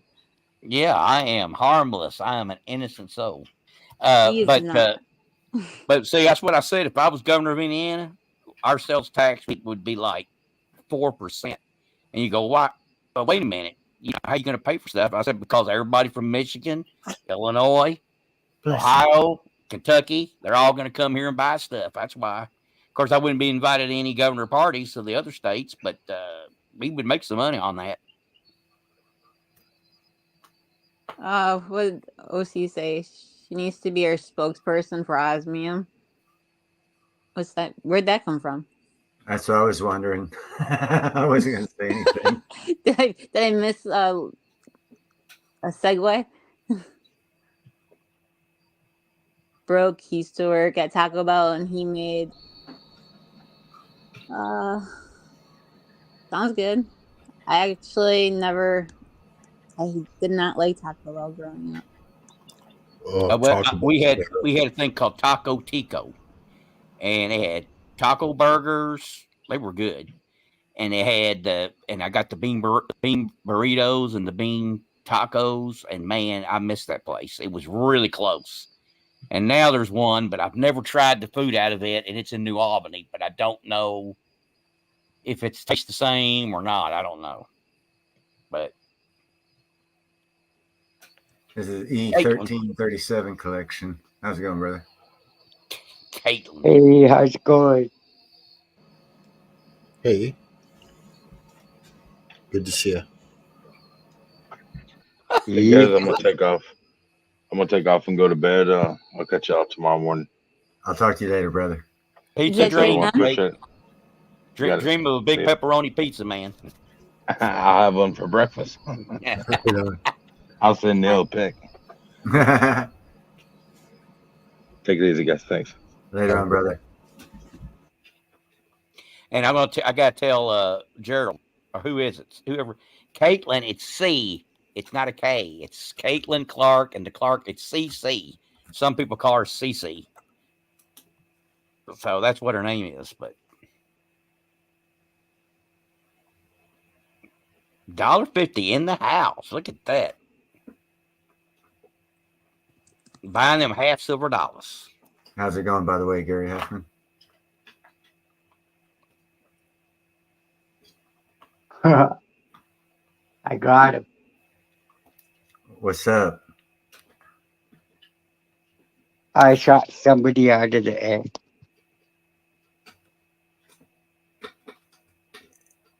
I didn't catch that.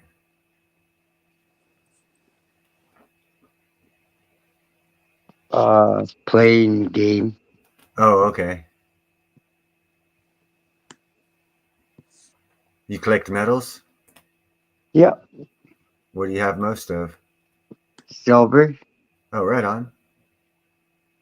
It's always I only good. got like 3 grams of gold. Yeah, I'm not big on gold myself.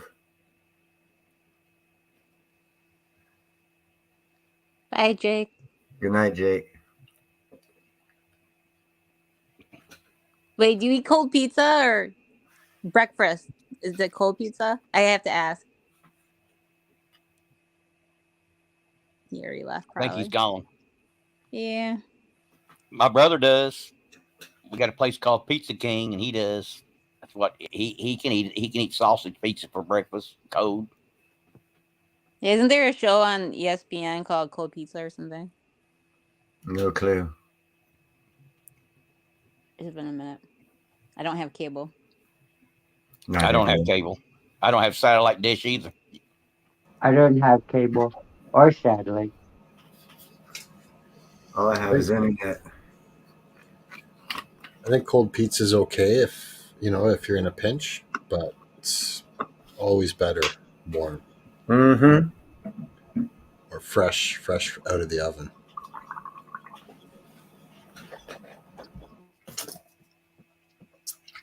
Oh, you guys are making me hungry. Hmm. Yeah, I'm hungry too. I always eat something while I'm live streaming. Well, I ate pizza while we was here, so I'm not hungry anymore. Baklava. That sounds so good, bro. Baklava is good when it's fresh.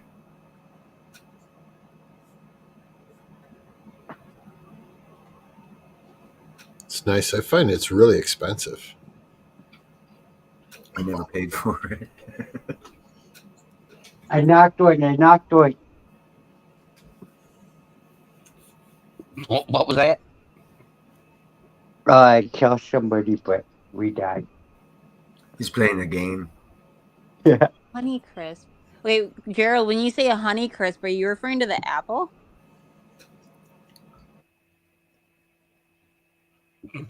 Or is that like you're saying I just don't know? Oh, he's talking about the cereal, honeycomb. Now, I think there was a Honey Crisp as well. Sugar. Well, I just sugar bought some honey crisp apples. It's a Michigan apple. We lost $1.50.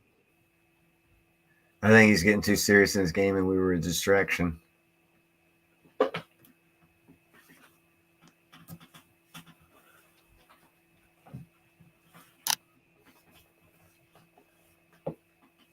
C4.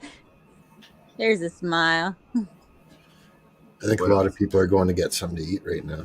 I was about to say, man, when I have cold pizza to make it taste better after heating it up, I throw a lot of Parmesan cheese on top of it. There you go. Usually Neil's eating pie or cake right now, like a whole thing, and he only gains about a gram of weight. Yeah, I don't have any more cheesecake. It don't last long around here. Yeah, when people were talking about pie in the chat, I'm not used to calling pie pizza. I really thought they were talking about pie for a second. Frank's it's a red pizza hot. pie, yeah. Is that the one you put? I put that crap on everything. Is that the one he's talking about? Red hot. Frank's, yeah.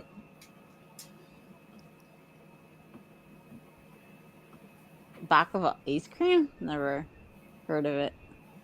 I've never heard of that. I stick with chocolate and vanilla. I get the carton that has the chocolate, the strawberry, and the vanilla all mixed in. Neapolitan. Do that. Yeah, that. That's like straight chocolate or straight vanilla. Wonder if anyone's had a deep fried ice cream. Nope. Have you had the banana, deep fried banana? I have actually. Yeah. It's actually not bad.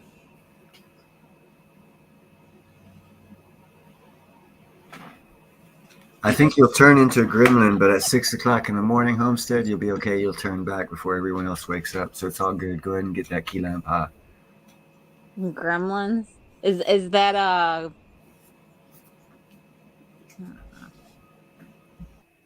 Oh man, lemon pie I love, and I like lime too. I just never can see them done or made. I never see them. That's one pie I can't eat the whole thing though. A key lime pie, I could probably eat half of it, but I couldn't eat the whole thing.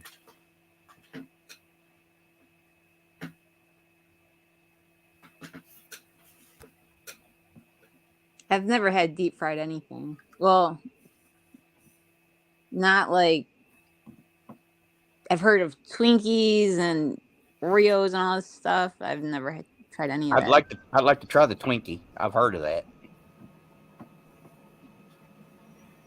Twinkies will last you 100 years, they say. Yeah, it makes you wonder, huh? Yeah, I know it. You eat it, and everything in your body's probably preserved. You don't tell them what kind of cancer you get from that. Yeah, I was about to say, is that a good thing or a bad thing?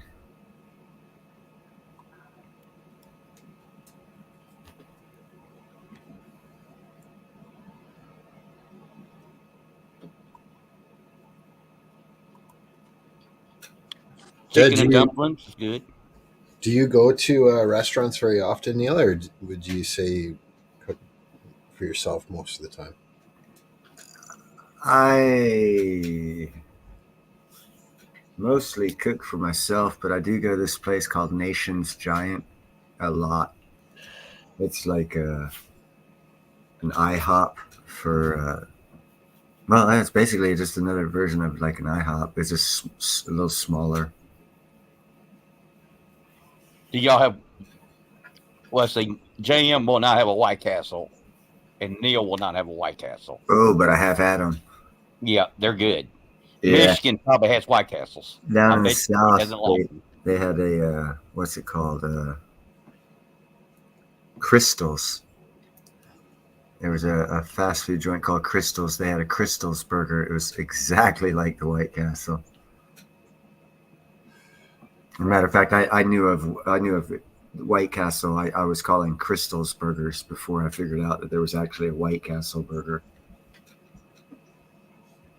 Well, the frozen ones, people say, "Well, I get them. I buy them frozen." I go, "Man, there's no comparison to getting one at the restaurant compared to Yeah, cooking no, one there's in, yeah. they're nasty. They're kind of nasty, the frozen ones.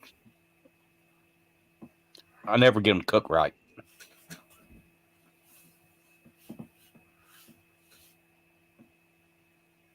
The best ones are the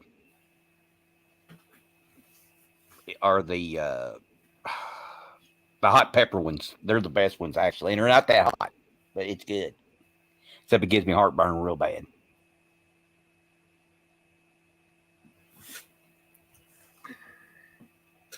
You know, I only like do bacon fried. I don't do much fried.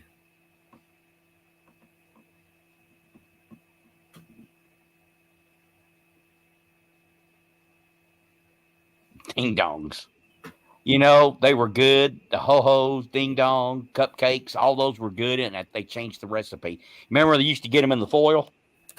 Those were good. Now, they don't taste the same anymore. I don't know what they've done to them. Well, I think the company went under and then they sold the recipe to somebody else, I thought. It could be I don't wrong. know. I just know they don't taste like they used to. I don't know. It's been a long time.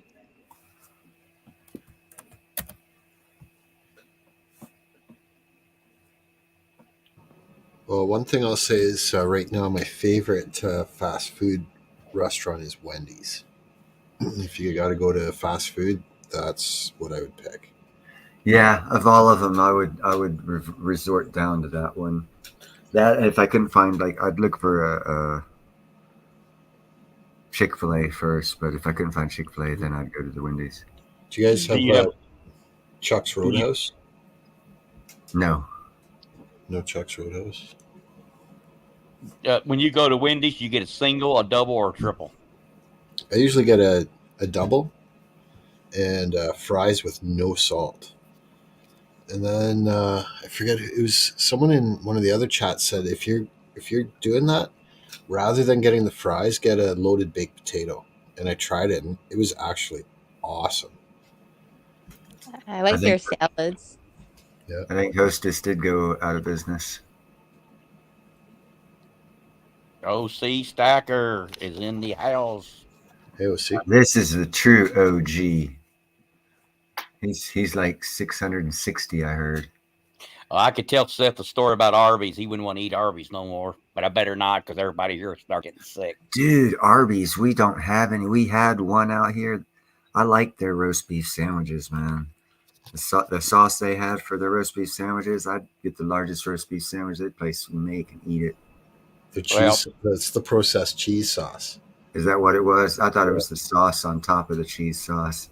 The last time I had Arby's, they had worms in it. Oh, really? Can't do it no more. Cannot Man, do it why? anymore. That's extra protein, bro. Get used to the bugs. What'd you order? He ordered crickets and they gave him worms and he's complaining. No, it was a regular roast beef, but it had what it is. They got on the bread, so it wasn't really the roast beef. They were embedded in the bread. It was gross, and I ate some of it, and I got nearly sick because I figured I ate some of them. I was wondering. That answers it. You got them brain worms inside you, huh? You guys are talking about Arby's sauce and horsey sauce is what they put on them.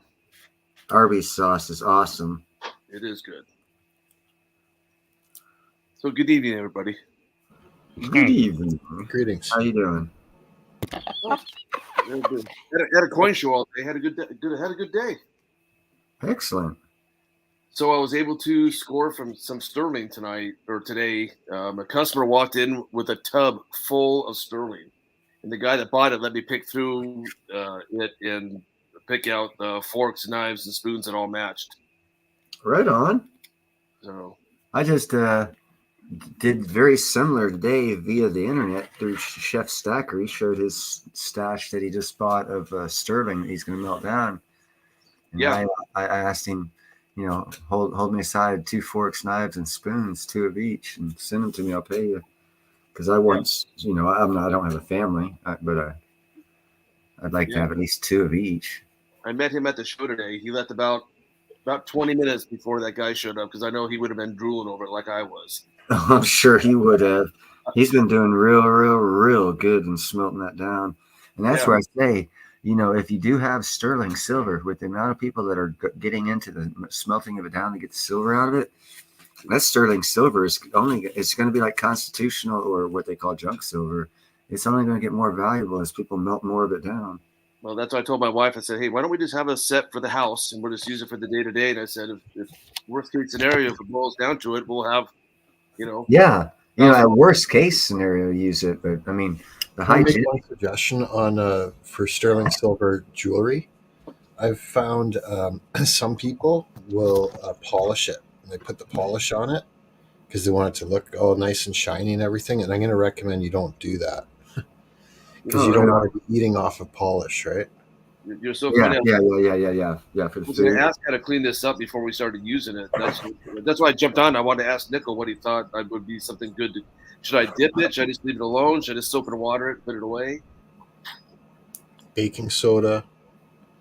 That's the one thing I did. Nickel will tell you. The hot water with the aluminum down at the bottom? That's what I was thinking. Yep. Yeah, I'm going to try that tomorrow when I get up. And salt, too. I think you put salt into it. Yeah, you put salt up underneath the tin foil in hot water. Salt, baking soda. So do you guys think if you use one of those aluminum pans like they sell at Costco where you cook your meat in or whatever, or if you go somewhere? Good night, Seth. Nickel, do you think that would work? Well, I have if I'm going to polish, we got polished stuff, and you put it on there, and then you use warm water to get it off. Okay, well, like I said, everybody's saying don't use polish, so I was going to try the hot water with the aluminum and the baking soda. Try that first. I mean, but you're going to use these to eat with, right? Yeah, this is going to be every day. Yeah. Well, the thing of it is, once you start using polished stuff, then you got to do it more often. That's just it. I don't think we're going to care about it being polished every day. I mean, if it's day to day, we're not going to. I don't just wash it regular. Yeah. Yeah, that's what. Yeah, I wanted to clean it up, and make it look nice. I mean, it looks pretty good already. I wish I knew how to take a picture of it and put it on here so I can show you guys. But the only thing I can do. You can certainly scrub it. Scrub it. Well, I did. When I got home, I threw it in the sink, and my wife was just happened to be doing the dishes when I got home. So I said, "Here, let's see how these clean up." They do. I'm looking at them as I'm talking to you guys. I brought the spoon, the knife, and the fork out with me just to check them out and look at them. They look pretty nice, but you look at them close, they have like little spots on them that I couldn't get out. So I thought, maybe I'll try doing something, but I just don't know what those spots are. If that's gonna. What I would do if you're concerned about the polish thing, try just using like a Dremel wheel with the polish wheel on it without polish, and just get it and see if that'll take off a lot of that scuffing and age or whatever it is you're trying to get off. It'd be just like shining it, not polishing it. Maybe I'll go to my jeweler and see if they have like jeweler's rouge that I can put on a wheel. I have a Dremel tool. I can go out and get the little cotton adapter or whatever I can use. Yeah, the cotton wheel thing they had. I also have gloves that you just use the gloves and you just use it on the silver and it cleans them. Are those tiger gloves? Tiger? No, they're like these white gloves. If you Google it, you'll see them there, and you put them on there, and I guess it has like an oil on them. And it. Oh, really? And they work pretty good. I've got that, so you can use that too, and it's not, and you probably wouldn't have to polish them as often with it. Yeah, it's like a polishing cloth, but with gloves instead, right? I think so. Yeah. These spoons that I'm showing in the video here are spoons that I bought. They were in the scrap bin at my local coin shop. They were going to melt them down, and they were pretty tarnished. Mm-hmm. And this is after I just did the aluminum foil, salt, baking soda, and boiling water. I put them all in there.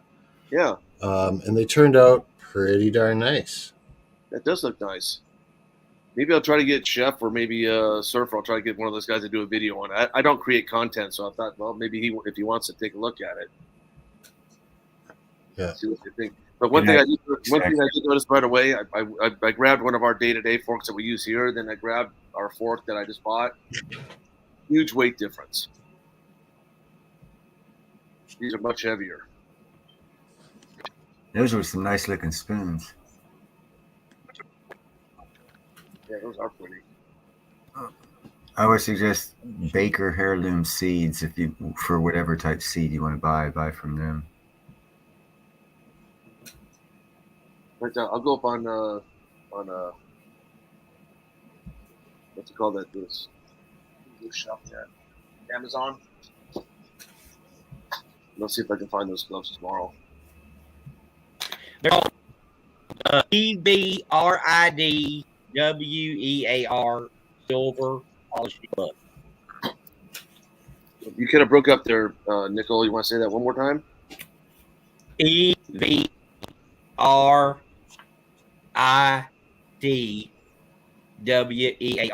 silver polishing gloves.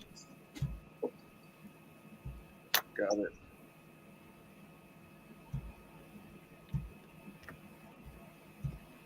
Thank you for that, guys. Appreciate it.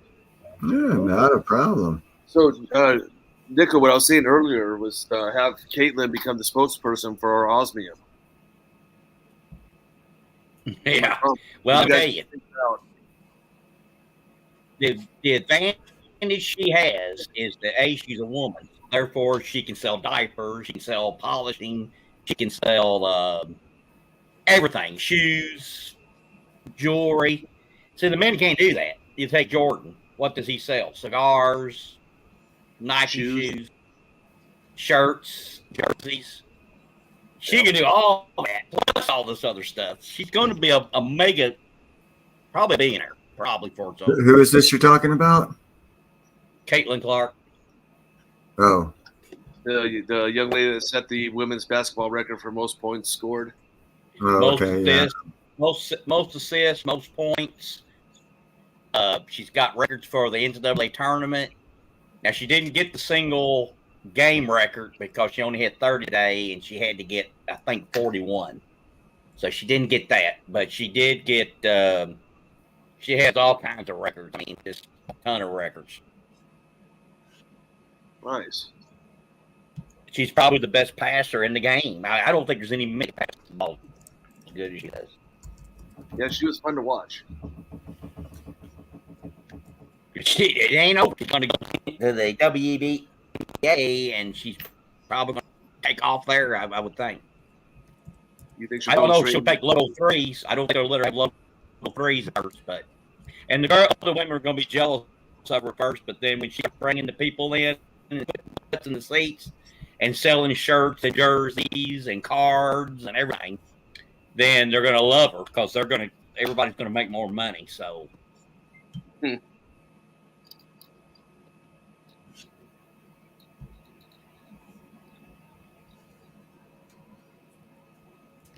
But she started playing ball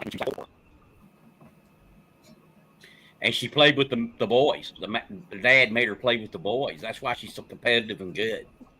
And so she beat them too, and went up against bigger, stronger guys, So when she went to the women's, and it wasn't the same. There wasn't very many of the same type of player, and so that's why she excelled so well. Before she's on the Iowa team, correct? Yeah. And she'll be a coach someday. There's no doubt. She will someday be the head coach of Iowa. There's no doubt about mine. And Lisa Boulder, she is. She'll get her 900 win here, so she's getting up there. So any part gets an injury, can't keep playing, she'll be a coach. And she's also a good golfer. If you ever look on YouTube, watch her swing straight up and around. And she could probably qualify for the pros in golf too if she wanted to. She's a pretty determined person. So if she sets out to do something, she pretty much does it. Was her dad a coach? Not that I don't think so. I don't think he is. Her brother's going to be her manager because he's got a degree in sports management. So he'll be her agent and manager. So he's going to make a buttload. And now, when they start off, the first draft pick, they're only going to make, I think the most she can make is 77,000 something, a little over 77,000. And then after so long, about a good deal she's probably going to get is around 400,000. She can also go and play in Europe, and they pay a lot more. And she can also just get sponsorships. I mean, she'll have more money from sponsorships than she gets playing. So, do you think the college basketball, men's and women's, will ever let something like what happened with football with the NIL? They have the NIL. Oh, they do? Yes, and they have the portholes. So they do. Women just don't get the sponsorships, and she did. She got some great deals. Good night, They Gerald. generally don't. And like if you take Kentucky, he lost because he got all freshmen. He got 5 out of the top 10 freshmen in the country. You can't win it with freshmen. They don't have experience. They don't know what to do in certain situations. Mm-hmm. Kentucky has the money to get the top 5 porthole players if they wanted to. They could run their team like an NBA team. They got that kind of money. Kentucky's loaded. They're loaded in money. And they always paid their players, by the way. You didn't know it. They always did. They just knew how to get around the system. So why their coach doesn't do it, I can't tell you. I do not understand it. Yeah. I think you're going to see him use the porthole a lot more this year because one more year like this, of course, I keep saying it every year, and they keep him, but his chances, his lives are running out. If he's a cat, he's on his 8th life right now. And he better be getting the porthole and getting some really good guards, a dominating center. He better go that route and maybe give up on and get so many freshmen. And you need some players to play for 4 years. You got to recruit everything. You got to recruit an impact player now, even if he's going to leave. But you got to have freshmen and build them, get experience, and they got to stay around for 4 years. And there's a kind of player that will do that, and then there's other players out for the money and the highest bid, and they're going to be gone. But he's not doing it the right way. So we're taking over Neil's channel here talking basketball. Uh-oh. I know, and it's so silent you can hear a pin drop. Nobody's saying nothing.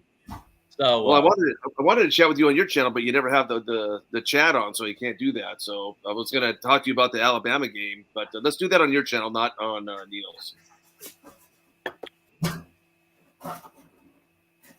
I still don't hear nothing. So yeah, I know it's what everybody says because there's like one or two people in this community that kind of like basketball and talk. Everybody else hates it. But yeah.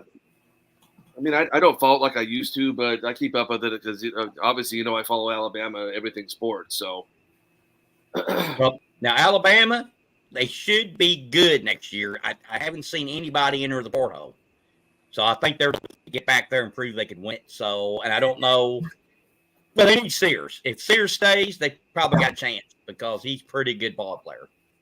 So, I don't think he's leaving. It don't look like it. I haven't heard any scuttlebutt. I belong to all the Alabama chats and all the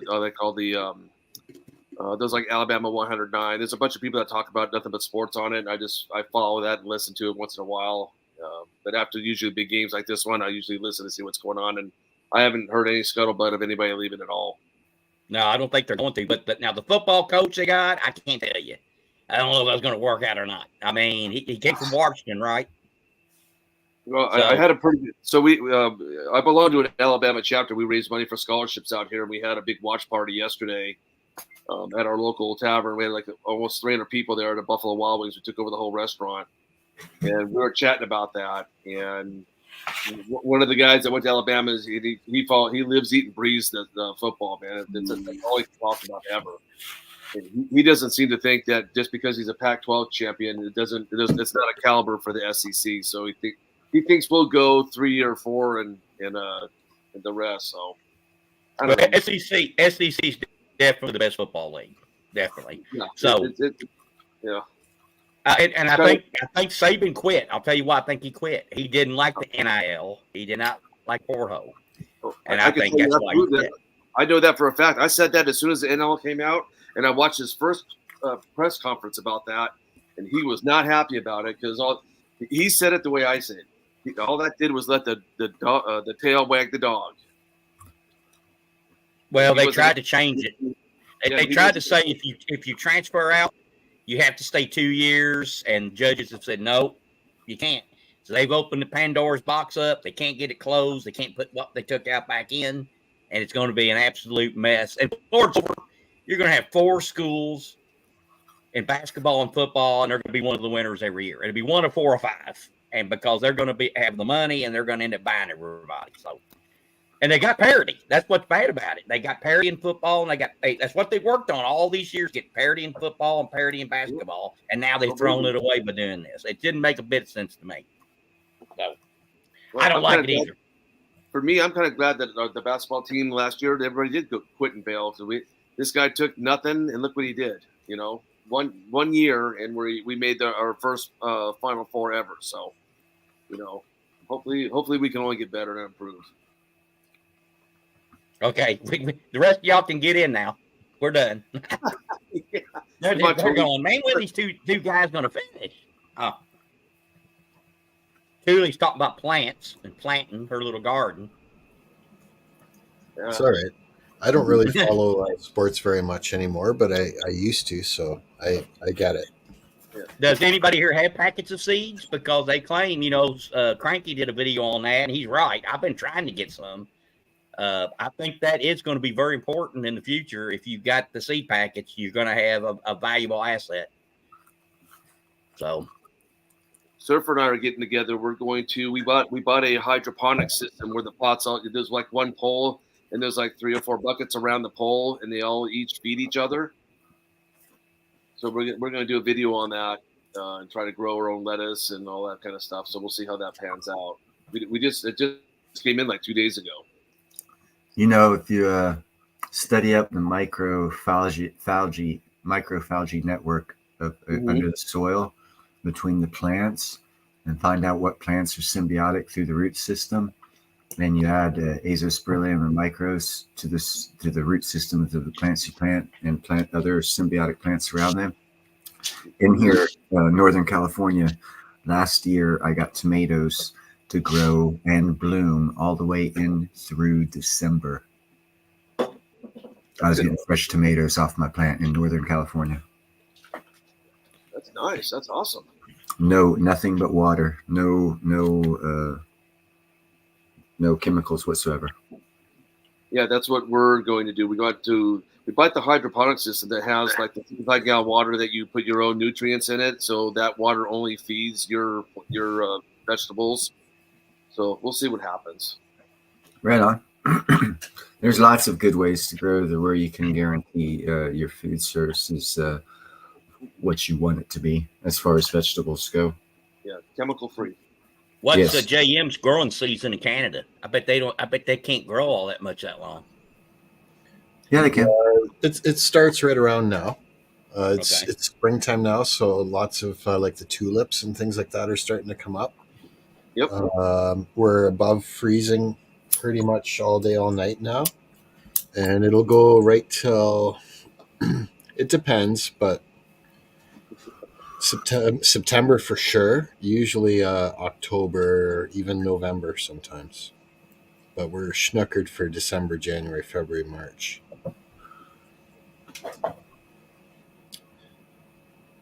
Yep.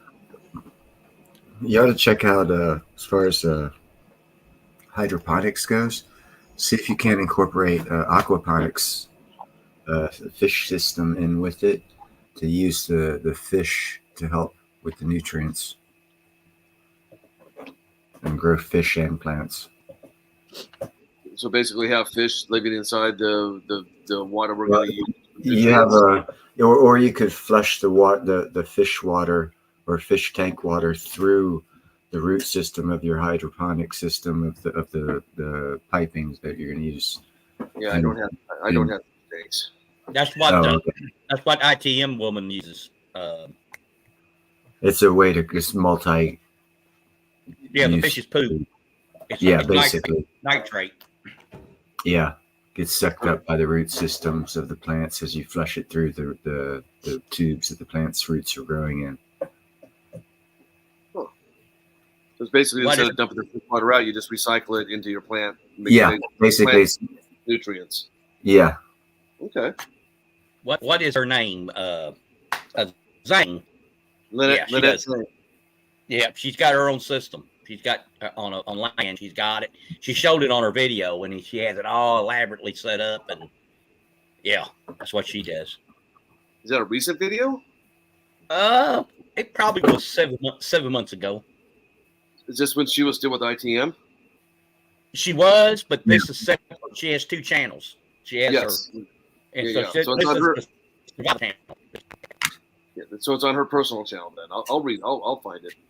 Yeah, they've got interesting like pools that you can have a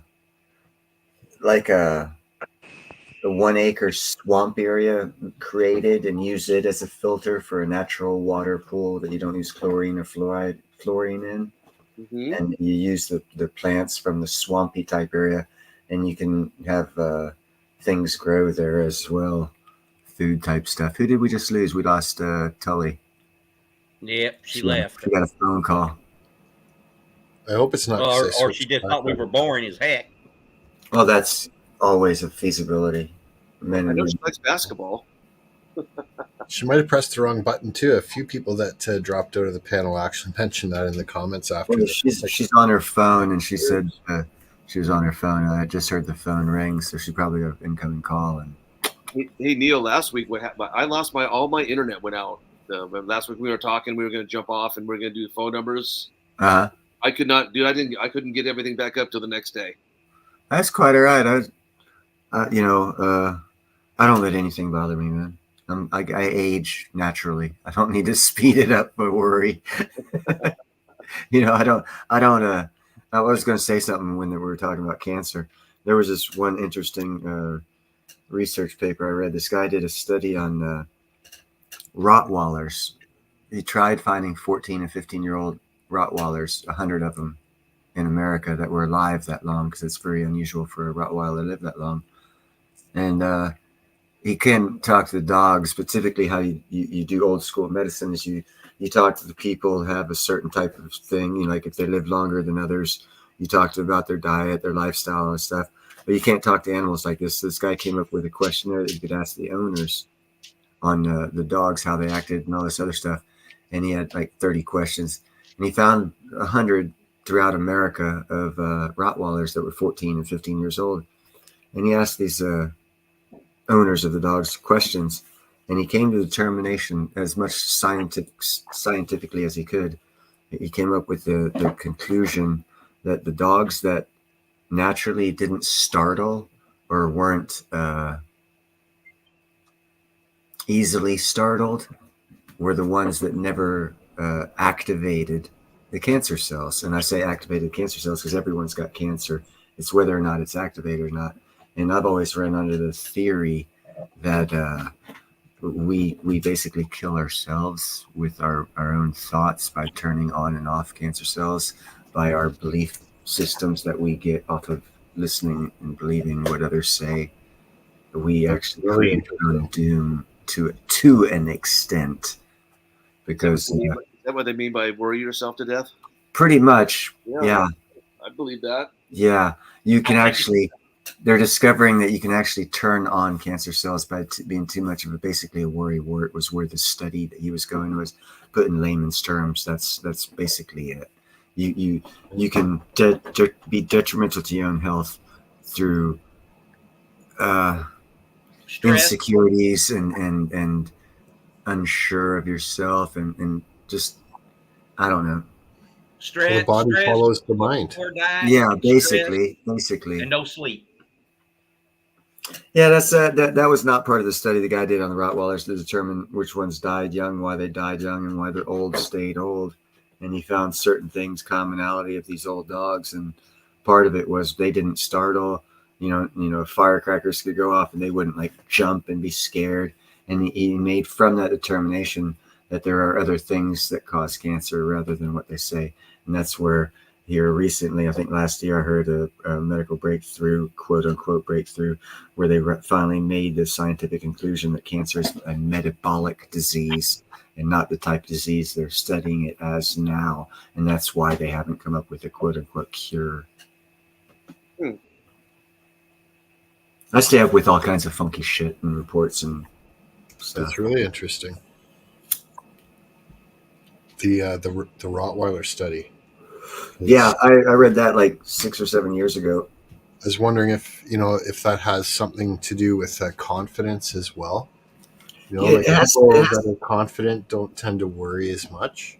It has a lot to do, I think, with confidence, because one of the questions the guy was talking, and he said the dog owner had told him, he said, man, planes could be flying over, helicopters could be flying over, people could be throwing things all around him. He's just sitting there looking around, unconcerned about anything that he doesn't have to be unconcerned about. He was unconcerned about.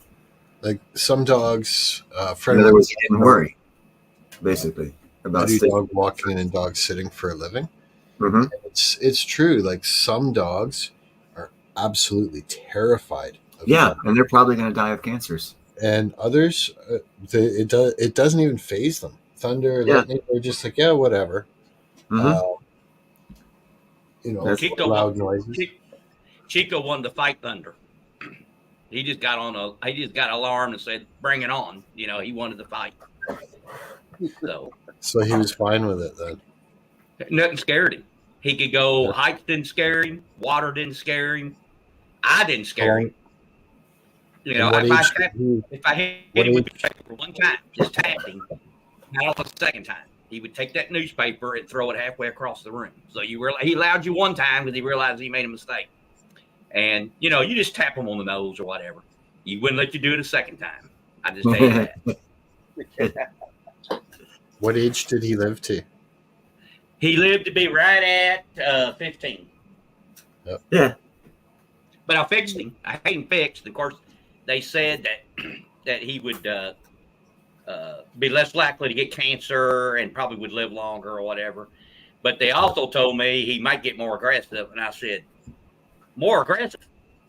I figured he'd kill me because he was already aggressive. I said, more aggressive? Oh, my God. And I did try to socialize him. I mean, I had him with other dogs. It didn't work. He did not like kids. He felt they were competition. When a baby heard a baby, he went nuts. He was looking for him. He went looking for him. And he did not like it. He saw that as competition to him. He had to be the star in the room. Gotcha. That was it. Is it Chihuahua? Yeah. Well, Chihuahuas are very one owner oriented. Yeah, I thought so too. Until he bit my nose off, and then I said, I don't think he has an owner. My dad's had 2 Chihuahuas, and they stick by him thick or thin. Loyal to a fault. Yeah, that's the problem with animals. They're loyal to wrong people sometimes.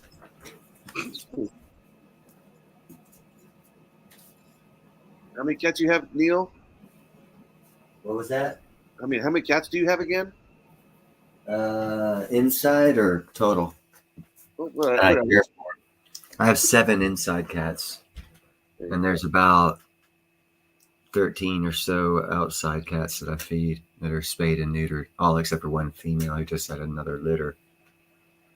Is that the one you couldn't catch? Yep. The one that got away. She's screwing up everything. And she's the reason why I have 7 instead of 5, because her 2 youngest were too slow, and I was able to catch them without a cage. Okay. Actually, they were more intrigued. They were like, "What are you doing?" I snatched them both up. I'm like, "Well, you guys are stupid. Fight and flight didn't work on this one. I'll grab both of them." How long she had the litter? She just had another litter, probably 2 or 3 days ago. I haven't been able to discover where they're at because they're several houses down. It's the way direction she walks in after she eats, but I don't know exactly where they're at. To try and rescue and find homes for them? That's what I do. Nice. Yeah, was that you did that video a week or 2 ago? You were walking out either in front of your house or your neighborhood or whatever. Somebody had all the jasmine out in front. Yeah. Yeah, that is the best. We have that all the way our entryway to our house. I love the smell of jasmine. Oh my God, it smells gorgeous. Yeah, I saw that and said, "Hey, I know that." It changes the whole smell of the neighborhood. It does. Yeah, people don't. And I have it in my backyard too. Yeah, I don't have it in my backyard. I just have it at the front gate covering the whole the front fence line. Nice. But yeah, I'm adding all kinds of floral there to get the spring, summer, and fall smelling good around here. Yeah, I've been trying to get a hold of LLC too. I've called him. We've been playing phone tag since I think Thursday or Friday. Oh, really? Yeah, I hit him up. You want to chat? And he doesn't respond. Then he hits me up. Hey, you want to chat? Then I'm not. No, I don't have my phone. I'm in a place where I can't. I texted the day before I jumped on. I said, "Hey, you want to chat?" Because I was going to talk to him about just getting some osmium. I was thinking about getting a couple of those little round discs, the Sparkle 3s for around the ones that were around $300. Yeah, the 5 millimeter size. I would suggest that size if you want to use it for any jewelry. That is a good size. It's a nice size, very nice size for earrings, and it's also a very good size for pendants and rings. Well, my plan is to get it here and then size it and then determine what you're going to do with it. That's exactly what you should do. Yeah, and that's what I want to encourage everyone to do. I still haven't done anything with my stuff, and I don't know what I'm going to do exactly. I know I'm going to do something, but I don't know exactly what I'm going to do yet. I've got 2 of my good friends that own jewelry stores who make all of their pieces are all custom. They don't nothing store bought or whatever. Everything in the store is that. And then I have another one who's closer, but I've never seen him make his own jewelry, so I don't know if I'm going to go that route. I'd rather go with the guys that do this all the time.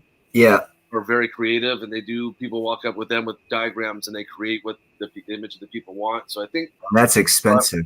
You're going to find out why I'd like to try a group of us doing it, because you'll find out that having a professional create your design is very expensive. Well, I'm going to go in the hopes that we can submit a design that lands us a windfall, and then we'll just make, obviously I'll just pay him for his time to create something for us. We're still streaming. I'll talk to you about what I have. Yeah. And I was about to suggest, hey, what's up, Space Miner? If Space Miner would like to join the council, no, he's driving. He's driving and listening. I'm going to tell y'all, I think the winner is those little pieces he has. It looks like diamonds. Put them in the snap-on earrings, and you've got a winner there. And I think that's the most inexpensive thing you can do. And I think they would sell, and I think that's the winner right there. I want to go in all directions, not just a large bulk sales. I want to do. I want everyone who's involved to, if they want to be into jewelry design, take their thoughts and make it happen for what they are thinking of as far as designs, because that just will add to the uniqueness of like an online jeweler store that we start. Yeah, I've got a couple designs that I'm ready to roll with and move forward. So that's why I called Neil. I called after hours, and I don't remember if I left the message or not. Like I said, I've been trying to get a hold of, He's got several of my designs. I think two of them. I think the Osmium Institute picked up on already, and one of them, Ian's already talked to his jeweler about having made himself from one of my designs. That's why I say all of us need to get into it, because it's open territory. Whatever your unique perspective is that you bring to a jewelry design is different than what the industry standard is used to, which is jewelers that make jewelry designs. Very seldom do they, like OC said, people come in with their own designs, because it's not an inexpensive route to go, and people obviously aren't really thinking about precious metals, much less jewelry creation. We're talking small percentages of populations here. So if we can get a whole group together, we should have a whole range of product market cap coverage for this new product of crystallized osmium until it runs out. Well, I want to know what she's doing. I want to know her. I want to see her design. I like that. I like the idea of the little stud earrings and stud nose rings too, especially if we can get a good price, for as far as profit margin goes, turnaround. My concern is when I just looked on their website, they only carry the 3mm, which is a size bigger. Because I can tell you right now, I got each one of those for only $25, and now the 3mm is more like $90. That's okay. I'll just spy on her again, like I did when I saw her eating that meatloaf. So I'll find out. And don't forget, they're open to custom designs. Just because they don't have the template, the osmium that you want right now, doesn't mean they won't. They'll absolutely do it if they think it's a good idea. Well, didn't Ian say that they have their own jewelers in house, but they're looking for an outside influence? Yes. Did I understand that correctly? Yeah. Yeah, I definitely, the two designs I have, I'm gonna hit my guy up and see. Yeah, buddy, competition. That's what I like hearing. Yeah, and all that does is sweeten the pot for all of us. Let's just say there's 5 of us in this thing, and we come up with 8 designs, and of those 8, 3 of them are home runs. I think what everybody wants. I think that might be a winning combo. I think if as many of us as possible can get the Osmium Institute to take our designs, it'll only help the group out. Yeah. Well, I'm looking at the chat, and Julie's saying she likes classic and timeless. So that's kind of the route I'm going down. I'm chatting with my wife. I just want to get it here first because she's not on board at all. But usually it's just like gold and silver. Once I got this sterling, once you get this stuff and show them, they touch and feel it, then they get somewhat excited about it. Then I'm hoping for her input as well from a female perspective. Well, timeless and classic, that would be hearts and crosses. You know what else is missing? I'll tell you. I won't have the time to do the design, but would be an eagle, like an American, the eagle on the American silver eagle, or like on the 3 eagles on the gold eagle. If you could get a nice eagle design, I think that would be really nice for America to bring to the table. Are you saying put like an eagle design over the osmium so it pops more, or are you saying design an eagle within the osmium? Either or both, but definitely incorporate it one way or the other. Oh.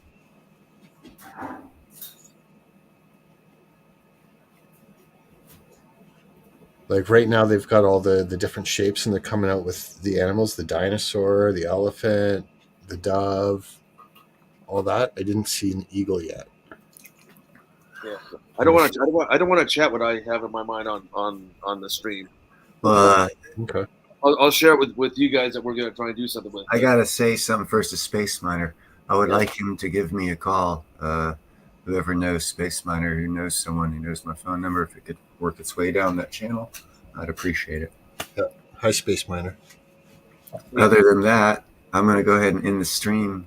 and only those people in the on the panel here will be backstage. If anyone would like to join before this end of the end of the stream, you will be part of the backstage talk. Oh. Join now. Can you So can, something in Germany. That must be the swastika. That would be timeless. Finally. Is that what deal or a nickel? Space Miner, is it possible to jump from on your phone to jump onto a live while he's driving? Is that possible or no? I wouldn't even want him to try. It sounds unsafe. Yeah. I would want to chat with him, and you know, I like his videos, so it'd be nice to have a. That's why I want to talk to him, because I saw his videos and I want to talk to him. And what's nice is, you know, I think he's already got it on hand, and so I'm sure he has idea of his own of what he's going to do. It's just the fact that if he wants to do it on his own, or if he wants to get into a consortium with us and figure something out. There's Tully. What about Diabolical Debbie? I've seen her in and out. Anyone? It's I'm gonna make this offer every week until we get something settled. And, you know, a group, and then there'll be no more talking. They're just doing. Well, didn't Homestead join us in the chat? Yeah, he already went to bed, I believe. I'm seeing him on the chat. Where at? 1, 2, 3, 4. Who dropped off? Hey, I'll be right back. Don't give me Don't one go second. anywhere. Okay, I'll sit right here and hold on tight. He's 14 up. That's all I can see. Yeah, Homestead's here recently. Did we lose Nickel? Yes. Okay, that's who it was. Homestead. Yeah, I looked You're at up here, Homestead. I look back and I see now there's only 3 of us. Thule said she'll be right back, so she's already got the link. Christopher. Yeah, but I think you had to be live to join, don't you? We're still live. Yeah, you have to be live to join. Yes, that's why I'm not going off ending stream yet. I want to make sure everyone has an opportunity. So what's nice about this is that this has been Zoom. You got to pay for this through YouTube is kind of nice because nobody has to top up anybody to have a chat. Yeah, we need a hillbilly, and someone said Homestead's a hillbilly. I think it was OC said that. Not me. I'm just trying to start some shit. Yeah, you want to? I'm going to be ending stream, so if you want to join in the after stage chat that we'll be having. Don't quote me on this, but I think as long as they have the link, even if you end the show, they can still use that link and patch back in. So it's kind of like going before. It's kind of like green room. Your interview so. Before you go live. Don't quote me on it, but yeah, I'd say 99%. That's. I will leave the YouTube channel going, so that way the pinned thing will be up, but I'll just hit in stream on the StreamYard tab. Yeah, looks like Thule's back. Nope, that's not Thule. Yeah, it is. Yeah, it is. Okay. It always has that little on the bottom left. It's a little dot. That's how I know it's her. That's interesting because I saw a dot in the chat a couple times, and I was going to ask Thule, what is the dot? A couple minutes here, Homestead. That's because I want when the heart's there, it blocks some words in the chat. Okay, I kind of thought that might be it.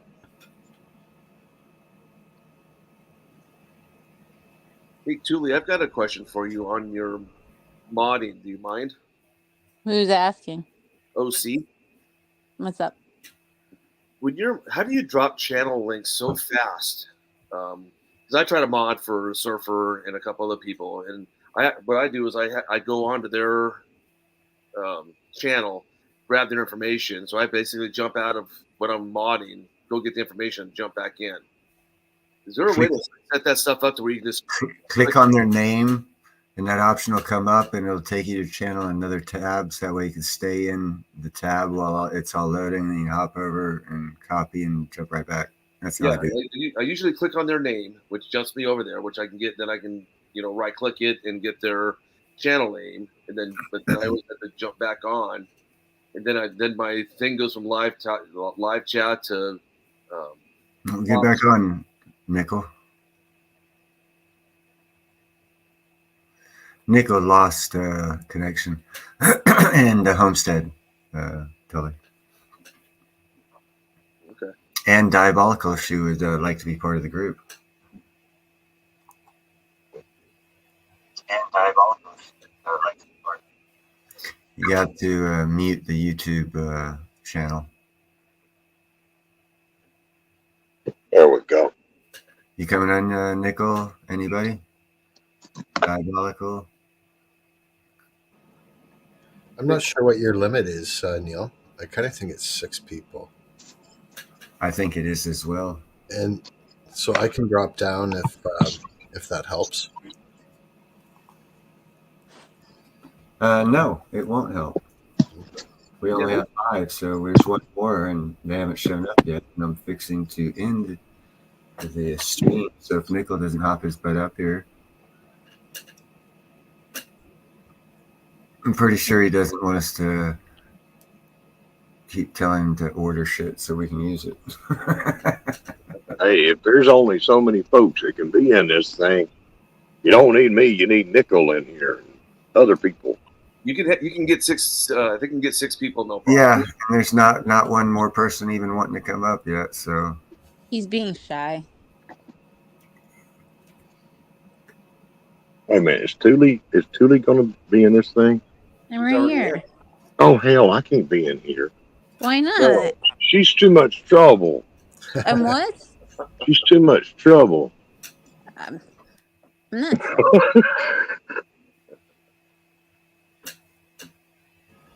Yes, you, Nickel. And OC, I was going to say, yeah, so Neil answered your question pretty good there for dropping links fast. And just make sure you're not leaving the live stream to go get the links. You want to open up separate tabs up top. So you'll end up having a bunch of tabs open, but that's your way to do it. Yeah, but I gotta find somebody that can teach. I'm out here by myself. My girls won't take the time to. My girls aren't on YouTube at all, so they don't know how to do it. I've asked them. You can put a blindfold on me. And you put any car in front of me, I'll fix it. But you put me in front of a computer, I sit there and put my middle finger between my lips and go blah, blah, blah, blah, blah, blah. I just can't. I don't know why I can't figure computers out. It drives me crazy. Okay, so whose links you trying to drop? Well, just anybody. No one in particular. Like let's say I'm on Yankees and I'm a mod and I want to drop MR's link. You know, I know how to click on their name and go to their channel and grab it and jump back on. I know how to do that.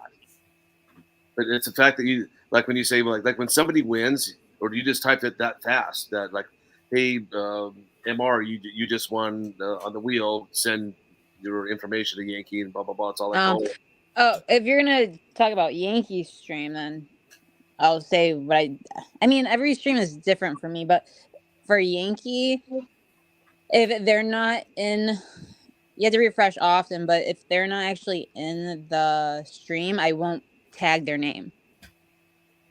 Okay, yeah. I'll just put congratulations and cut and paste it. But if I do that, the @ symbol, and then they're type their name and it shows up and they're actually in there, then I'll tag them.